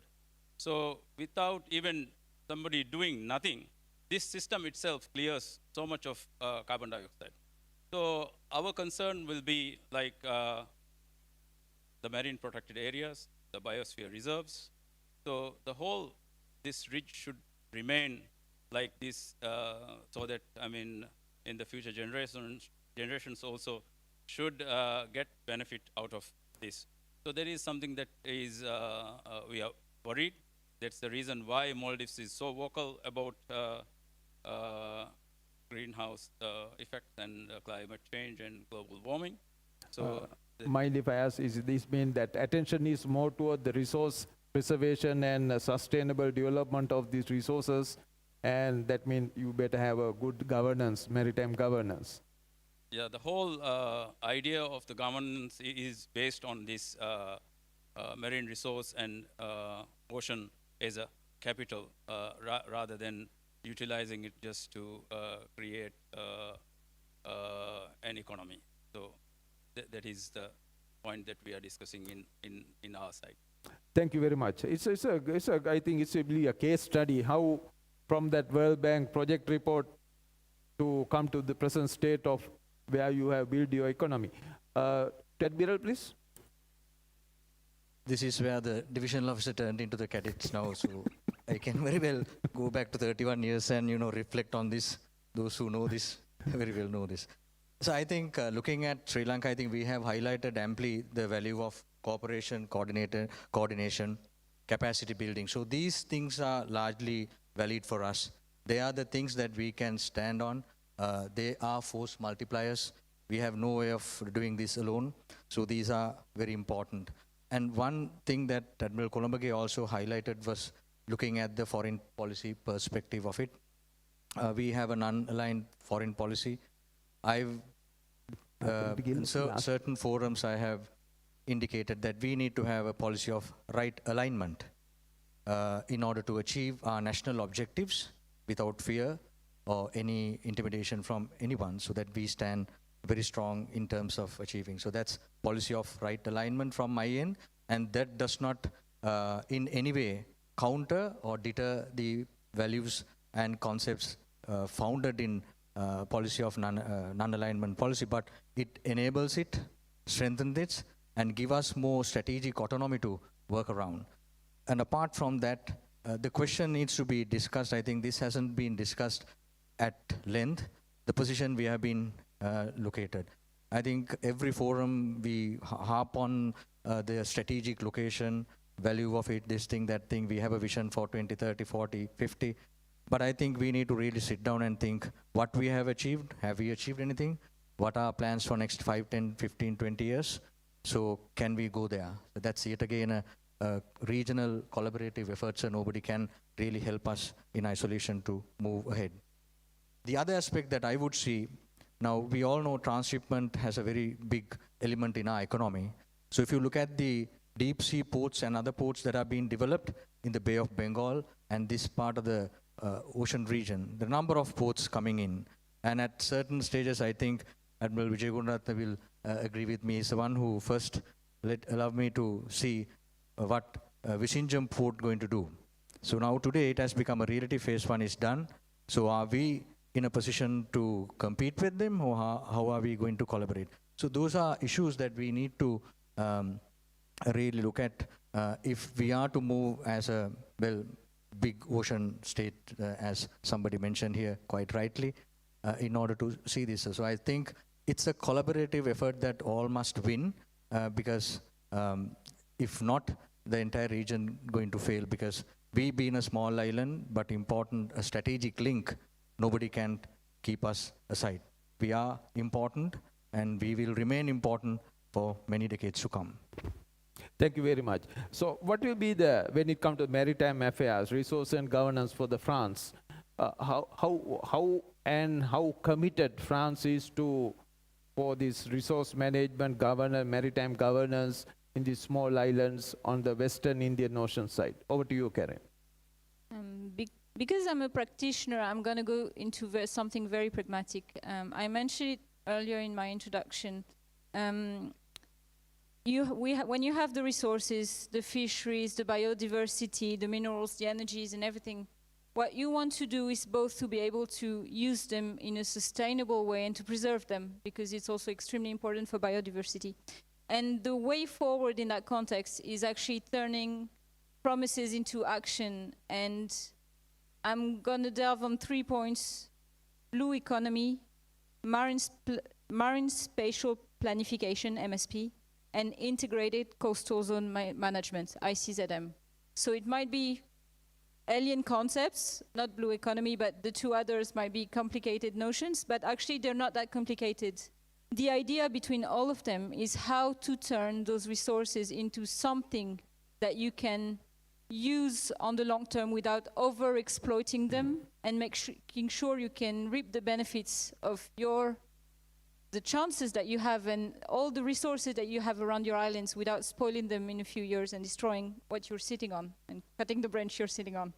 So blue economy, just because we've been mentioning the notion, but I have the feeling no one goes a bit into what's behind blue economy. The idea is really to link, it's everything that's linked directly or indirectly to the oceans, the seas, and the coastal areas as well, in a sustainable way. So it's fisheries, this is the obvious point, but it's also shipping, it's also coastal tourism, renewable energies, marine biotechnologies. So there's a number of activities that are included into that notion.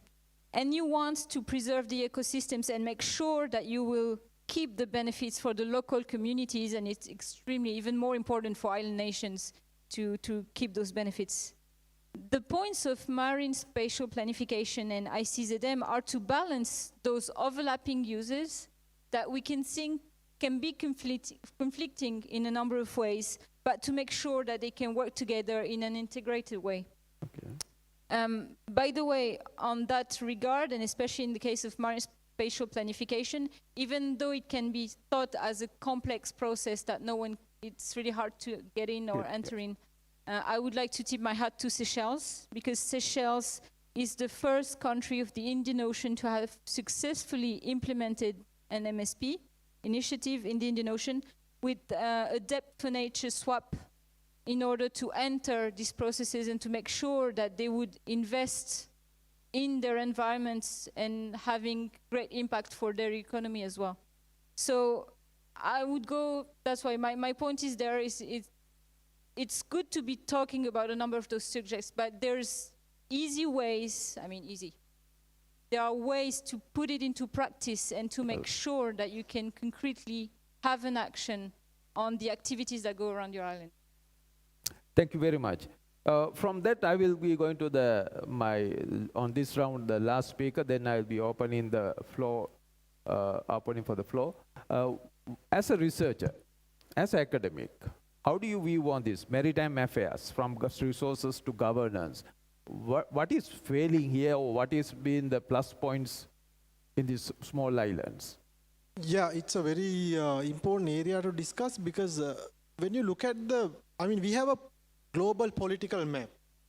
In there, Sri Lanka is somewhat a small country by size, but if you look, if you draw the map, also including the maritime boundaries of countries, Sri Lanka has a very large area. For example, Maldives has a bigger area than Sri Lanka. So we are a big country. Definitely, we must be having lots of resources in within the maritime boundary fisheries. There can be petroleum resources. There can be critical minerals now becoming very important in today's world. So the real thing would be we do research, we do collaborative research, especially in regarding the maritime security issues. But do we have the resources to really find out what are the resources available in our seabed and how to extract them? Do we have the technology? I think as a small island state, we are depending a lot on external powers for these things. And with that, sometimes we also need to share our data with more powerful countries. But since we are in the process of becoming a developed country from a developing nation, we have to invest a substantial amount of money on research and development, on the maritime governance, and to identify our resources and to use that to the maximum level for the development of the country. For the time being, we have lots of shortcomings. But with our economic development and being carefully selective in cooperation with big powers, I think we have a great opportunity, since the location we are located in and the large maritime area that we have inherited. I think in our future development, maritime governance will play a very important role. Thank you. Thank you very much. With that, I will be opening for the first round of questions from the floor to us. Or you want me to go back to my way of doing it? Okay, we have questions. Mike Pavlia, please. It will be an old-fashioned way. Please raise your hand, and if someone has already forwarded it online, the manager will inform me. Yes, sir. Yeah, the people who don't know me, Admiral Ravi Wijegunratna, former Navy Commander and former Chief of Defence Staff. First of all, let me thank the Navy Commander, Chief of Staff, and everybody who put their heads together to have such a good Galle Dialogue. It went to extent that they sent me a car, a liaison officer, and ensured that I am here. So in the last session, I think it's my duty at least to speak few words. Otherwise, Navy Commander will be very angry. My question is toward the seabed mining. Now, if you see on the map, south of Sri Lanka up to Antarctica, there is no landmass. So if we ask for some claim in the sea, our EEZ 200 miles, outer limit of continental margin, where the 1 kilometer of sediment thickness is there, that nobody should object us. But it doesn't happen in this world. Somebody will come up and say, I am objecting to your outer limit of continental shelf margin. So first thing is that we have to clear that. The second thing is seabed mining. As Professor very rightly said, we have resources, we don't have capability to take it out or use it. So let's have some connection with somebody who will not object us. Now, we know that India is already very keen on seabed mining and ask for our share. At least we will pay our IMF loans by this money. So it's a high time for us to work hard on this. And I think high time, sadly, none of the foreign service officers are here today. There are? I don't see. No. It's a time for us to send somebody to the International Seabed Authority and look into our claims. Once the horses runs away, there's no point of closing the table.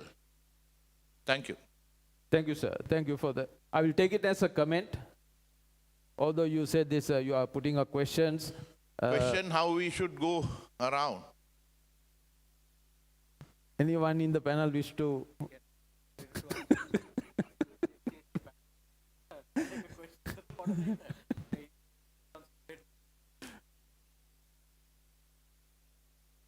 Well, ladies and gentlemen, since the question was raised by the Admiral, being a former chief hydrographer and a person who is actively involved in these affairs and write about these affairs and do research on these affairs, let me put it right. Right now, under UNCLOS, up to 200 nautical miles is the exclusive economic zone where the living and non-living resources on the water and the seabed and subsoil is of the sovereign rights of a coastal state. Now, beyond that, the seabed belongs to the, it is known as the area. The area belongs to the International Seabed Authority. In 2009, Sri Lanka made the claim under the provisions available in UNCLOS for the seabed, that is the outer continental margin. So that claim has been submitted. It has gone through the process and the subcommission has appointed, and the subcommission has gone through the technical details, and they have given the technical details are correct. So it is waiting for the final steps of approval at the Commission on Limit of Continental CLCS, Continental Shelf. So while that process is going on, there's a application by India on the International Seabed Authority for deep sea mining in Affinity-Nitkin Seamount. Now this Affinity-Nitkin Seamount is a single seamount on the southeast of Sri Lanka, and it is within the claim that area we have claim for. So because of that claim, the seamount is within the Sri Lankan claim.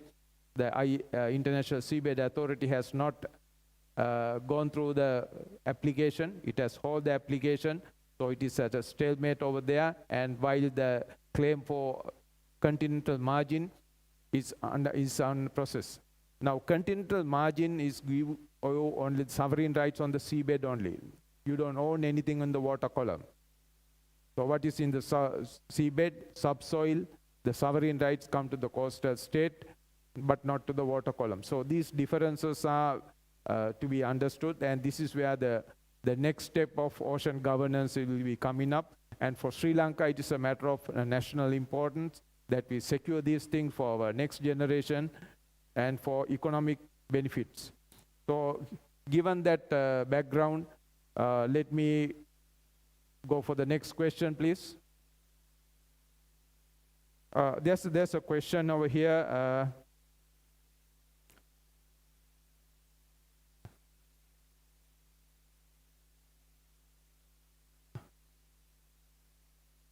There's a question submitted by,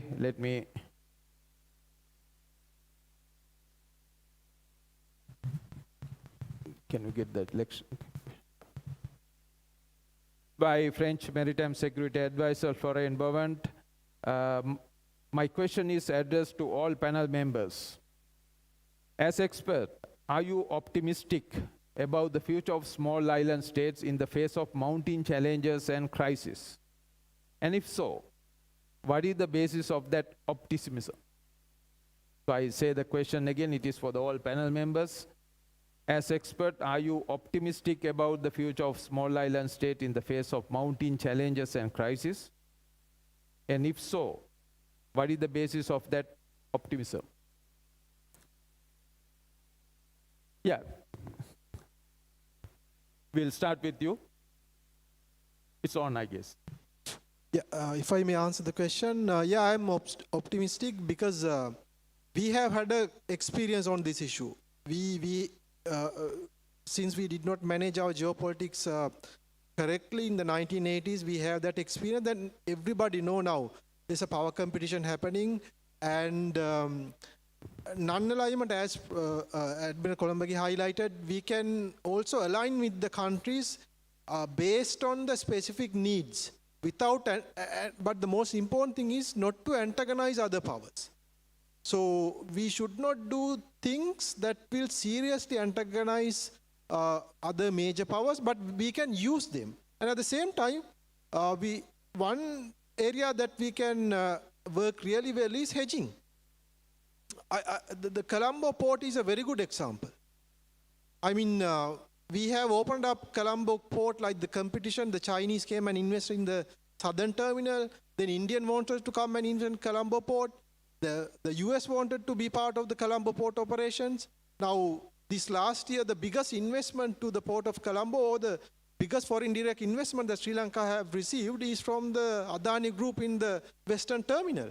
So that competition have really created opportunity for Sri Lanka. I think we now have the experience. Our policymakers have the experience to go, look at what happened in the history and make better choices, make better policies in the future. So that's my comment on that. Thank you very much. So can I focus on the Maldives? Now, the question is, how optimistic the Maldivian as a small island state in the face of mounting challenges? Now, these challenges can be one thing, the climate change, and the other one will be the resources, because you are on a seabed, you are on a undersea ridge that will have so much of valuable minerals, and at the same time you are in an interface where the sea lanes, in fact, 8-degree channel, the main sea lane, and the equatorial channel, and the British Indian Ocean Territory channel, all these are basically coming under your radar screen. So, over to you. Yeah, I am very optimistic, and I always think that we can, the way we have come up, I think it used to be like Maldives will be always looked, either looked after by a defense attaché in Sri Lanka, embassy also either in Delhi or in Sri Lanka, but it is changing. So it seems like, people are now very much aware that though, I think it was mentioned here also, how you call a small state, it can be, various ways. In terms of population, yeah, it's a very small state. In terms of GDP, again, a small state. But in terms of sea area, it's not a small state. So it depends on how you look at it. So in my optimistic thinking, I think we are going in the right direction, investing a lot on our human capital, investing a lot on our maritime and ecological governance, and doing the right things on bringing required legislative changes to our society. So that makes us work in a way that we can work with many partners. We do business with everyone, and we have, we understand the concern of our regional partners. So that is how we are navigating through. So in the future also we will be in that way, and then we always value our closest partners like Sri Lanka, India. I mean, traditionally we have been, people might not know, but I mean, we have, and I think Admiral Vijay is here, so they are the, I mean, forefathers actually who have started this regional cooperation long time back. Sri Lanka, India, Maldives have been working closely for so many years, and then, I mean, things that we deal in a, I mean, trilateral way. I think things were very good in that time also, but now it is evolving, so we are adapting to the change, and I think we don't have any, I mean, negative point that, I mean, we will have any difficulties in navigating through these challenging times. And then our regional and extra-regional powers also, USA has been with Maldives for a very long time.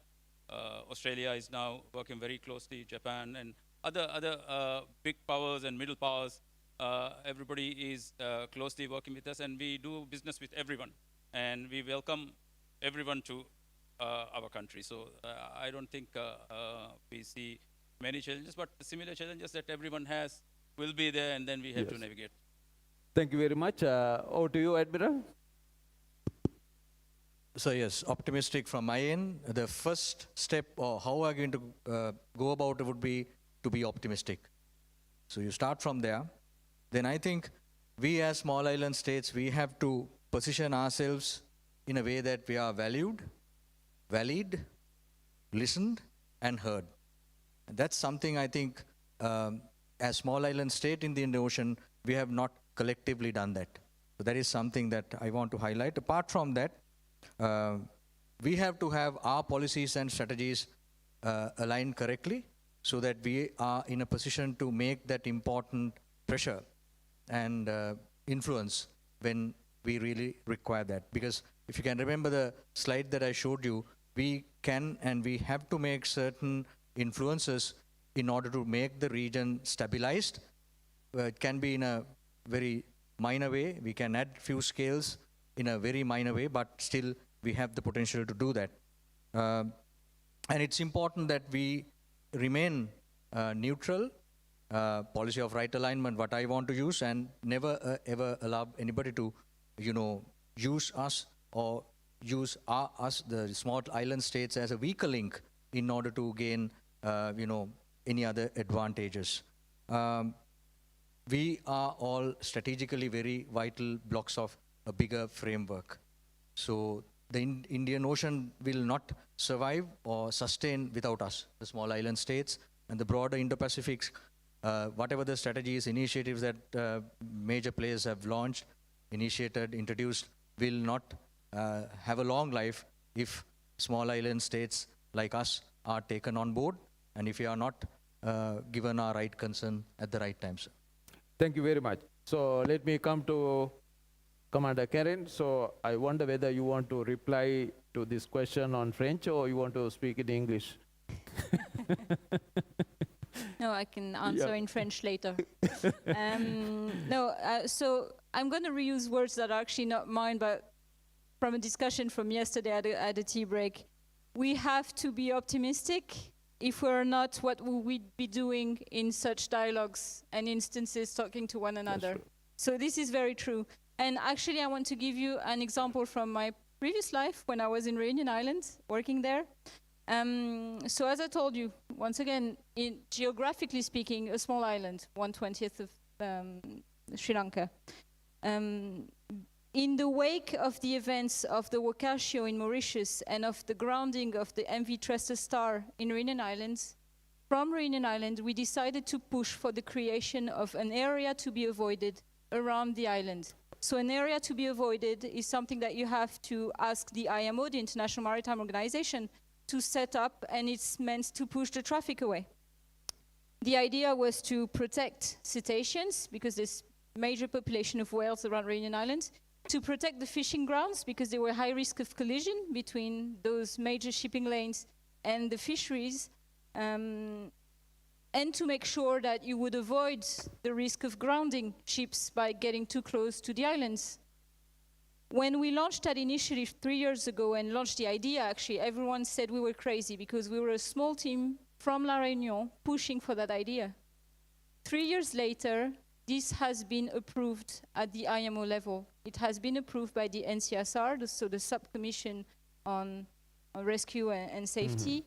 It's gonna go into commission, and in 2 years from now, it will be fully implemented, and we will have a protected area. And we thought we would get a major opposition from shipping companies, and actually people told us, how are you gonna fight against those major companies who are gonna push against that thing? But through dialogue, through discussions, by bringing everyone around the table, by showing what could be done, we managed to find a common ground and finally found a solution everyone was quite happy with. So yes, I'm optimistic. I'm optimistic that we can find actions, we can find formats, we can find spaces where we can build, and if it's brick by brick, so step by step, we can do something. So. Thank you very much. This is all about Gold Dialogue. Gold Dialogue has been, this is the nature of that. Dr. Prado, would like to raise that? Right. Can I have a mic over here, please?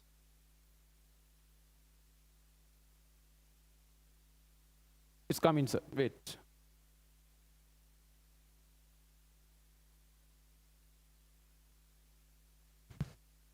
Hello. Thank you very much.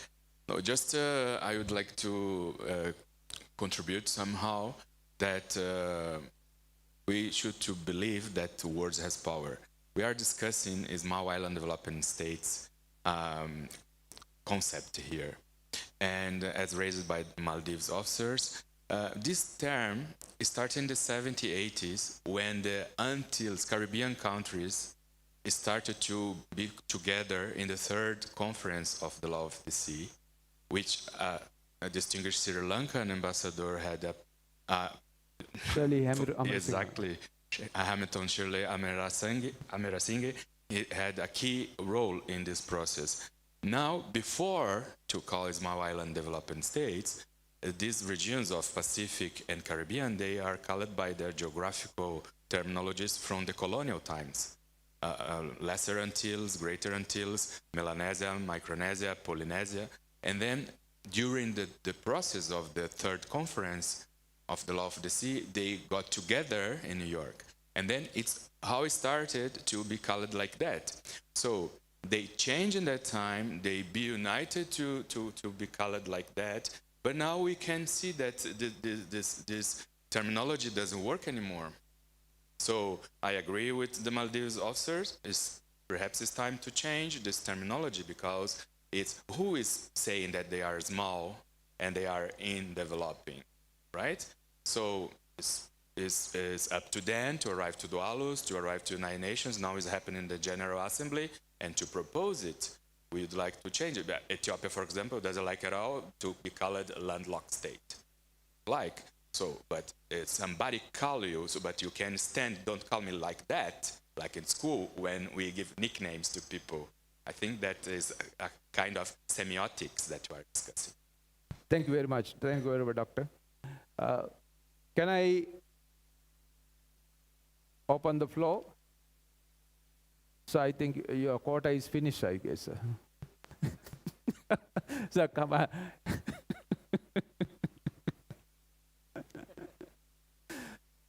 I would like to have a question from the backbenchers, because generally I love backbenchers. I can see 1 minute, please. I will go to Admiral Columbia first, then I'll come to you, backbenchers.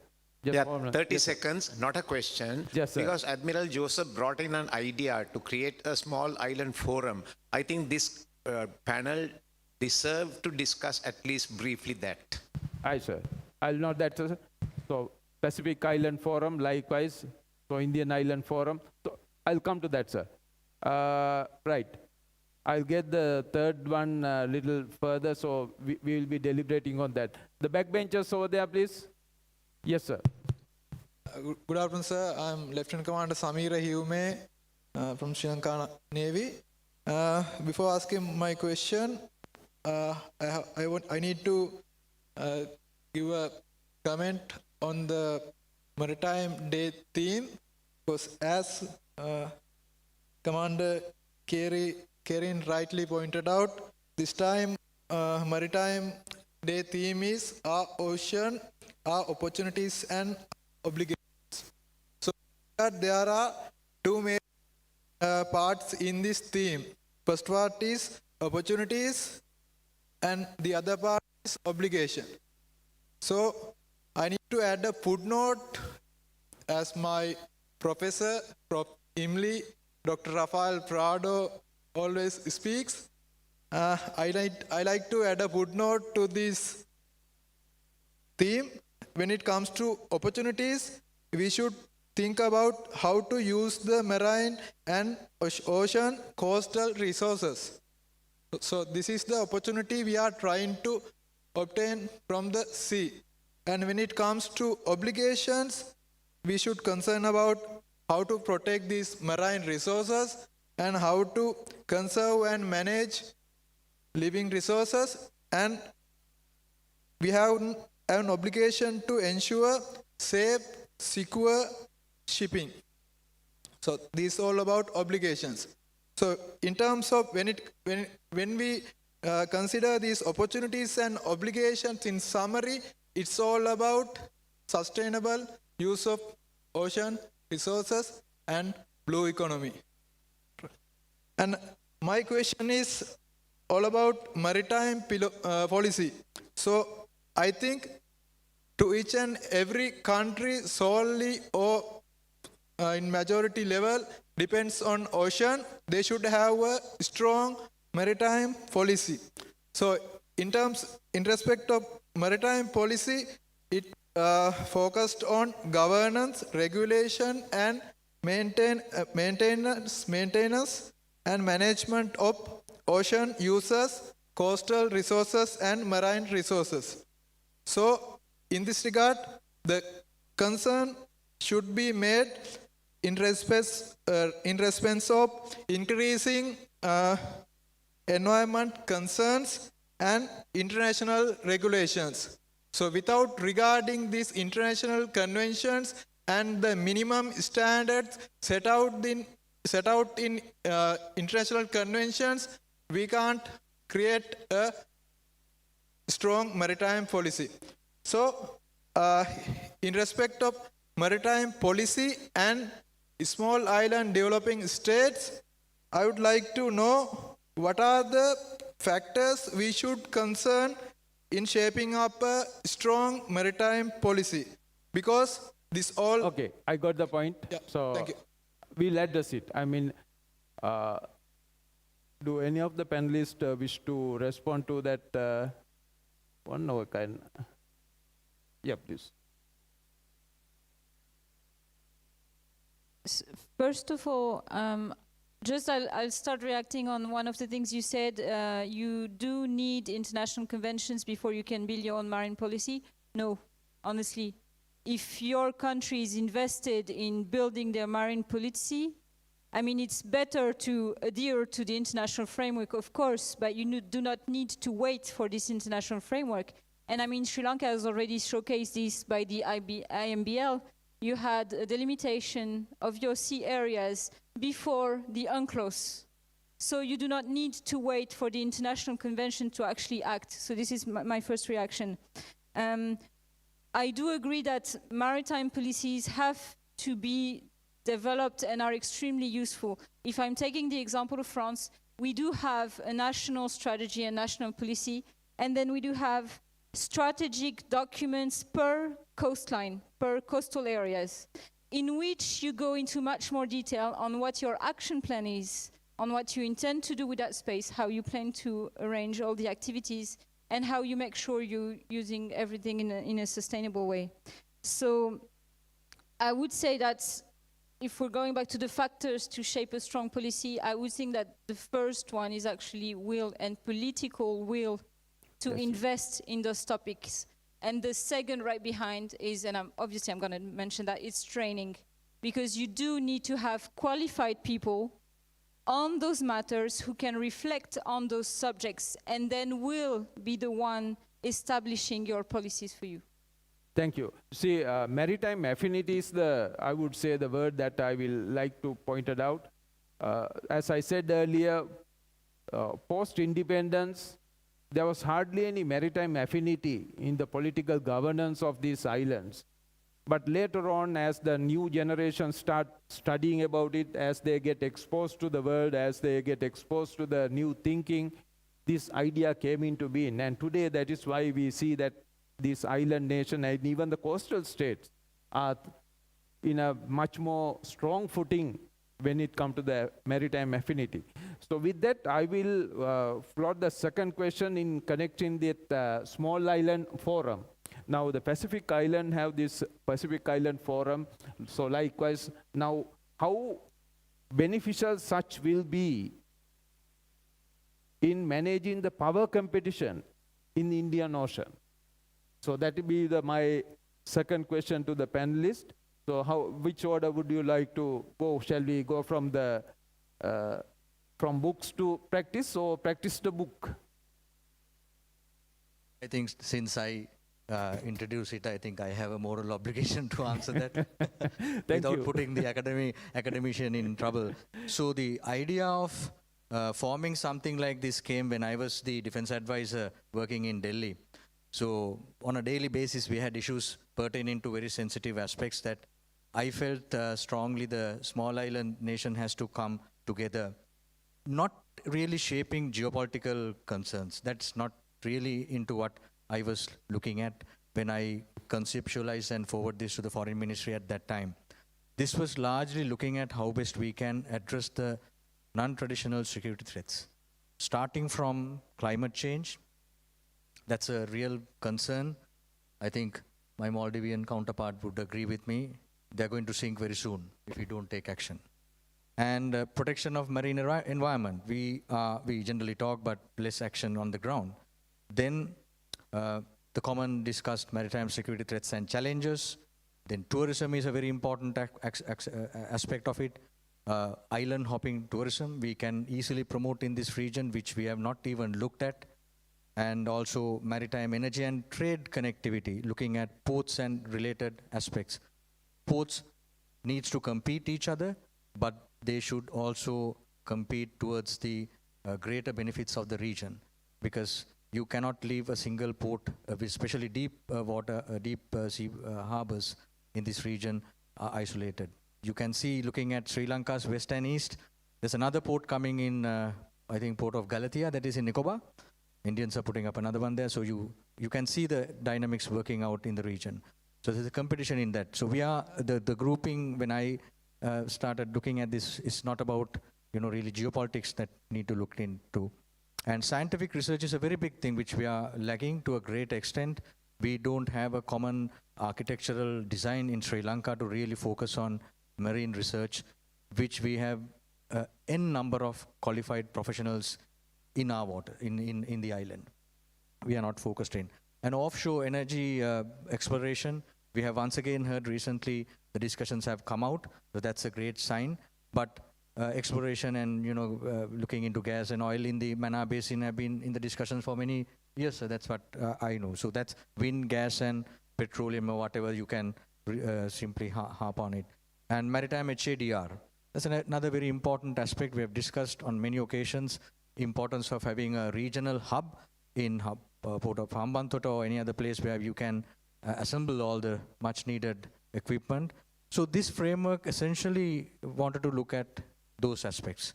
So if we are good in, first finding solutions to our own inherent issues, I think we are good in many ways. So that's what the idea that I had when I conceptualized this. Thank you.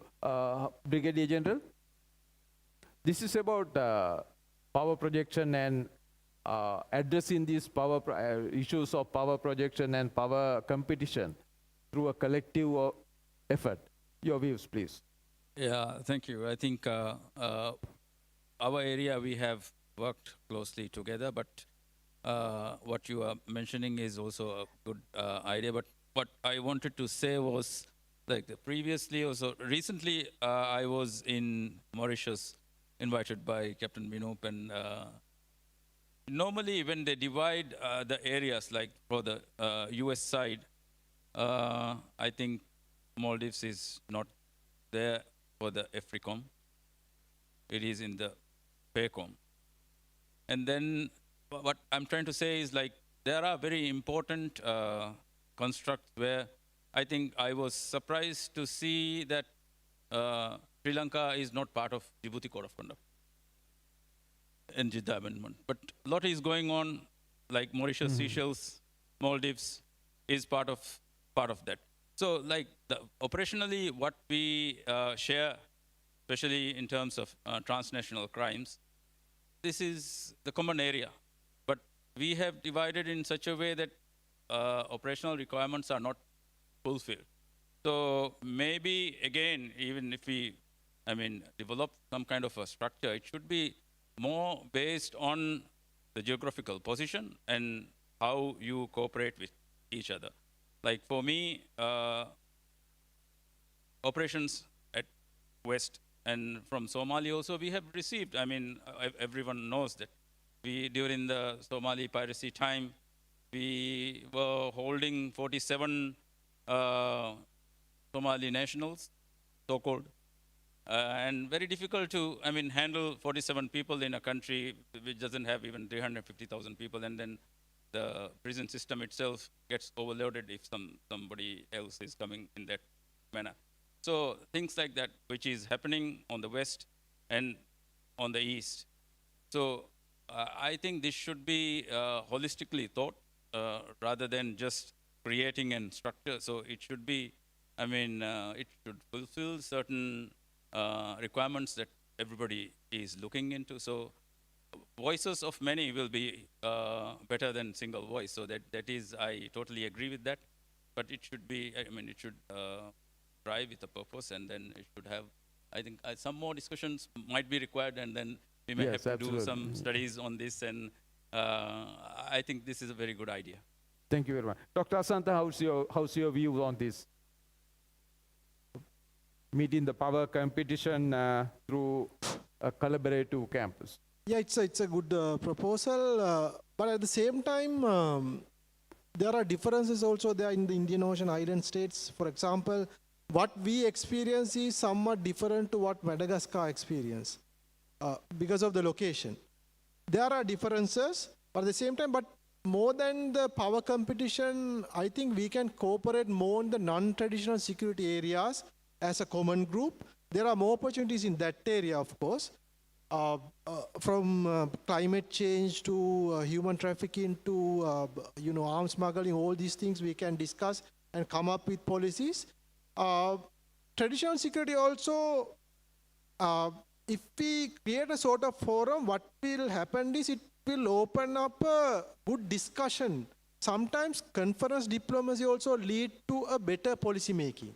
It's better than nothing. And at the same time, from a Sri Lankan perspective, if you take the Indian Ocean island states, if you take out maybe Singapore, we are the largest economy as an island state in this part of the world. And Sri Lanka can also play a leading role in a forum like that. And add to that, one area that also can work on that is to commonly we can identify the gaps in areas, what we have to improve. And to fill that gap, maybe these discussion forums will give opportunities to fill that gaps that will ultimately contribute to better policies in the future. That's my take. Thank you, Doctor. So let me go to Commander Ken, please. If I rephrase the question properly, it's maybe how islands choose to act within this competition context. I'm going to get back to the notion of agency that I mentioned earlier. I think the idea would be, in this context of changing dynamics, make the best of it. Do not depend on one single partner, but multiply your partnerships to make sure that you have access to the better of every options available. Use the regional organization to amplify voices and reduce the asymmetry. I mean, when we're all together like this in a room, every voice counts, and we're not asking you what's the size of your country or your island in order to have a discussion. We're having a discussion. Invest in human capacity. I know I'm insisting on that, but knowledge and training and research, as the Admiral just mentioned, are paramount, because if you have that knowledge, you also get a position of strength in dialogue, because you're one of the knowledgeables. You're one of you know things and you know how you can make your voice heard on the topics that matter. So I think even though there's this changing dynamics that we've been discussing for the past 2 days, there's, once again, it's an optimistic, or staying in the optimistic perspective we mentioned earlier, but it's really important to take this into account, that all the small islands, whether geographically or how you want to mention, but do have the power to decide how to position themselves in this competition context. Thank you. Well, ladies and gentlemen, I'm sorry, I'm just 3 minutes from closing time, the time allocated to me. I took, it was a great pleasure and a privilege for me to have moderated you, the panel, and at the same time, the audience. See, ladies and gentlemen, this is all about Galle Dialogue. Galle Dialogue carry forward the legacy of this island nation of facilitating the ideas, the viewpoint, discussion of anyone that is coming from the far west or far east. Just as our forefathers done it, we also facilitate all the opinion and expressions. So taken all this into account, we will be framing our next step, our future and our maritime governance to ensure that the Indian Ocean keep its identity and Indian Ocean flourish.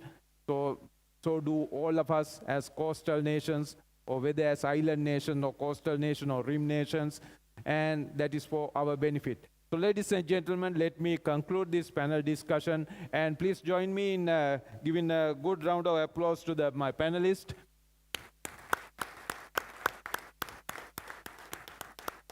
And I would like to thank the audience also for tolerating my questions to you. The 1% now time, so I hope everybody has a good session and everybody has a good understanding about the issues. Opinions were expressed, and at the same time, we were open in all forums. So thank you very much, and over to the MC. Thank you very much, Rear Admiral Y.N. Jayaratna, retired, for moderating this session, and the 4 speakers for presenting their papers, which encompass the theme comprehensively. Ladies and gentlemen, may I now take this opportunity to invite Commander of the Sri Lanka Navy, Vice Admiral Kanchana Banagoda, accompanied by the Director General Engineering of Sri Lanka Navy, Rear Admiral Hasanta Dasanayaka, to hand over the mementos to the moderator and the speakers, please.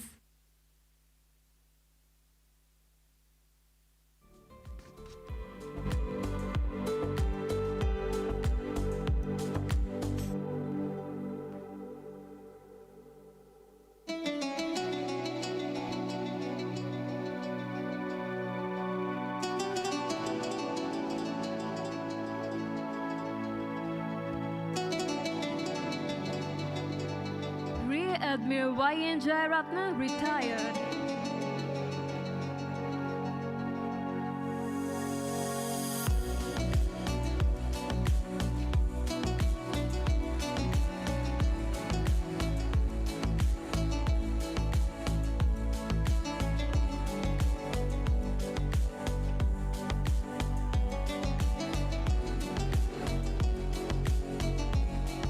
Brigadier General Mohammed Salim, Commandant, Maldives National Defense Force Coast Guard, Maldives.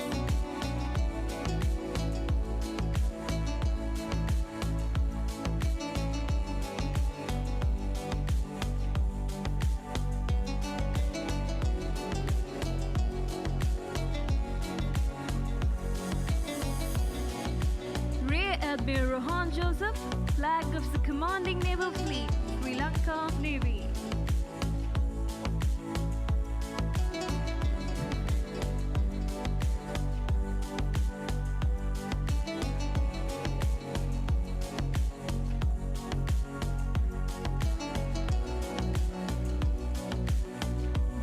Shanta Seneviratna, Faculty of Defense and Strategic Studies, Kotalavala Defense University.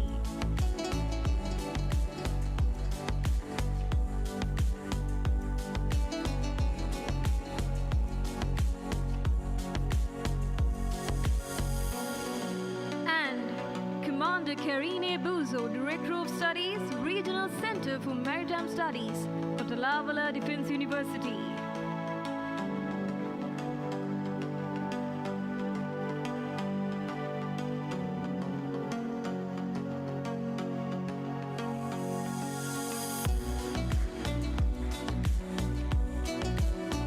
Thank you very much, sir.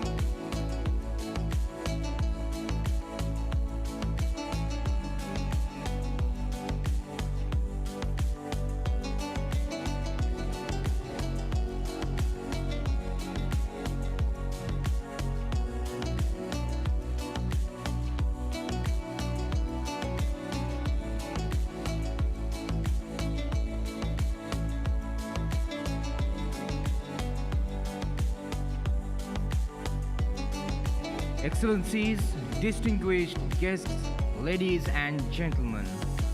After 2 days of meaningful retrospection, fruitful collaboration and insightful discussions, we have now come to the end of the Galle Dialogue International Maritime Conference 2025. May I now respectfully invite the Commander, Northern Naval Area, and the head of the steering committee of the Galle Dialogue International Maritime Conference 2025, Rear Admiral Buddhika Lianagamage, to deliver the vote of thanks. Over to you, sir.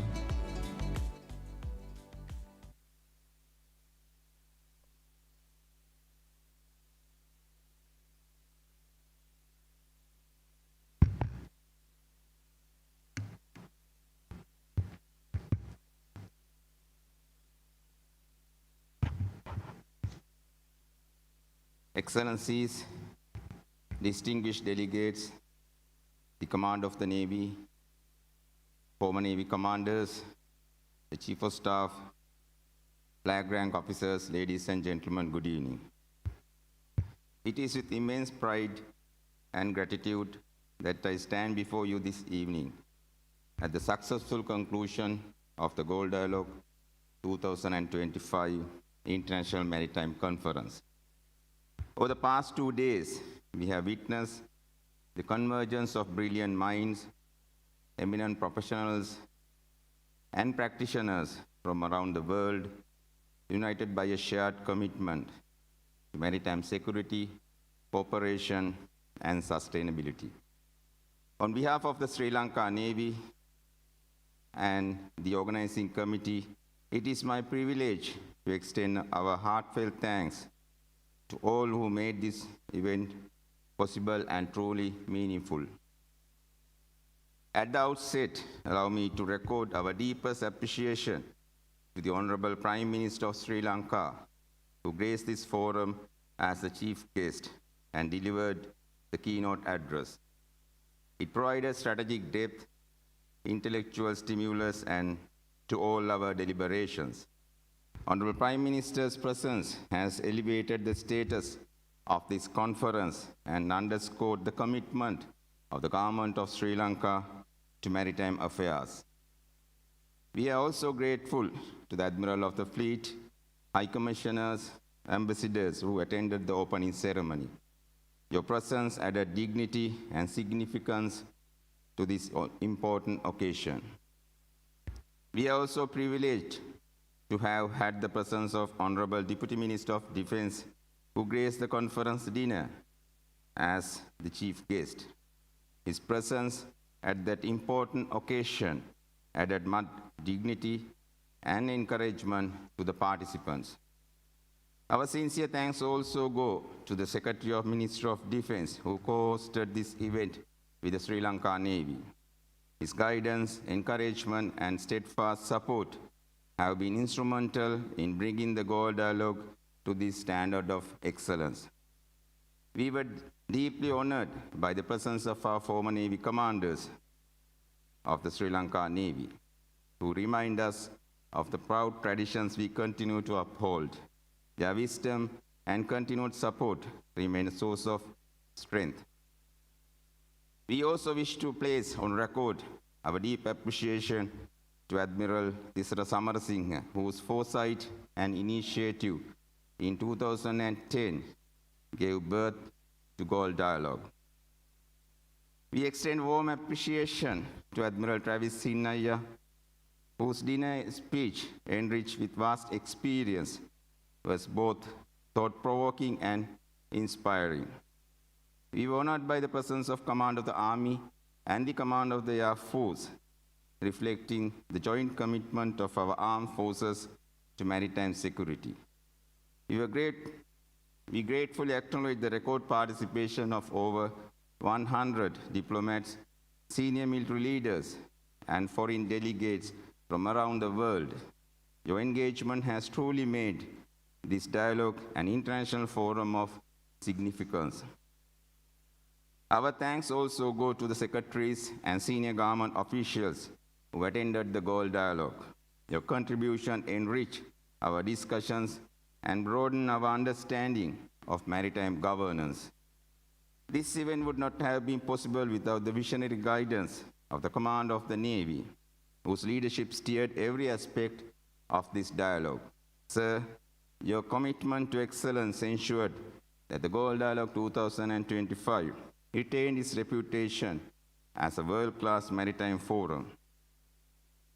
Special gratitude must also be conveyed to the Chief of Staff of the Sri Lankan Navy, who served as the overall coordinator. Sir, your meticulous planning and leadership ensured that the hundreds of details that go into hosting such a large event were executed seamlessly. Ladies and gentlemen, turning to the intellectual content of this dialogue, let me express our gratitude to the many individuals who enriched this forum, to the moderators of each session who guided discussions with expertise and impartiality. Thank you for maintaining the intellectual rigor and ensuring productive outcomes.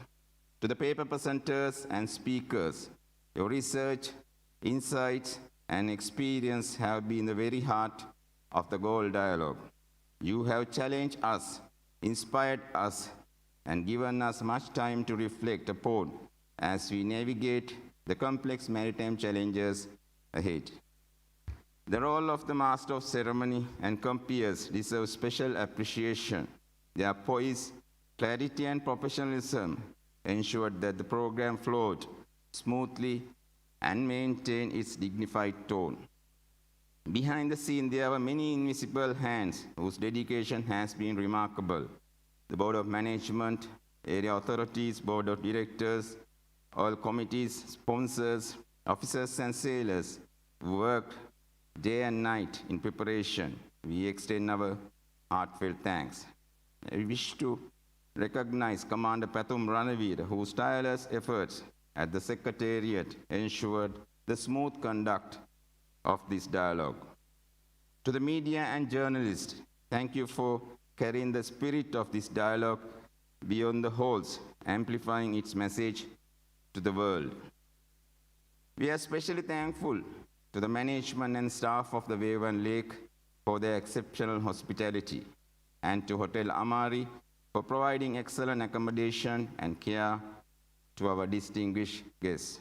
Our thanks also go to the Sri Lankan Navy Band for their excellent performances, which added color and dignity to this event. Ladies and gentlemen, the Galle Dialogue is more than a conference. It is a symbol of cooperation and friendship across oceans, and a reflection of our shared aspiration for peace, security, and prosperity in the Indian Ocean and beyond. Over the past 2 days, we have explored vital themes: maritime governance, security, sustainability, blue economy, and environmental stewardship. Though our nations differ, one truth is clear: the oceans connect us far more than they divide us. As we close, let us take forward not only the ideas exchanged, but the relationships forged. Let the spirit of Galle Dialogue continue to guide our navies, our nations, and our people towards greater understanding and stronger cooperation. On behalf of the Sri Lankan Navy, I once again extend my heartfelt gratitude to all dignitaries, participants, partners, and supporters. Your presence and contributions have made the Galle Dialogue 2025 a memorable success. Thank you all, and I wish you safe travels fair winds, and following seas.